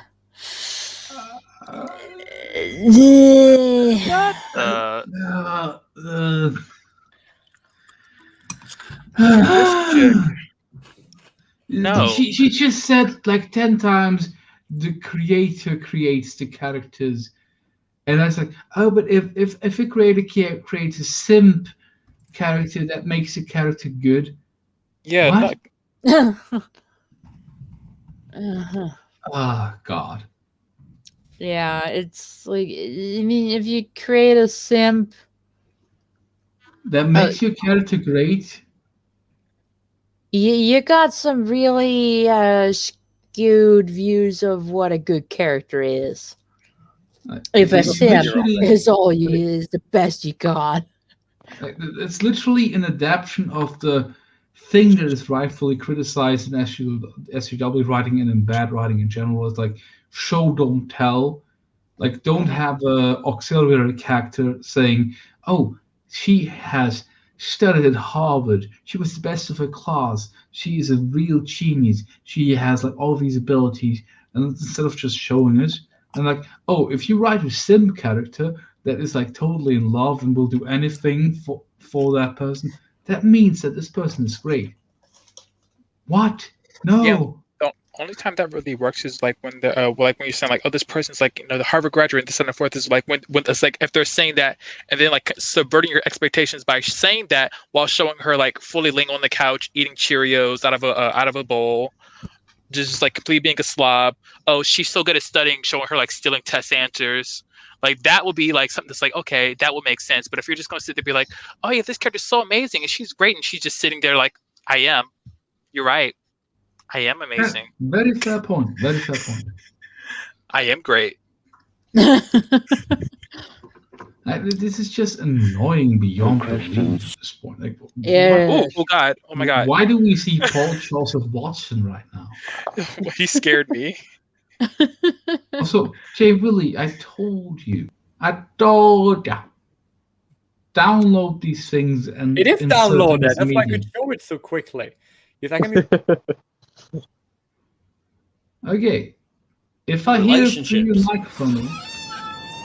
What do we have here? You may kiss my boots. Oh my God. Sim, oh wow. Absolutely love your content, Sophie. You're cute. Death camp with you. I'm kidding.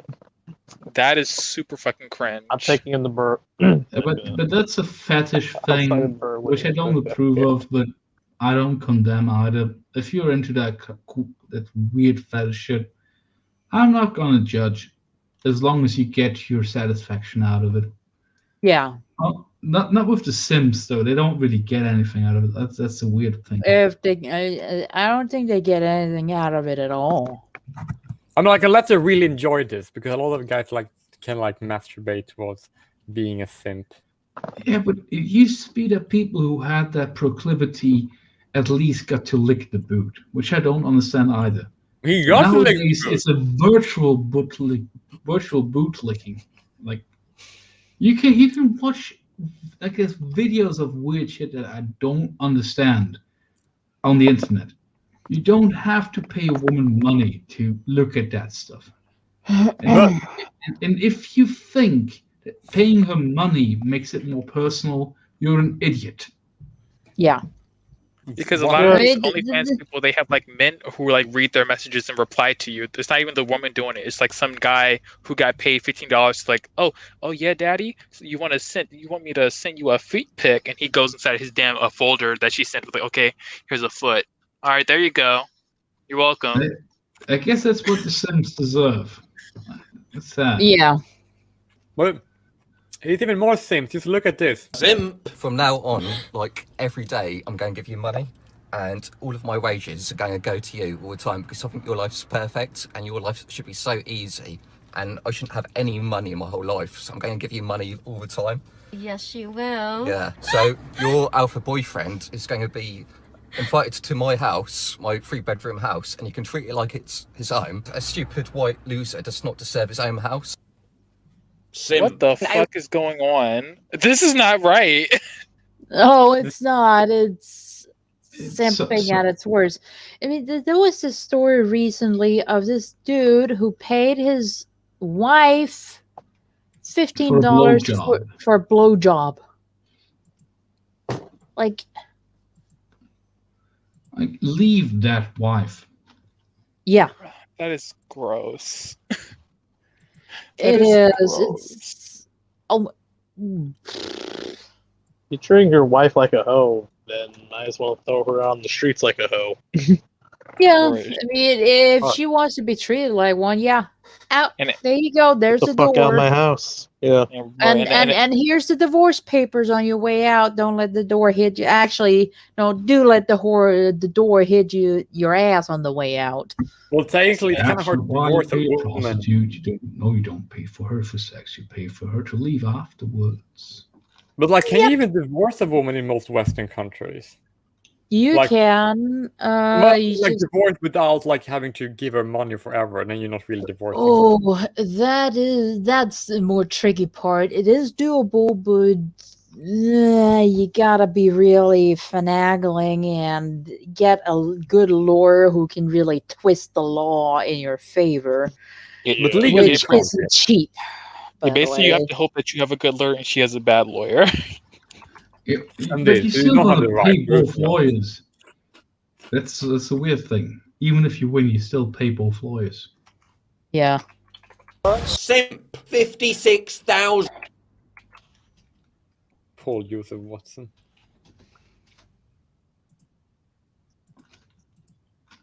I can buy an AR-15 with $1,000. Fuck. Like, I've been in the hills, fucking superstars, feeling like a pop star. Drinking in the bad bitches, jumping in the pool. I like that. I like it too. That guy was funny. It's still funny. this means I know better than them, and that they've seen how it's supposed to be done. Even if they don't get the lesson right then, maybe later it'll sink in. She ain't gonna let you fuck, bro. Simp. I've been in the hills, fucking superstars, feeling like a pop star. Drinking in the bed. I love that. I love that meme. Oh Lord. Oh my God. I think we should move on now. Yeah, probably a good I'm idea. just thinking of what it's a sim. But Jessica Lindsay. No, her name is Lindsay. Jessica Lindsay. Yeah, let's move on with the thread. This is the fault of Marxists, for the record. Just remember that. All this. Okay. Oh no.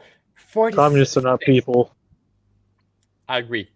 100%. Mary Sue isn't a real criticism. It's only silently real misogyny. Always disregarded. Oh my God. Oh my God. Ah. Oh my God. Oh my God. Oh my God. That's No. like a 50-year-old trope that is rightfully criticized. Yes, it is. Tell me about the Mary Sues in Walking Dead. They're all women of color, and they're all lesbians, and they don't want to have kids, and they're all Mary Sues. They literally had to get rid of the Right. male partner of the only woman of color that was interested in men, and have her raise a Mary Sue that was unlike with anything we've ever seen. God, I hate it. I still watch Walking Dead. It's soul draining. You know what? Yeah. We all hate it too. It's almost Yeah. like we watched it completely. You're gonna become a Walking Dead. Remember Walking Dead was a good show? Remember that? I don't remember like 8 years ago. It Yeah, was so long ago, yeah. I think that it was the first 2 or 3 seasons, but it Up to was season degrading. It was degrading ever since, and nowadays it's just like, oh my God. There's something about being gay, bisexual, or lesbian that just makes you a super soldier that can just survive. Because like half the cast is any of these things. It's a wonder that they don't have a trans person yet. Maybe next season. How can you transition in this situation? Oh So my God, there isn't a maybe- non-passing one. Oh gosh, no. So me being bi means I can walk into a gunfight and none of the bullets will hit me. They'll just repel off. Shit, No, that'd be not even that. Like you're walking through and you like doing like little slow motion walking, like they're flying through your hair, and you're just like, I don't care, I'm just so awesome. And then you do a cartwheel split and you shoot someone and they die automatically. You just have to be a woman. That's all. Well, I'm wearing the boob. Oh, right. Yeah. So it just because I Oh. got. No, wait. I'm not a woman. I lost my woman card years ago because I said feminism is was a mistake. Oh well, that leaves my honorary man card. Oh well. It's cancer. I think that's more valuable. Yes, it is. Well, It is legally vastly speaking, more it is, but- valuable. Well, legally maybe not, but like overall, Yeah. You get all of these male privileges. Actually, I like the male privilege, quote unquote. Like being treated like an adult. Yes. That's the only male privilege that I can think of. It's being treated like an adult and held accountable for my actions. True, that's two. But I guess that's included in the first one too. Yeah, but I will also like but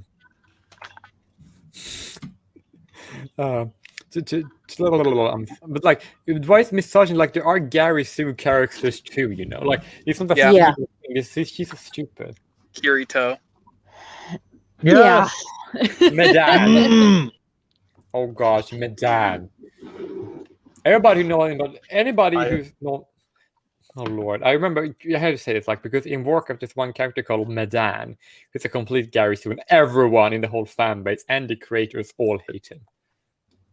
Wait, who made him then? Reason. I don't. Some people who created him, and then they basically said, no, we are not going to include him anymore at all. We're just going to ignore him forever. But actually, that's a better example because usually the Gary Stu example is Wesley Crusher from Star Trek, and it is not a true Gary Stu because people always say, "Shut up, Wesley." Like he is not liked by everyone. He's only a half Gary Stu. But I think it's not a Gary Stu, just a Gary. Or a Stu. Or a Stu. Yes, indeed. Okay, now we go. But now we go to the next question. I will return shortly. I don't think I like squash. I don't even know how squash works, but I will return shortly. I think I scroll down. I'm eating fried little squash. too I don't far. think I like it. Okay. Fried squash? What? I'm gonna read now. Emotional vulnerability does not make a female character anti-feminist. Usually when I watch characters, they are like, that's a stupid thing, by the way. They're usually apolitical. I agree with. I can agree with her on that point, because a lot of the feminist characters that they make, like, what's it called, Captain Marvel and all these fucking characters that they're making, they're like, oh yeah, we just don't care. We're just so awesome, and we just, everything we do is right, and everything we do is this, and everything we. It's like, it's annoying. It's not. You don't. It's not cool. I agree 100%. These people are stupid. Yes, Lily is stupid. I mean, and that point, I feel like she was in the right, but I mean, like, technically she might not be, because like if being anti-feminist means being a decent person, then she might be a no, just kidding. I'm just gonna move on before I'm getting too evil. Okay. Goblins are inherently anti-Semitic. Oh, fuck off, you bitch. Like, goblins just think about money. They're small and green, have big green noses. Most people didn't think of the Jews. She did. I think this says more about her. it's like the same people who are like, oh yeah, orcs are an anagram for black people. I'm like, no, they're not. They're an anagram for fucking orcs. Isn't that like super racist to say that? Oh yeah. Yeah. Like, what the fuck? Oh my god, that's so. Ow! Oh! No! Yeah, she is inadvertently being very racist there. Because by comparing goblins, a fictional race, to, so let's say, Jews, she is saying Jews are goblins, and I mean they are. But... that is what she's thinking of when she sees goblins or Jews. Why couldn't you? I mean, at least the ones in Harry Potter. Like, I hate. We know I hate. At least the ones in Harry Potter. But I think more about the Blizzard goblins in Warcraft. They're green, they're small, they only think about money, they have big noses, right? And they always speak with a New York accent when they speak English, you know? They actually do. It's very fascinating. And actually, if somebody doesn't like use, I usually want them to see Warcraft to see if they enjoy how the goblins are portrayed. It's a litmus test. But I need to say something about Warcraft. Warcraft, when it comes to how they take cultural inspirations and historical inspirations for their characters, like the SJWs could be on that for like literally years. Like there's nothing politically correct about Warcraft. Trust me about that. It's so fucking beautiful. I love it. Oh my god. The 49 ties in with 48. What do you mean, like 14? No, it's kidding. 49. Yeah, I'm slurring a bit because I'm a bit tipsy. Or I'm very tipsy. So you can say the last question if you want to. If you first thought, then when told how about bigoted trope, bury your gays, goblins, etc., is to try and figure out how to do it well. You're a huge turd who's missing the point, you bigot. It's not that these are tropes that aren't done well, it's that they've done too much. Oh, fucking hell. Raises bigot here is... Oh, sorry, go ahead. Wait, what do you mean bury your gays? What the fuck is that? Like, okay, here's a I have no idea. This that's true. cunt it's just like she's just not making any sense, like at all. No, she contradicted herself. Burying your gays?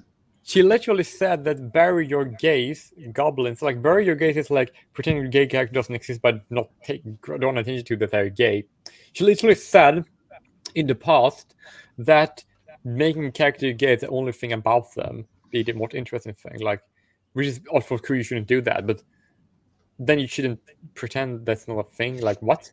How do you want you have whether to be a defining factor or not? Can we just like make being gay like not like important to characters? Or wait, we have done that. Most characters that are gay in most series shows that I like, that's not an important part of who they are. It's very minor about who they are. Yeah. Also, are like gays and goblins the same thing? That's very no, it's just two examples. She basically said that goblins are anti-Semitic, which then yeah. Actually, who else except for J.K. Rowling made dwarves anti-Semitic? Well, actually, Warcraft also have goblins that are green and have big noses and greedy and all think about money and speak. But the thing about that part is like that's been in the law before Jews even entered Europe. Exactly. Well, thankfully, youth might have entered Europe, and that's what. No, yeah, never mind. As far as I understand the history of mythology, like the thing with the tiny people going into mines and getting out like gems and ores was a combination of child labor and literal dwarves. Like, what's the political correct term? We don't care here. Being the ones that were most suitable to go into those mines because you didn't have to make as big of a shaft to get to the ore. Yeah, and if you go to like storylines like Lord of the Rings, as well as I guess Harry Potter and also definitely Warcraft, well, not that, then you have seen the goblins are in mines mining stuff. That is like part of the storyline. And not only that, if you look at just like different mythology, I think that's but that's the word for it. Like mythology, like the Greeks and the Romans, stuff like that. Like little people, tiny little men, like like goblins and all those things. That's not just like that's appeared all over the world. Like that's inside of a lot of different little mythologies. And this is like goes on like dated back even before like Jews were a thing. So what is this person even talking about? And I mean, the only logical point, like if you base it in reality, is that there's a strong trend of smaller built men being more materialistic because that's the main way that they can attract women is by being financially successful. Which is therefore true. greedy and no, it's not true, but it treacherous. makes sense in a way. Like, To a certain degree, Well, that they're was more probably attracted always the thing. genetics. Come again? Nah, they're more for genetics, actually. Because, like I said, when they go for that type of person who has a lot of money, but the best, it's just they're going for that guy for their money. Yes. Guys, I have to leave because there was a stream I wanted to watch. So. Oh wow. Oh, okay. Yeah. Is this how little they care about us? Yeah, we're just being abandoned for a stream. We are so. I know, right? Oh, come on. I've sat with you guys for almost Don't 5 make hours. me cry. Don't make it True, all that's man true. cry. Okay, fine. Yeah, that's Don't make true. this harder than it has to be. You could have made an excuse that doesn't include us not being important to you. Yeah, But Thank you for being honest. Yeah, but though. yeah, thanks for hanging with us. But before you go, I just have to say two things. I have to say to all you guys that I was like posted a question on Honey Badger live stream that I linked here that was aired today, and he's reading out the question like in the end of the video. So if anybody want to watch that, I put the link in the description right now so people can go watch it if they feel like it. Or not now, but like maybe later. But I put it there, and all my servers. Anybody can join there if they want to. I should post the server link, by the way. Should I? No, wait. Everyone is already in my server. It's in the chat. Anyway, I am gonna go leave and leave the responding to this do your idiot. thing. To you guys, you can do it. You believe in us. Yes, I believe in you guys. You can do it. Bye. Bye. And then there were 4. Now it's a sausage fest. Yay! Saturdays are for the boys. I am deeply. Even though it's Friday. Never mind.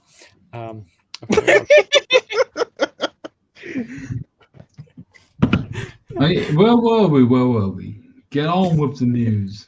Okay. She basically said it's not that these tropes aren't done well, it's that they're done too much. For Fortnite, it's like, what does she even mean that is? It's like mean to think that you should do these tropes well. No, well, I mean, like, I don't know what she means. It's very hard to respond to something I don't understand. That makes no sense. Like, basically, should you, if you have an idea for the story, just say, let me Google that. Did someone else do something similar and do it well? Then I'm not going to do my idea. Like, some people do that, but I think that's wrong. Like, if you have an idea and it's similar to something that someone else has done, go ahead and do it. Oh my god, I have so weird ass story ideas that are like based on people being like, I like to make storylines that are about people being like mistreated like really bad. I don't know why, but I do. I think it's like very like good storylines. Makes for some interesting storytelling.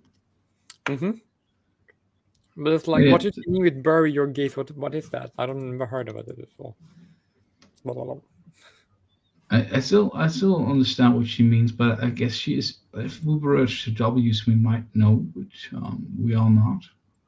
Well, when they write something, it's just boring. I don't watch it. I watch the good things. But she complained about good things too. That's why she went with Blizzard all the time. It's annoying. But never mind. I guess we don't understand it, or at least I don't. So I guess we can move on. It's just. But yeah, rereading it, I think I've basically trying to do good storytelling. Like, if you try to do it well, you're a huge turd. Like, so if you're trying to be a good storyteller, that makes you a bad storyteller. In her mind. Probably. Let's move on then. Okay. Writing a relationship based on a dynamic or trying to get a particular trope, i.e. enemies to lovers, into a story is a bad decision. No, it's fucking What? Why? sense.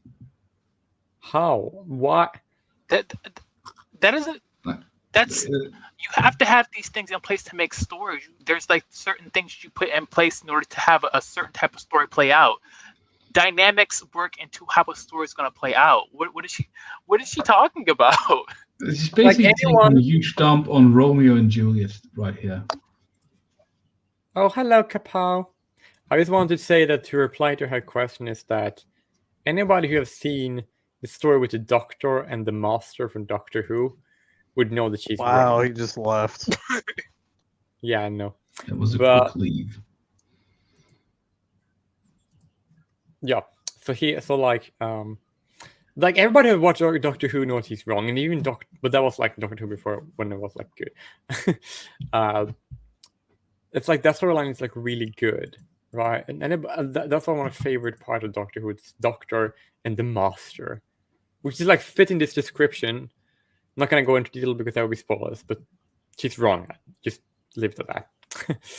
Yeah, but Letter is also Romeo and Juliet, which I personally think is not the greatest piece of writing ever, but it's a beloved story, and it all hinges on their families being enemies, forbidden love, everything. How does she come up to the conclusion that this is a bad thing? It's a very popular thing.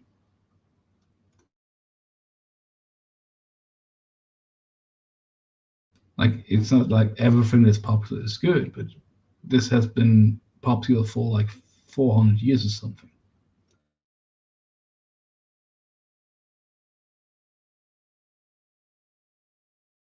You gotta unmute yourself when you speak, Joe William.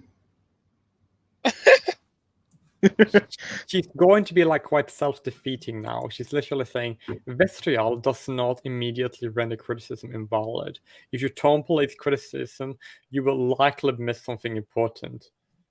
Like, if you are vitriolic in your criticism towards people, then you're probably not a good faith actor.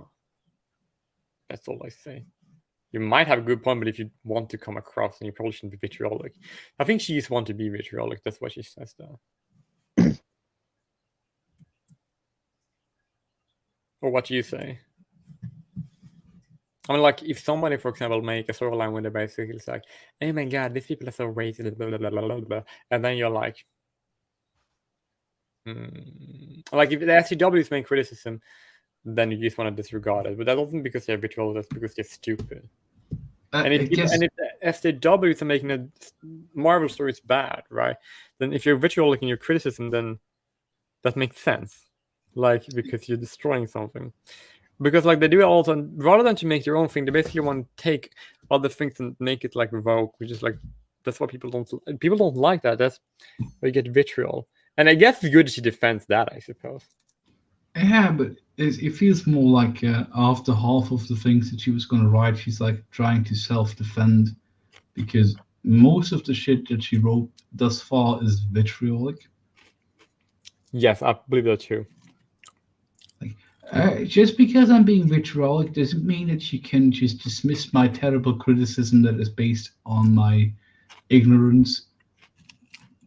You shouldn't dismiss me. You will miss something important if you don't listen to me. That's how this one sounds to me. Yeah, she's boring.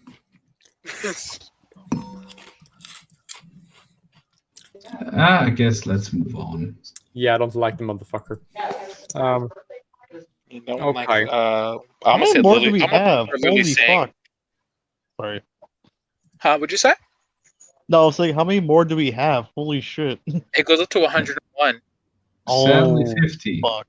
Okay. We're not going to go through all of these. We got to speed up doing our a part pace, but 2. even then, we're not going to be able to do that. Oh, we do a part 2. Maybe if you guys want, like we I'll be down. Honestly, doing all 101 with the actual rules of drinking any time when the list of J. Willie is fulfilled, you would die. Be dead. Yeah. Yeah, but we both. That's why I said part 2. We do another day. I have decided, but we can keep for a while longer, right? We don't have to go on just yet. It will be better for our livers next time if we go on a little bit more. Yeah, that's what I meant. We do a part 2 like it's some other day. Yeah, that makes sense. Hopefully next time I'll get out of the job and I can start drinking after that. Cause they're probably gonna drug test me soon. Well, that's lovely. Yeah, I can't consume alcohol. If I do, I'm going to jail. I'm going to jail. Do you guys know how many questions there were? 101, right? Okay, good. But then we can keep on for a while longer. Because rather than go a little bit overboard now than to leave a little bit more. How many did you do so far? 51. 51.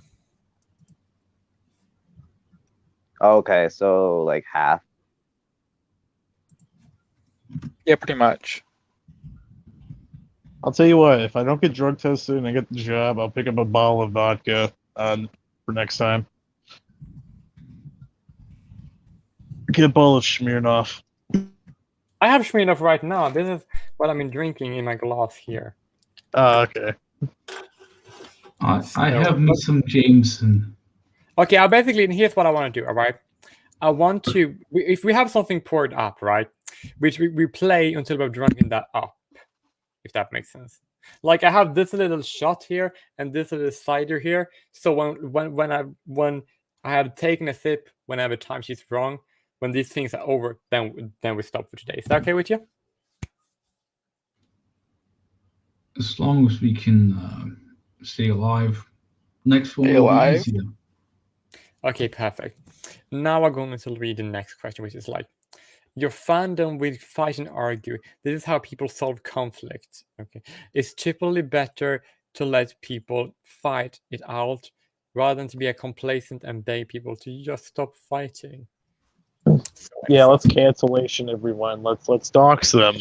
Let's ruin lives over stupid shit. Oh, this Exactly, person yeah. called me a faggot. You're canceled. Free. Well, this person That's doesn't what like it my sounds opinion. like. What is that statement? Like, if your fandom is like toxically fighting, you shouldn't speak out and say, hey, calm down, everyone. Apparently. Like, you shouldn't do that. Like, if I read this right, it means if people are acting like doxing each other and throwing out threats, you shouldn't go on to social media and say, hey, calm down, everyone. Like, that would be evil to tell them to stop fighting. Yes, apparently so. That was stupid advice. Does I think we should That read is super stupid. Yeah, I drank to that. Okay, Now next one. Yeah. Related to the above, every headcanon is valid should never leave your mouth. Do you want pedophiles and fascists on your fan base? Because that's how you get pedophiles and fascists in your fan base. If I said every headcanon is valid, then Riley Dennis headcanon would also be valid, and I don't want that, so fuck that. That's not how you get. What the fuck? Pedophiles and fascists in your fan base? They're saying like, oh, my headcanon is that character has sex with a baby. My headcanon is that Darth Vader actually. I can't even think of something egregious that's not something that people have already said, like Jesus for Christ. Like, just don't get involved. Like, people will have their headcanon, and you can't control that. Like, you don't have to validate it or criticize it. Just let it be. So this one is half okay. Yeah, you probably shouldn't validate it, but it's still a weird thing to say. Next one. Okay. Speaking up against abuse fetishists, pedophiles, and bigots in fandom, it would also be better as long as you run than being quiet or complacent. It might be exhausting to deal with, but better everyone in the long run. Better for everyone in the long run. That's so that's stupid because she's literally saying that she's equating bigots to like to fetishists and pedophiles. Yeah, we just like kind of gross because like you bigot, you basically just don't like other people's or other people's like friend other opinions. Like you basically have a prejudged negative opinion about a specific like characteristic on other group of people, which you are allowed to have. Why should we limit? If someone, for example, have views that are like bad in some ways, why can't they enjoy the same like franchise as I enjoy? It doesn't make any fucking sense. Just let them have that joy. Yes. I mean, yeah, I'm not in favor of the people that they express listed. Why are so many of what do you expect? these Like, if you make a about statement, will they stop being a pedophile? I don't think so. Come again? Oh, why are so many of these about the fandom? Like, shouldn't it be about the text? That wasn't that was know. earlier on, but now it's not about the fan base apparently. Oh, okay. But yeah, like, if a literal neo-Nazi likes your content, it's not your responsibility to deal with that. You literally can't convey any information to change their mind if they're an actual pedophile, neo-Nazi, or fascist, or whatever. Like, you don't have that kind of power. And also, the most bigoted fan base are usually SJW feminists. So true that, but that I guess that's not what they had on their mind. But it's true, and it fits her comments. So anyhow, true that. Okay. Fan service is a concept you should never think about. Fans who need to be served are not actually fans. If you have fans who are already having fun and don't need to be pandered to. I'm like half true, half retarded, because you don't pander to fans, but they pander to other people who aren't fans. So that's why people say fan service, because they want to have their fucking franchise back. Like we've seen time after time after time after fucking time. Also, just look at the Mandalorian. The fucking Mandalorian wasn't fan service. It was just listening to the fans.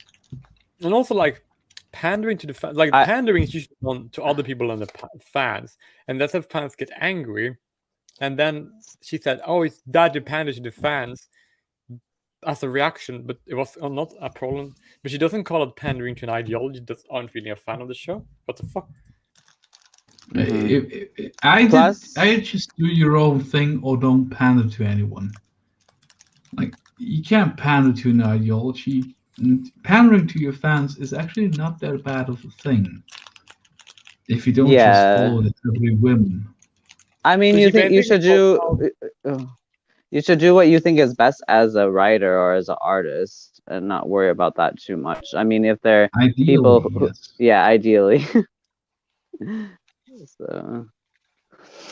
Okay, but if you have a connection to your fans and you can see, oh, they really are upset with something you did, and you want to sell comics, you want to have people watch your movies or your TV shows. Then you might take into consideration that you fucked up, like the thing that J.J. Abrams refused to do. Yeah, but they're talking specifically about fan service with this one. That's true. That is because fan service.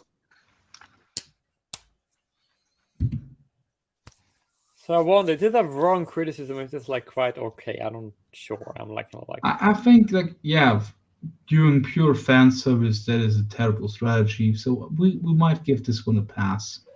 I don't think it's a terrible strategy because at least going back again to my knowledge with Asian dramas, a lot of Asian dramas can't show a lot of the stuff that the books have inside of it. So what they do is they'll do like moments where like, oh, their hands touch or like, you know, this, and it's like, it's very obvious like fan service. Like, they even play the little music and all that bullshit, and like, and everyone's all like, oh my god, like, oh my god, they're like standing so close. It's fan service for people who know like the books. Obviously these two people aren't in a relationship, but you know, they can't show it because of, you know, either it's like a gay relationship or something like that. There's nuance to it. Yeah, there's nuance to it. So I don't agree with Lily on that one. Yeah. It's a half truth. There's all different types of fan service too. Like, you can have like action fan service, like where there's, you know, action scenes that don't make sense for the story at all, but it's just like something really exciting and amazing that people will like. I mean, so I don't know. Yeah. She didn't narrow what type of fan service she was talking about. Yeah, if it's like, oh, I know that my fans really like when I have like this epic fight scenes, so I'm gonna do more of those. Is that fan service? Maybe. Is it awesome as well? Yes. It's like every Naruto movie where Naruto has a fucking special Rasengan. Oh, I put my Rasengan and it reflected the light from the moon. It's a moon Rasengan. Oh, this Rasengan, the light hit it a certain type of way. Rainbow Rasengan. It's like you don't. That's not a thing. But I mean, it's for the movie. It's like, you know, it's fan service. Right. That's what I mean. Yeah. Yeah, it's very nuanced. Like it really depends on how far you go. Like if you literally do statistics on what the responses from your fans are and then respond to that by creating content, yeah, it kind of makes you a bitch of your fans. But if it works, I don't even know if that's a bad thing. I mean, because at the end of the day, the hallmark of a good show is getting recurring viewers and to get people to actually tune in. If fan service is doing that, I mean, if it's lining your pockets, you know, good on you, I guess. Yeah, I'm gonna. Bad thing to do. But still, offer that just does what they wanted to do is more respectable, I suppose. But at the end of the day, does it really matter if it works? Not really. Like, as long as the story is good and it's enjoyable, and it's like it doesn't like deteriorate like many stories do, it doesn't really matter what these things is very unimportant. Very true. Okay. The tendency for shipping or to nominate discourse is the biggest sign that characters and the relationship are more satisfying than anything else. People didn't petition for first season of Impossible to see what happened with Dragon or to see new villains. That's just so cringe. I'm gonna drink Biggoted or what? I kinda agree with this though. I do. But I guess you have a point there, but like it was still cringe. I had to drink. It's still like such a cringe statement. It's so specific. So specific. Impossible. Yeah, I guess to do that is cringe, but to write that is cringe too. Well, it's not very accessible for everyone if they're not familiar with Kim Possible is. So I am, unfortunately, because I watched Disney Channel. I haven't seen a single episode, but I can deduce from this sentence that what it. Well, if you were making this as a list, you know, like a rule list or a list for people, like that's not the best way to go about it. But yeah, she did it in earlier things as well. Mm-hmm. Like you would have to know like World of Warcraft reference and this and that reference. Like I think person is not very smart. Right. You could do the same thing and then break it down into just use their roles, like, oh, the villain character and then the heroine or whatever, without using names. Exactly. If this person was capable enough, they could make this much more universally applicable. Oh Lord, now it's gonna be cringe. Complaints about too much negativity is shooting the messenger. If I don't even know negativity. That means there are things to be negative about. People cannot be positive about things. What does that even mean? I don't know, so I'm gonna drink because of that. Okay. I don't even know what that means. So basically saying like, oh, if people are negative about your story, that means your story is just negative. But that's not the case. A story can be completely like, you know, positive and sunshine and rainbows, and people can still be negative about it. Yeah, it all depends on who is being negative about it. If you're fans, I mean, maybe this person read the Tom King run on Batman, where Tom King, who is like a slightly overweight 40-year-old depressed man, made Batman not overweight but depressed 40-year-old man. And people complain about that because Batman isn't supposed to be like, oh, I'm so sad. Batman's supposed to be kicking ass and taking names. Because he's motivated by his pain, not shackled by it. Exactly. That is a nice example. Yes. But I don't even know if that's what she means by any of that. Like, it's so vague, and it's so vague that I have to make assumptions that are probably wrong. Yeah. I don't recommend anyone read the Tom King run of Batman. I did, and it was depressing as fuck. Like, if you want to see Batman as a little boy, as in an adult body, who was like, mommy cat, what was her name? Cat. It doesn't really matter. Catwoman. Catwoman. Like, yeah, it was just so terrible. It hurts my brain to even remember it. Don't read the Tom King run. I won't. But now we're gonna move on. The Fourth is now in charge, and it's much better. Okay, good, because now we move on to 58. If you do something bigoted and get yelled out for it, listen to the people yelling at you. Cancel culture isn't real. The rage and vitriol will be gone in 2 weeks. You'll be a better person for it. Getting yelled at, stop being the end of the world. These people are cultists. Oh Lord, Lindsay Ellis. These fucking people are cultists. Made a video where she says, "Yeah, cancel culture is a thing, but we can't call it that because we pretend like it's not a thing, so we call it the Beast." Again, like I said, this is like the language of what a cultist would say. So we call it what? They call it the Beast now.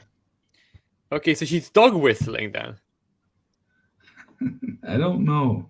But there is the definition of a dog whistle is to say a term that most people don't understand, but the target group that are ideologically in the know understand that it's a dog whistle objectively. Yeah, she just admitted on her own video that yes, cancel culture is a thing because it happened to her. But she refuses to use the term and says, actually, we call it the Beast in our circles. So yeah, you admit it's a thing, you just refuse to use the term. Yeah, cancel culture is very much real. And the thing about it is it's not just people yelling at you with rage and vitriol. It's people like attacking your family, calling your job, trying to get you fired from places.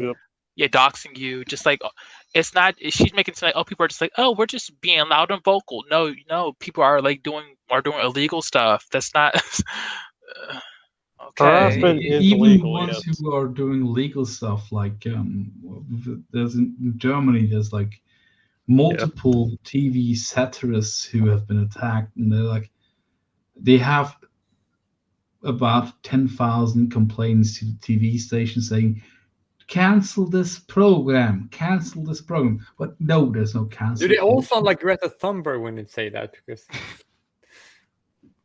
actually, the main guy who gets attacked, he got attacked first because he said he doesn't think that Greta Thunberg is a serious, like, he insinuated that it might be like AstroTurf, and he's right. we know that. How dare you say that about Greta Thunberg? You have stolen my hopes in childhood. How dare you?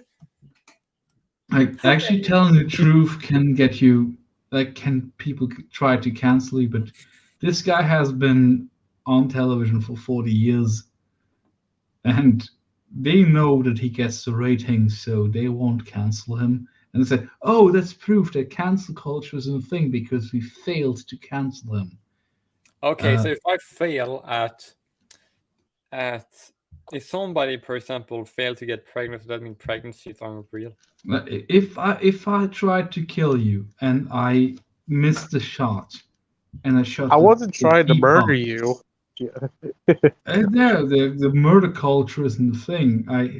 The fact that I missed and that you're still alive proves that I didn't try to kill you. Yeah, exactly, right? It's proof. Yeah, you're still alive. I didn't try to kill you. That wasn't attempted murder. Hell no. And these people are just evil.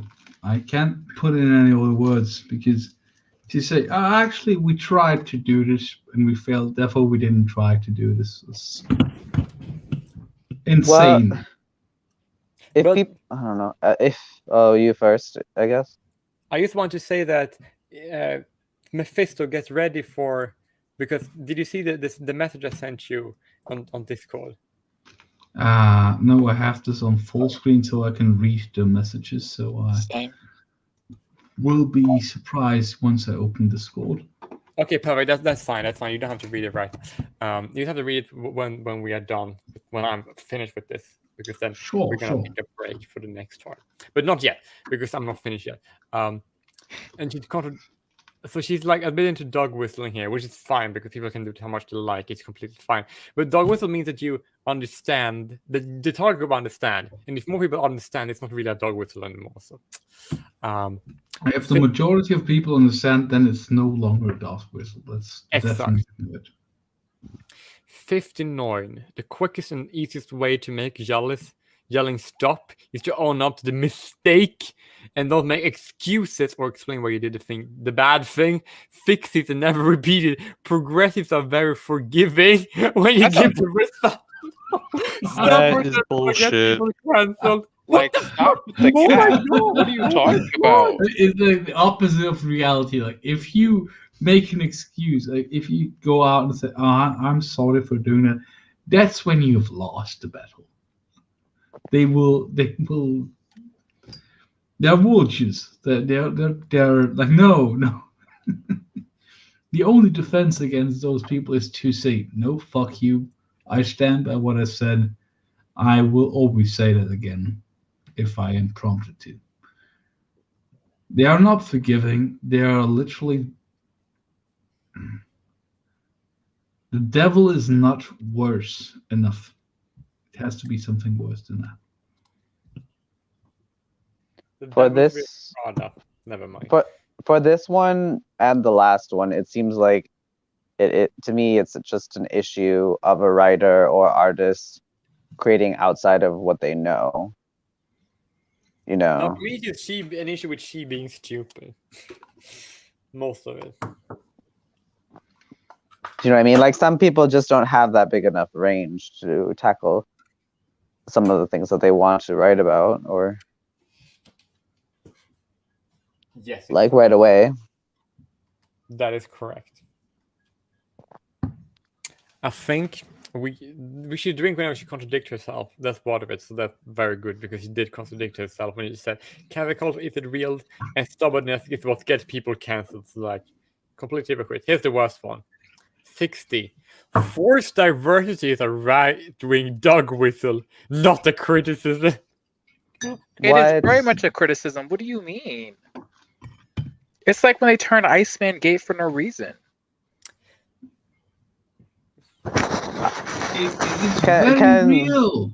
Can someone unpack this one for me, because I don't really get this one.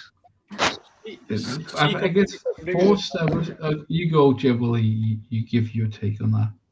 Okay, like forced diversity is basically tokenism. The basically is like, oh, we don't have a character who is X, and then no, you don't have a character who is this. Therefore, you need to make a character this just for the case of having one. Forced diversity is like, it's basically like forcing a storyline to have tokenism. Yeah, it's like they were like, oh, we don't have enough gay characters, or we need like a high profile gay character. Let's just turn Iceman gay, rather than just using Northstar, who is a historically gay character, who is OG gay character, and just building him up and making him into whatever you want him to be, like a front page, push Northstar. But now we're gonna take Iceman, just turn him gay just because we want to, just because we can. Yeah. That's like when they turned Batwoman into a gay Jewish woman, because then nobody would check boxes. No, he's kidding. Like, just create a gay character. Just create a Jewish gay character. If you want to, just create one. But it's weird when you take a historically heterosexual, non-Jewish character and actually she was always Jewish and gay. And no, she wasn't. That she wasn't for like 60 years. That's weird. Just create your own character if you like that. And I think I don't dislike those characters. I just dislike the using an established character and changing that with no apparent explanation. Like, why is Iceman gay now? It is a really big. They don't say. They say he was always gay. What about his girlfriend? That was just we don't want to talk about that. Exactly. His girlfriend's into like, oh yeah, and how they made him gay was so stupid. They go into the past, and Jean Grey's like, oh, I read your mind. I think you're gay, right? You're gay, right? And then suddenly now he's just gay. I'm just like, because she read his mind. It's like, oh, I think I hear some gay inside of his brain. I think I hear some faggot. It's like, that's not how that works. The way you said it like that. No, like that's literally what the comic was. It was like, oh, they go into the past, and she's like, what's this? Oh, I sense some gay coming from you. You get the gay. Yeah, I'm just like, this is stupid. But why is it saying it's a right-wing dog whistle? Oh, because the majority of the time it's right-wing people who call this out. The left is kind of like, they're like, oh yeah, we love this. This is great for us. When it's really not. It's like getting someone's second hands. Oh, I understand how she's writing it now. Okay. Yeah.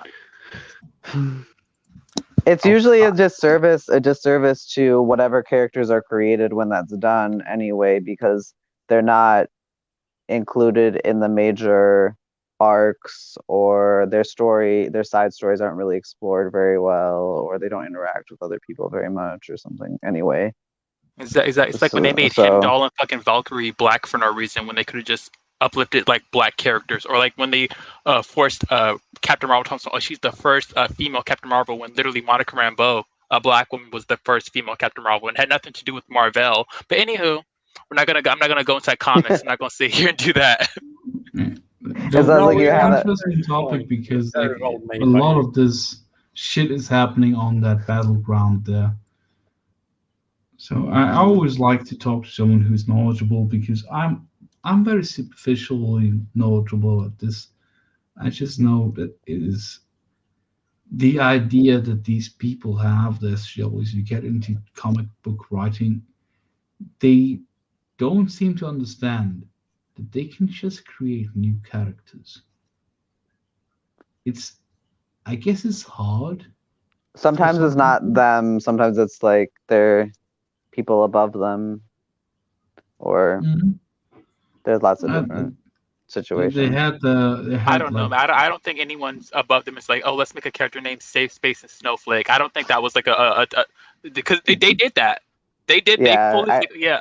No, I know which ones you're talking about. I saw their character designs when it came out.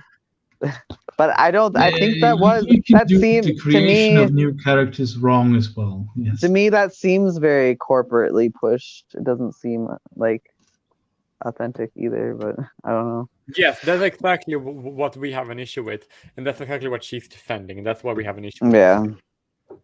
All right, therefore we can move on, because we all agree that this is terrible. Yeah.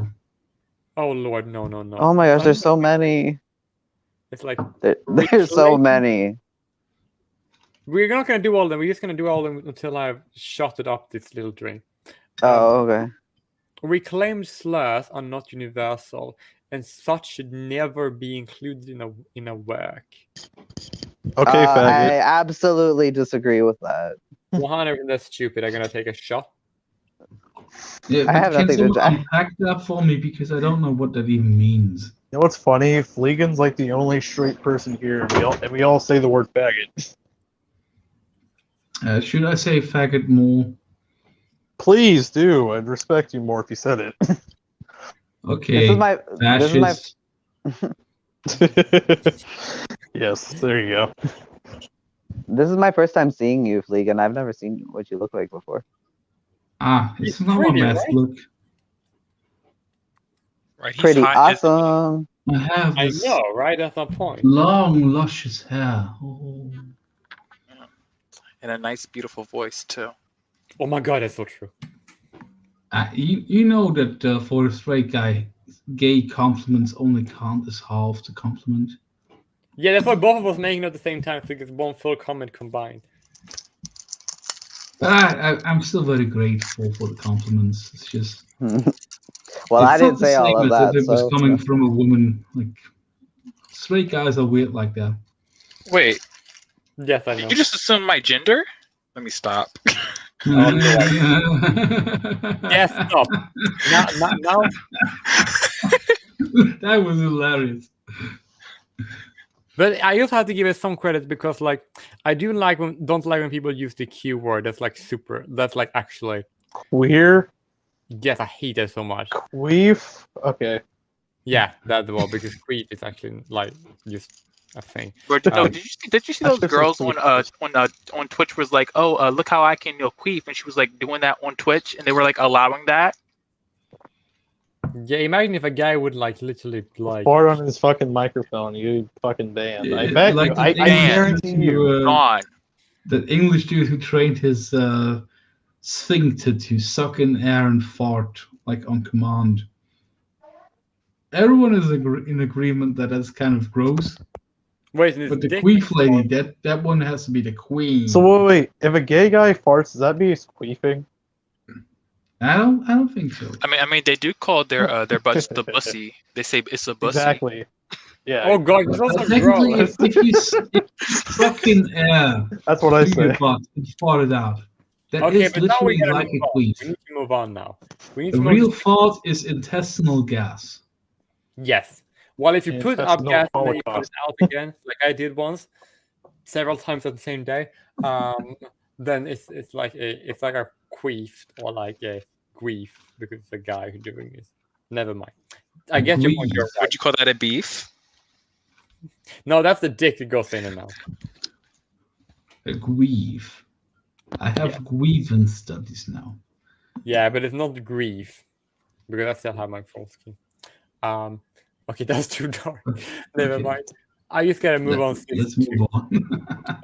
Oppressed people fighting against their oppressions are not villains. I do not care if you think they went too far. Not all those who respond with violence are wrong. No shit. And not all those who preach nonviolence are right to do so. She's wrong in the first time, so I'm gonna drink to that. that's too generalized. I mean, how are they doing these things? I don't know. Yeah, that's true. Like That's not- because like sometimes they could actually be villains, but sometimes they aren't. So, for example, if a person today were to fight up against children of the lie, like she, then we're not villain because they are our oppressors.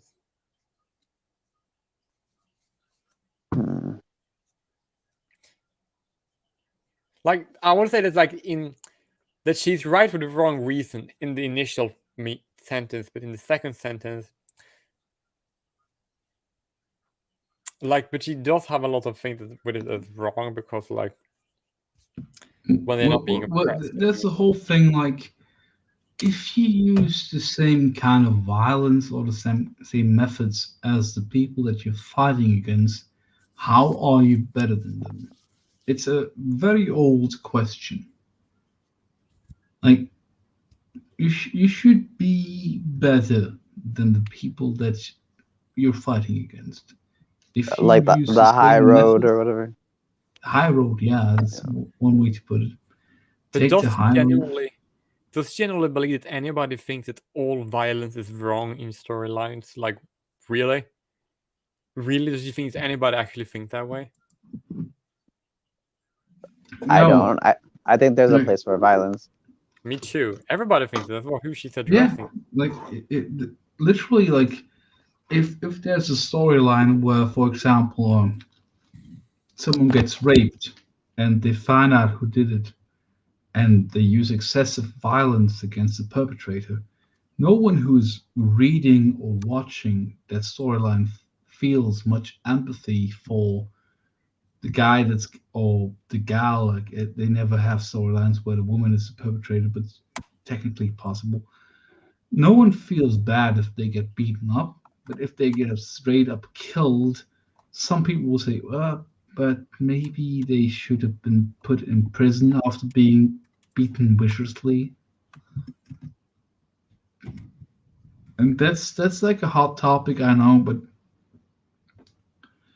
technically, yeah, if you want to be a hero, you can't just kill every wrongdoer. Like that's not very heroic. No. I don't. Especially not if you're an Herrero. Oh god, that's terrible. I know, right? But that's why I had to say it. Yeah, a real hero in most stories, they don't kill the villain. Yeah, like the villain could just do all types of shit and be like, oh, I'm just gonna spare you. Whatever. I mean, what about like Beowulf? Like, what the fuck? Of course, like people are heroes and can like have violence. Yes, absolutely. Yeah, it's completely acceptable. But like went too far. Sometimes, yes. Like I've been watching Invincible, like this new Image comics, which usually they have a very bad bad track record, but their animated TV show, Invincible, it's dealing with like the people who produce it. They are more on the SJW side, but apparently they hire people who don't want to focus on that, and it's really good. But the main villain, he just kills everyone who stands in his way, and they hint at it that he might have a good reason for that. I think some of these are way too simplified, and it's like not thinking about the universe that these stories are taking place in. Like, what about like things like Kill Bill? Like, there's like a whole bunch of violence in that. I don't know. Sure. I just don't. Yeah, I don't. She kills all of her co-workers and her ex-boss because they tried to kill her, and you don't have to think about it. That's not part of why you watch that movie. You watch it to see her kill all of those people. There's no moral judgment. Right, and some of it is somewhat genre specific too. Like you expect in certain types of stories that people are there that there's going to be a violence, you know, or I don't know. I just hate Yeah. I hate how she has it written. Yeah, especially like I like the sentence that Bill's brother utters in the second movie. She has a right to vengeance, and we deserve to die. That's so classic. Like you can really tell that Quentin Tarantino loves those old spaghetti westerns. How do you say your name is Halwende? Yeah. What are you? Wendy. Huh? I usually say it Halwendi. Halwende. Halwende. What are your thoughts on this one? I was curious too because I didn't hear you talk about it. Well, my whole thing is I definitely do feel like at least because the thing about it is again like you said earlier, it is very subjective. It's kind of vague. I feel like it's subjective. I am under the I like when the heroes don't kill. Like I like it when like they don't really fuck with it. Like, you know, they could just the villains could do whatever they want to do. And the hero's like, you know what? I'm not gonna kill you. However, I do like it when the hero does like slick shit, like angles. Like, okay, I'm not gonna kill you, but I'm taking away your bending and I'm imprisoning you. Or like I'm not. Or like what was it? I think it's called oh my god, what is this? Is a show? It's a show I watched. Basically, this woman got mad that a man didn't like her and decided to sleep with one of her servants. he had a child. He had twins with the servants, so she killed the mother, the father, and then took one of the twins and then gave the other twins to like some evil people. So I'm going to raise this person to be like a good person and have him fight the evil person, which is actually his twin brother. So she was raised. What? Yeah, that's what she did. because their father didn't like her. At the very end, what a bitch! Rather than kill the person who he thought he was his mother, he decides, you know what, I'm not going to do that. But then him and his brother exposed what she did to everyone inside the entire continent, and they were looking at her like. So she was so like embarrassed that she became delirious and lost her mind, and she walked off a cliff. So really, she killed herself, and because she was like she was seeing their father. Like a vision of him, and she was like walking towards him, and she walked off a cliff. But I feel like that was a lot more powerful than them just like stabbing her. Even though I was like, kill her. But I was like, after a while, I was like, you know what? I can fuck with that. That's what she gets. Now everyone knows what she did, and everyone knows. Because if they would have just killed her out of revenge, no one would know be any wiser what kind of person she was. Now not only is her reputation is ruined, her house is ruined. Everything, like, she's done. Her whole clan is ruined. Which is more just a servant to her, in my opinion. I like that.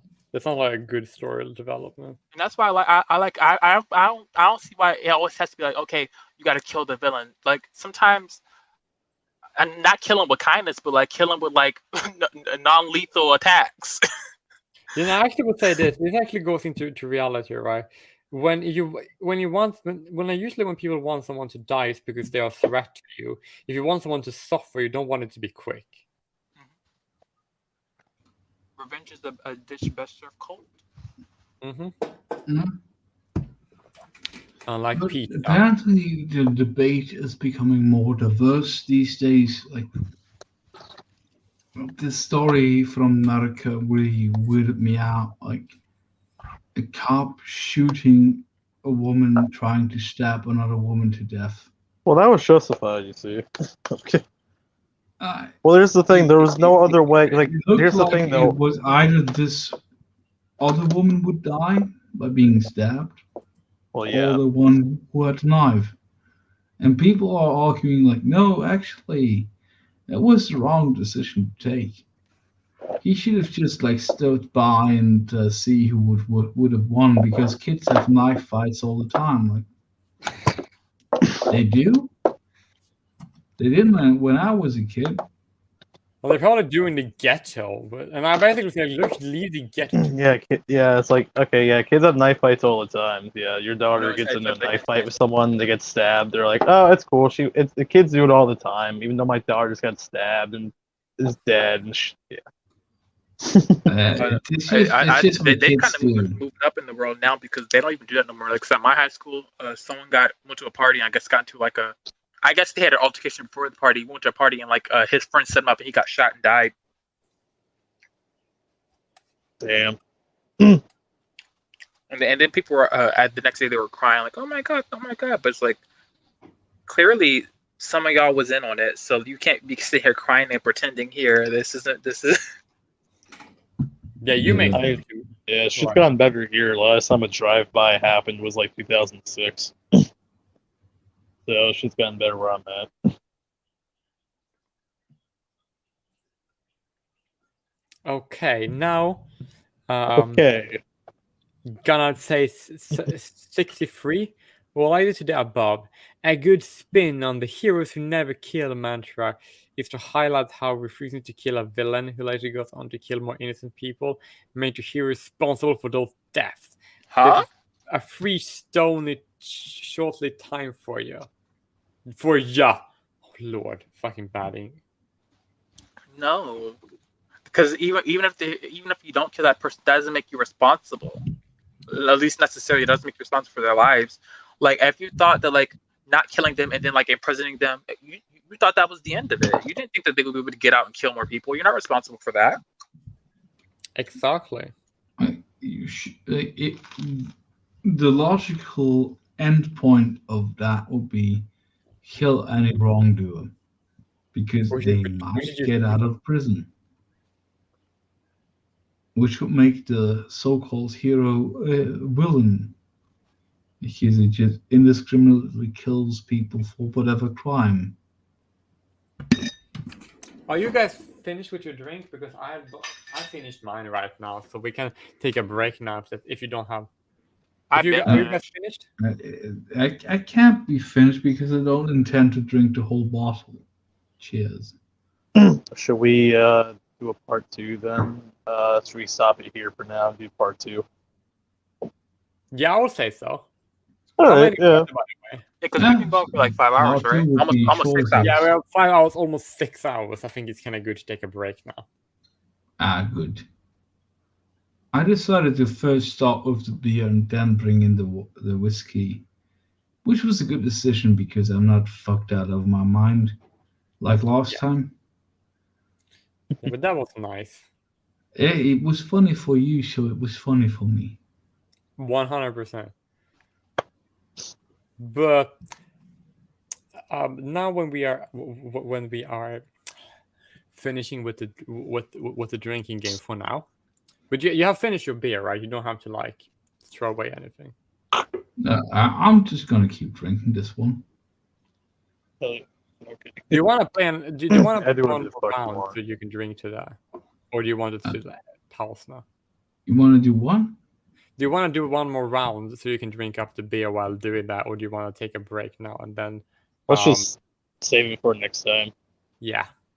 I'm not gonna save that beer for next time. I'm just gonna drink it anyways. Well, yeah. Okay, I just don't want to wait. But like that would be fucking like until next time. That sounds like it's gonna be some fungus in there. Let's just listen to a funny song or something.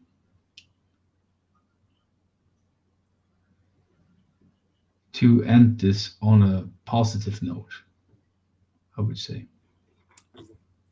Yes, because the next one, like the next. Like I said, save it for part 2. Which Thanks. It's so fucking dumb. It's like that's literally making me so fucking pissed off, and I'm definitely gonna need to be more like. Good stuff.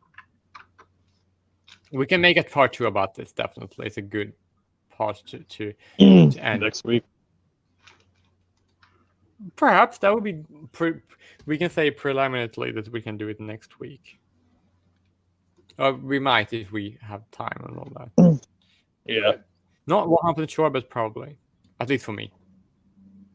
Which also depends if other people are available then. Yeah. But as long as one of you get a guys full have party. something to drink, then I can do. I have a good song to end this one if you are interested. Hey, hey, Monica. Hey, buddy, Monica. You know the Swedish and it means hello, Monica. Hi there, Monica. Hey, hey. Hey, Hey, hey. do you guys want to hear? Oh wait, fuck, can't. Like I'm trying to close down, but I can't because my computer is logging like a fucking bitch on like stereos. So I guess we have to talk for a while now. N-word, N-word. What the fuck? If it takes another 30 Say every bad seconds, word we can. No, being say everything. Cracker. Oh. Kite. He's gone. Potato nigga. Potankum. Corn nigga. Where'd he go? Why Doesn't is he want to he do for his YouTube career? Like We're it's only still saying going. those bad words for him. Why did he leave us? We're just ironically saying it. It's fine. We're ironically saying it. Yeah. Like, Is as it a okay as a if Japanese Elmo says person? if he sing his favorite song? Oh wait, sorry, wait. You can see my face. Hold on a second. As a Japanese person, there we go. As a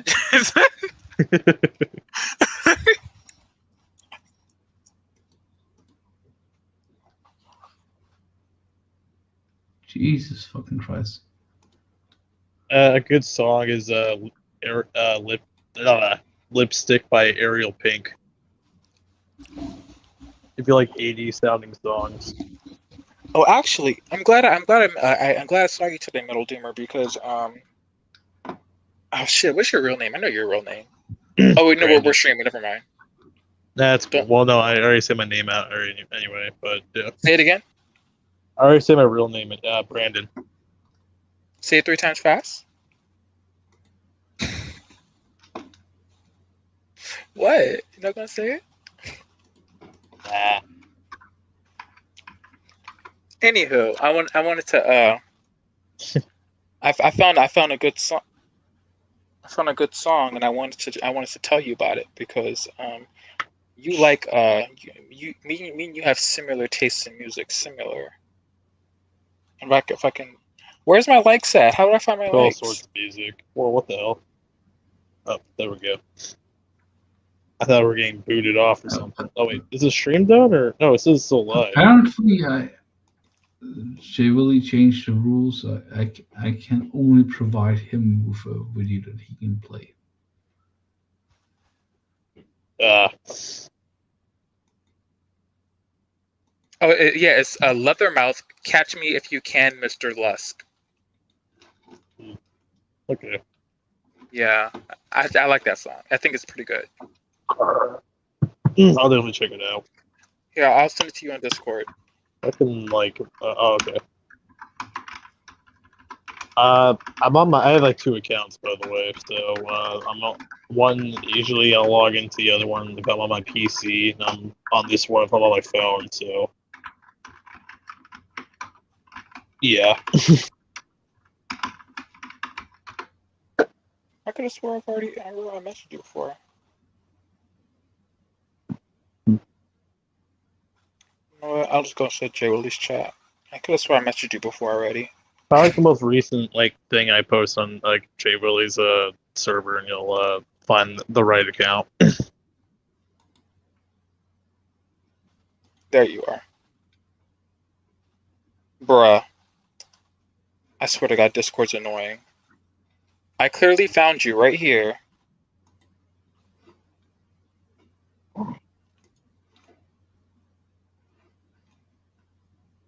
There you go. Boom. That song's tight.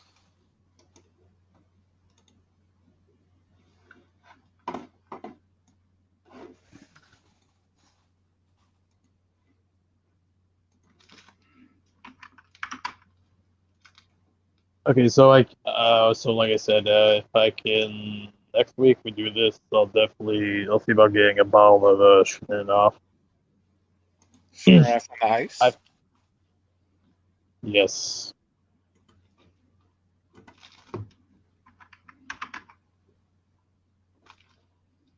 Friggin' I'll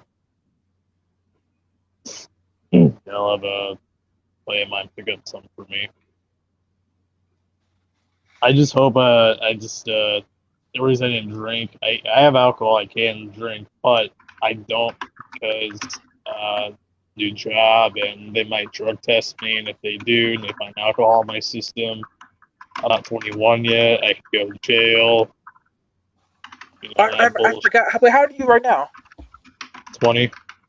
Oh yeah, I forgot that you're younger than me. Wow, yeah, you're like a baby. I'm like your grandfather. Depends. Oh really? How old are you? 23. I'm about to be 24, and like. My ex was last person I dated was like 28. Wait, the femboy? Oh, sorry, no, the other dude. Yeah. 28. Well, let me sorry. Well, they're gonna be 28 next month. Wait, you guys broke up? Oh yeah, things didn't work out. Oh, that sucks. Sorry to hear. Yeah, shit happens. It does. Not to me because I'm always single, but. That was sad though. My love life is always stable.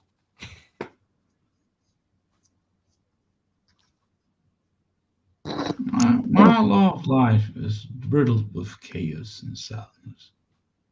Chaos and sadness. Must be nice to have feelings. Yeah, from what you told, from fucking hell. You From what you feel told me. nice for a short amount of time, and then you feel sad for a long amount of time. But at least you feel something, so that's an argument to be made there. You felt. I was gonna do. You felt. What you felt was a lie. And I wouldn't call You it a lied lie. to yourself. Personally, I'm it was kidding. just I know.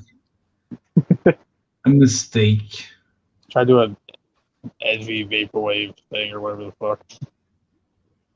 Like the word spaced out, capitalized.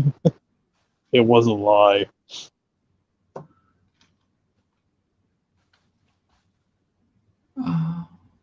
I thought I was alive, but it was a lie. It was a lie. That would be terrible. Hey, what do you guys think of the name Succulent Intestinal Holocaust? Succulent intestinal holocaust? Succulent Intestinal Holocaust. Not a bad name. For a band? For a punk Yeah, for band, my definitely slam band. What's Slam metal band. Slam metal? That could work. That could work. Well, it's slam / brutal death. No, / brutal death metal. Yeah, that could work. I don't hear myself saying no. No, I mean the name's supposed to be like, outrageous and shit. That's like every other one out there. I came up with it. I kind of forgot how I did, but I just did. So I said fuck it. On a completely different note, I tried to contact Jay Willie because he is still streaming. We're still live. Yay. We're still live. Fuck it, let's do it live. Fuck it. Yeah, let's do something amazing. I have a lot of, speaking of relationships and shit, I have a lot of regrets. Well, in terms of your relationship? Yeah, one specifically, but and another thing, I had a 38 fucking, I had a revolver, I shot 38 special, and I got rid of that. I gave it back to the person who I got it That's from. one of your regrets? That's one of my regrets. I should have kept that gun. It was a fucking gun. It was not used in a crime, so anyone tries to say that can go fuck themselves. I got a message on Instagram. I have an Instagram. Follow me on there. I don't have an Instagram. And since my account's private, I'll never accept it. Just follow me, just because you won't see fucking shit from me. I have an Instagram, but I rarely use it. I really don't use it to look at K-pop stuff. I'll follow you. So which BT? Wait, who are you into? Are you in BTS? No. I like BTS. I'm into VIX. Only one of. Well, I never heard of them. I'll send you some music about them. They're really good. All right. Oh. Hey, if I like BTS, well, I like them too. I'm not sure because all groups kind of have like a different sound. All right. I mean, like I said, I like different types of like all sorts of music. So whatever you send, I'll definitely listen to. I'll send some stuff your way. Taste is very diverse. I could be listening to the softest shit ever, and I can listen to. I'll send it to the same. I'll send it to the same account. I sent that other link to. Oh shit! Something touched my eyebrow. Sent to the same account. I sent the other thing to. I'll send 2 Vic songs just to like. And 2 only one of songs. I'll send this. I'm still trying to learn how to do all the slam type brutal death metal vocals, but I got some of them down. But honestly, I think it would be, since I tried to contact Jubilee, and he doesn't seem responsive, it would be the nice thing to do to move to his voice chat on Discord. Oh, wait, and let's hit the hope 6 that minute if- mark. Oh, the 6 6 hour minute mark. Yeah, the 6 hour mark. Sorry. It's on 3 minutes. Yes. Sorry. But yeah, let's hit the 6 hour. Just saying, I think if we all leave here, the stream will conclude. Oh, you think it will? Come again? Really think it will. You think it will just continue with no members? If That's it does, it'll be possible. kind of funny. I'll probably end. But let's see if we can hit the 6 hour mark before we do that. Okay. Maybe like a minute and a half. Let's do something funny in the meantime. Hey, I ain't that. I'm only funny when opportunity comes, and I'm fucking hilarious. And I don't have opportunity right now. I'm funny in some sense, yeah. Alright. I switched 2 songs by each of them.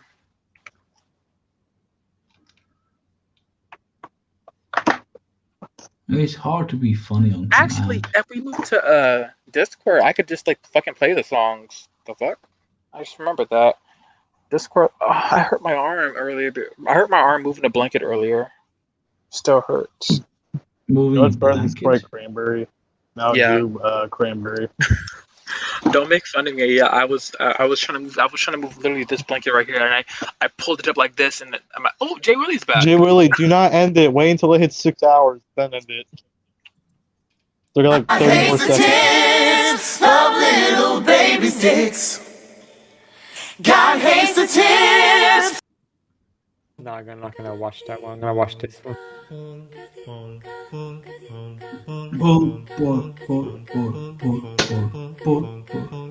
Naapurista kuului se polokan tahti, jalkani pohkii kutkutti. Ievan äiti se tyttönsä vahti, vaan kyllähän Ieva se juttu, sillä eivätkä silloin kiellot haittaa, kun tanssimme laidasta laitaa. Saniveli hipput, tupput, tappu, täppyt, tipput hiljalleen. Ievan suu oli vehnäisellä, koimme se tonne toivotti. Pää oli märkänä jokaisella ja viulu se vonkuja voivotti. Ei tätä poikoo märkyys haittaa, sillä kalaskoo laidasta laitaa. Saniveli hipput, tupput, tappu, täppyt, tipput hiljalleen. Ievan äiti se kammarissa virsiä veisata huijutti. Kun tämä poika naapurissa ämmän tyttöön huijutti. Ei tätä poikoo ämmän haittaa, sillä kalaskoo laidasta laitaa. Saniveli hipput, tupput, tappu, täppyt, tipput hiljalleen. No, they're speaking Finnish, not Swedish. Oh, they're Finnish. Wait, I didn't say. I said Spanish. I sound like I kind of sound like Spanish a little bit. That's why I said, wait, is this Spanish? I was like, wait, hold up. It could have been like Latin or something. Oh, fuck no. He's hot. I know, right? He looks too much like one of my friends in high school. He was also Finnish, by the way. So that's Some of the words sound like Spanish. I'm like, wait a minute, hold up. I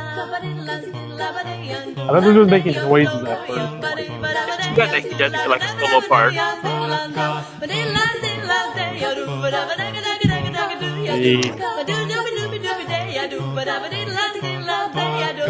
Siellä oli lystiä soiton jälkeen, sain minä kerran sykkyytteet. Ottiko mäntini ämmä se riiteli ja Ieva jo alakon nyhkytteet. Minä sanon Ievalle, mitäpä se haittaa, laskema vielä hilajasta laitaa. Salivili hipput, tupput, tapput, täppyt, tipput hiljalleen.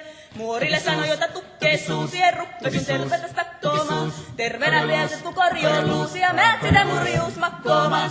Ei tätä poikoo hellyys haittako, atniva ja hukkii laijasta laitaa. Salivili hipput, tupput, tapput, täppyt hiljalleen. Sen minä sanoin, jota purra pitää, ei mua niin voi nielasta. Suot mä nää ite vaikka lännestä ittävä, minä en luovu Ievasta. Sillä ei tätä poikoo kainous haittaa, silloin kun tanssii laijasta laitaan. Salivili hipput, tupput, tapput, täppyt, tipput hiljalleen. I wish he would have got a solo. Okay, let's end the stream. Yay! Something right there. Little baby sticks. So if your kid's a male, even though he'll scream and yell, you gotta cut it off, or the little souls will burn in hell. Goodbye, everyone. Well, way back in the beginning, God was making men and women, and the fish of the sea and the birds of song. He announced he'd made perfection, but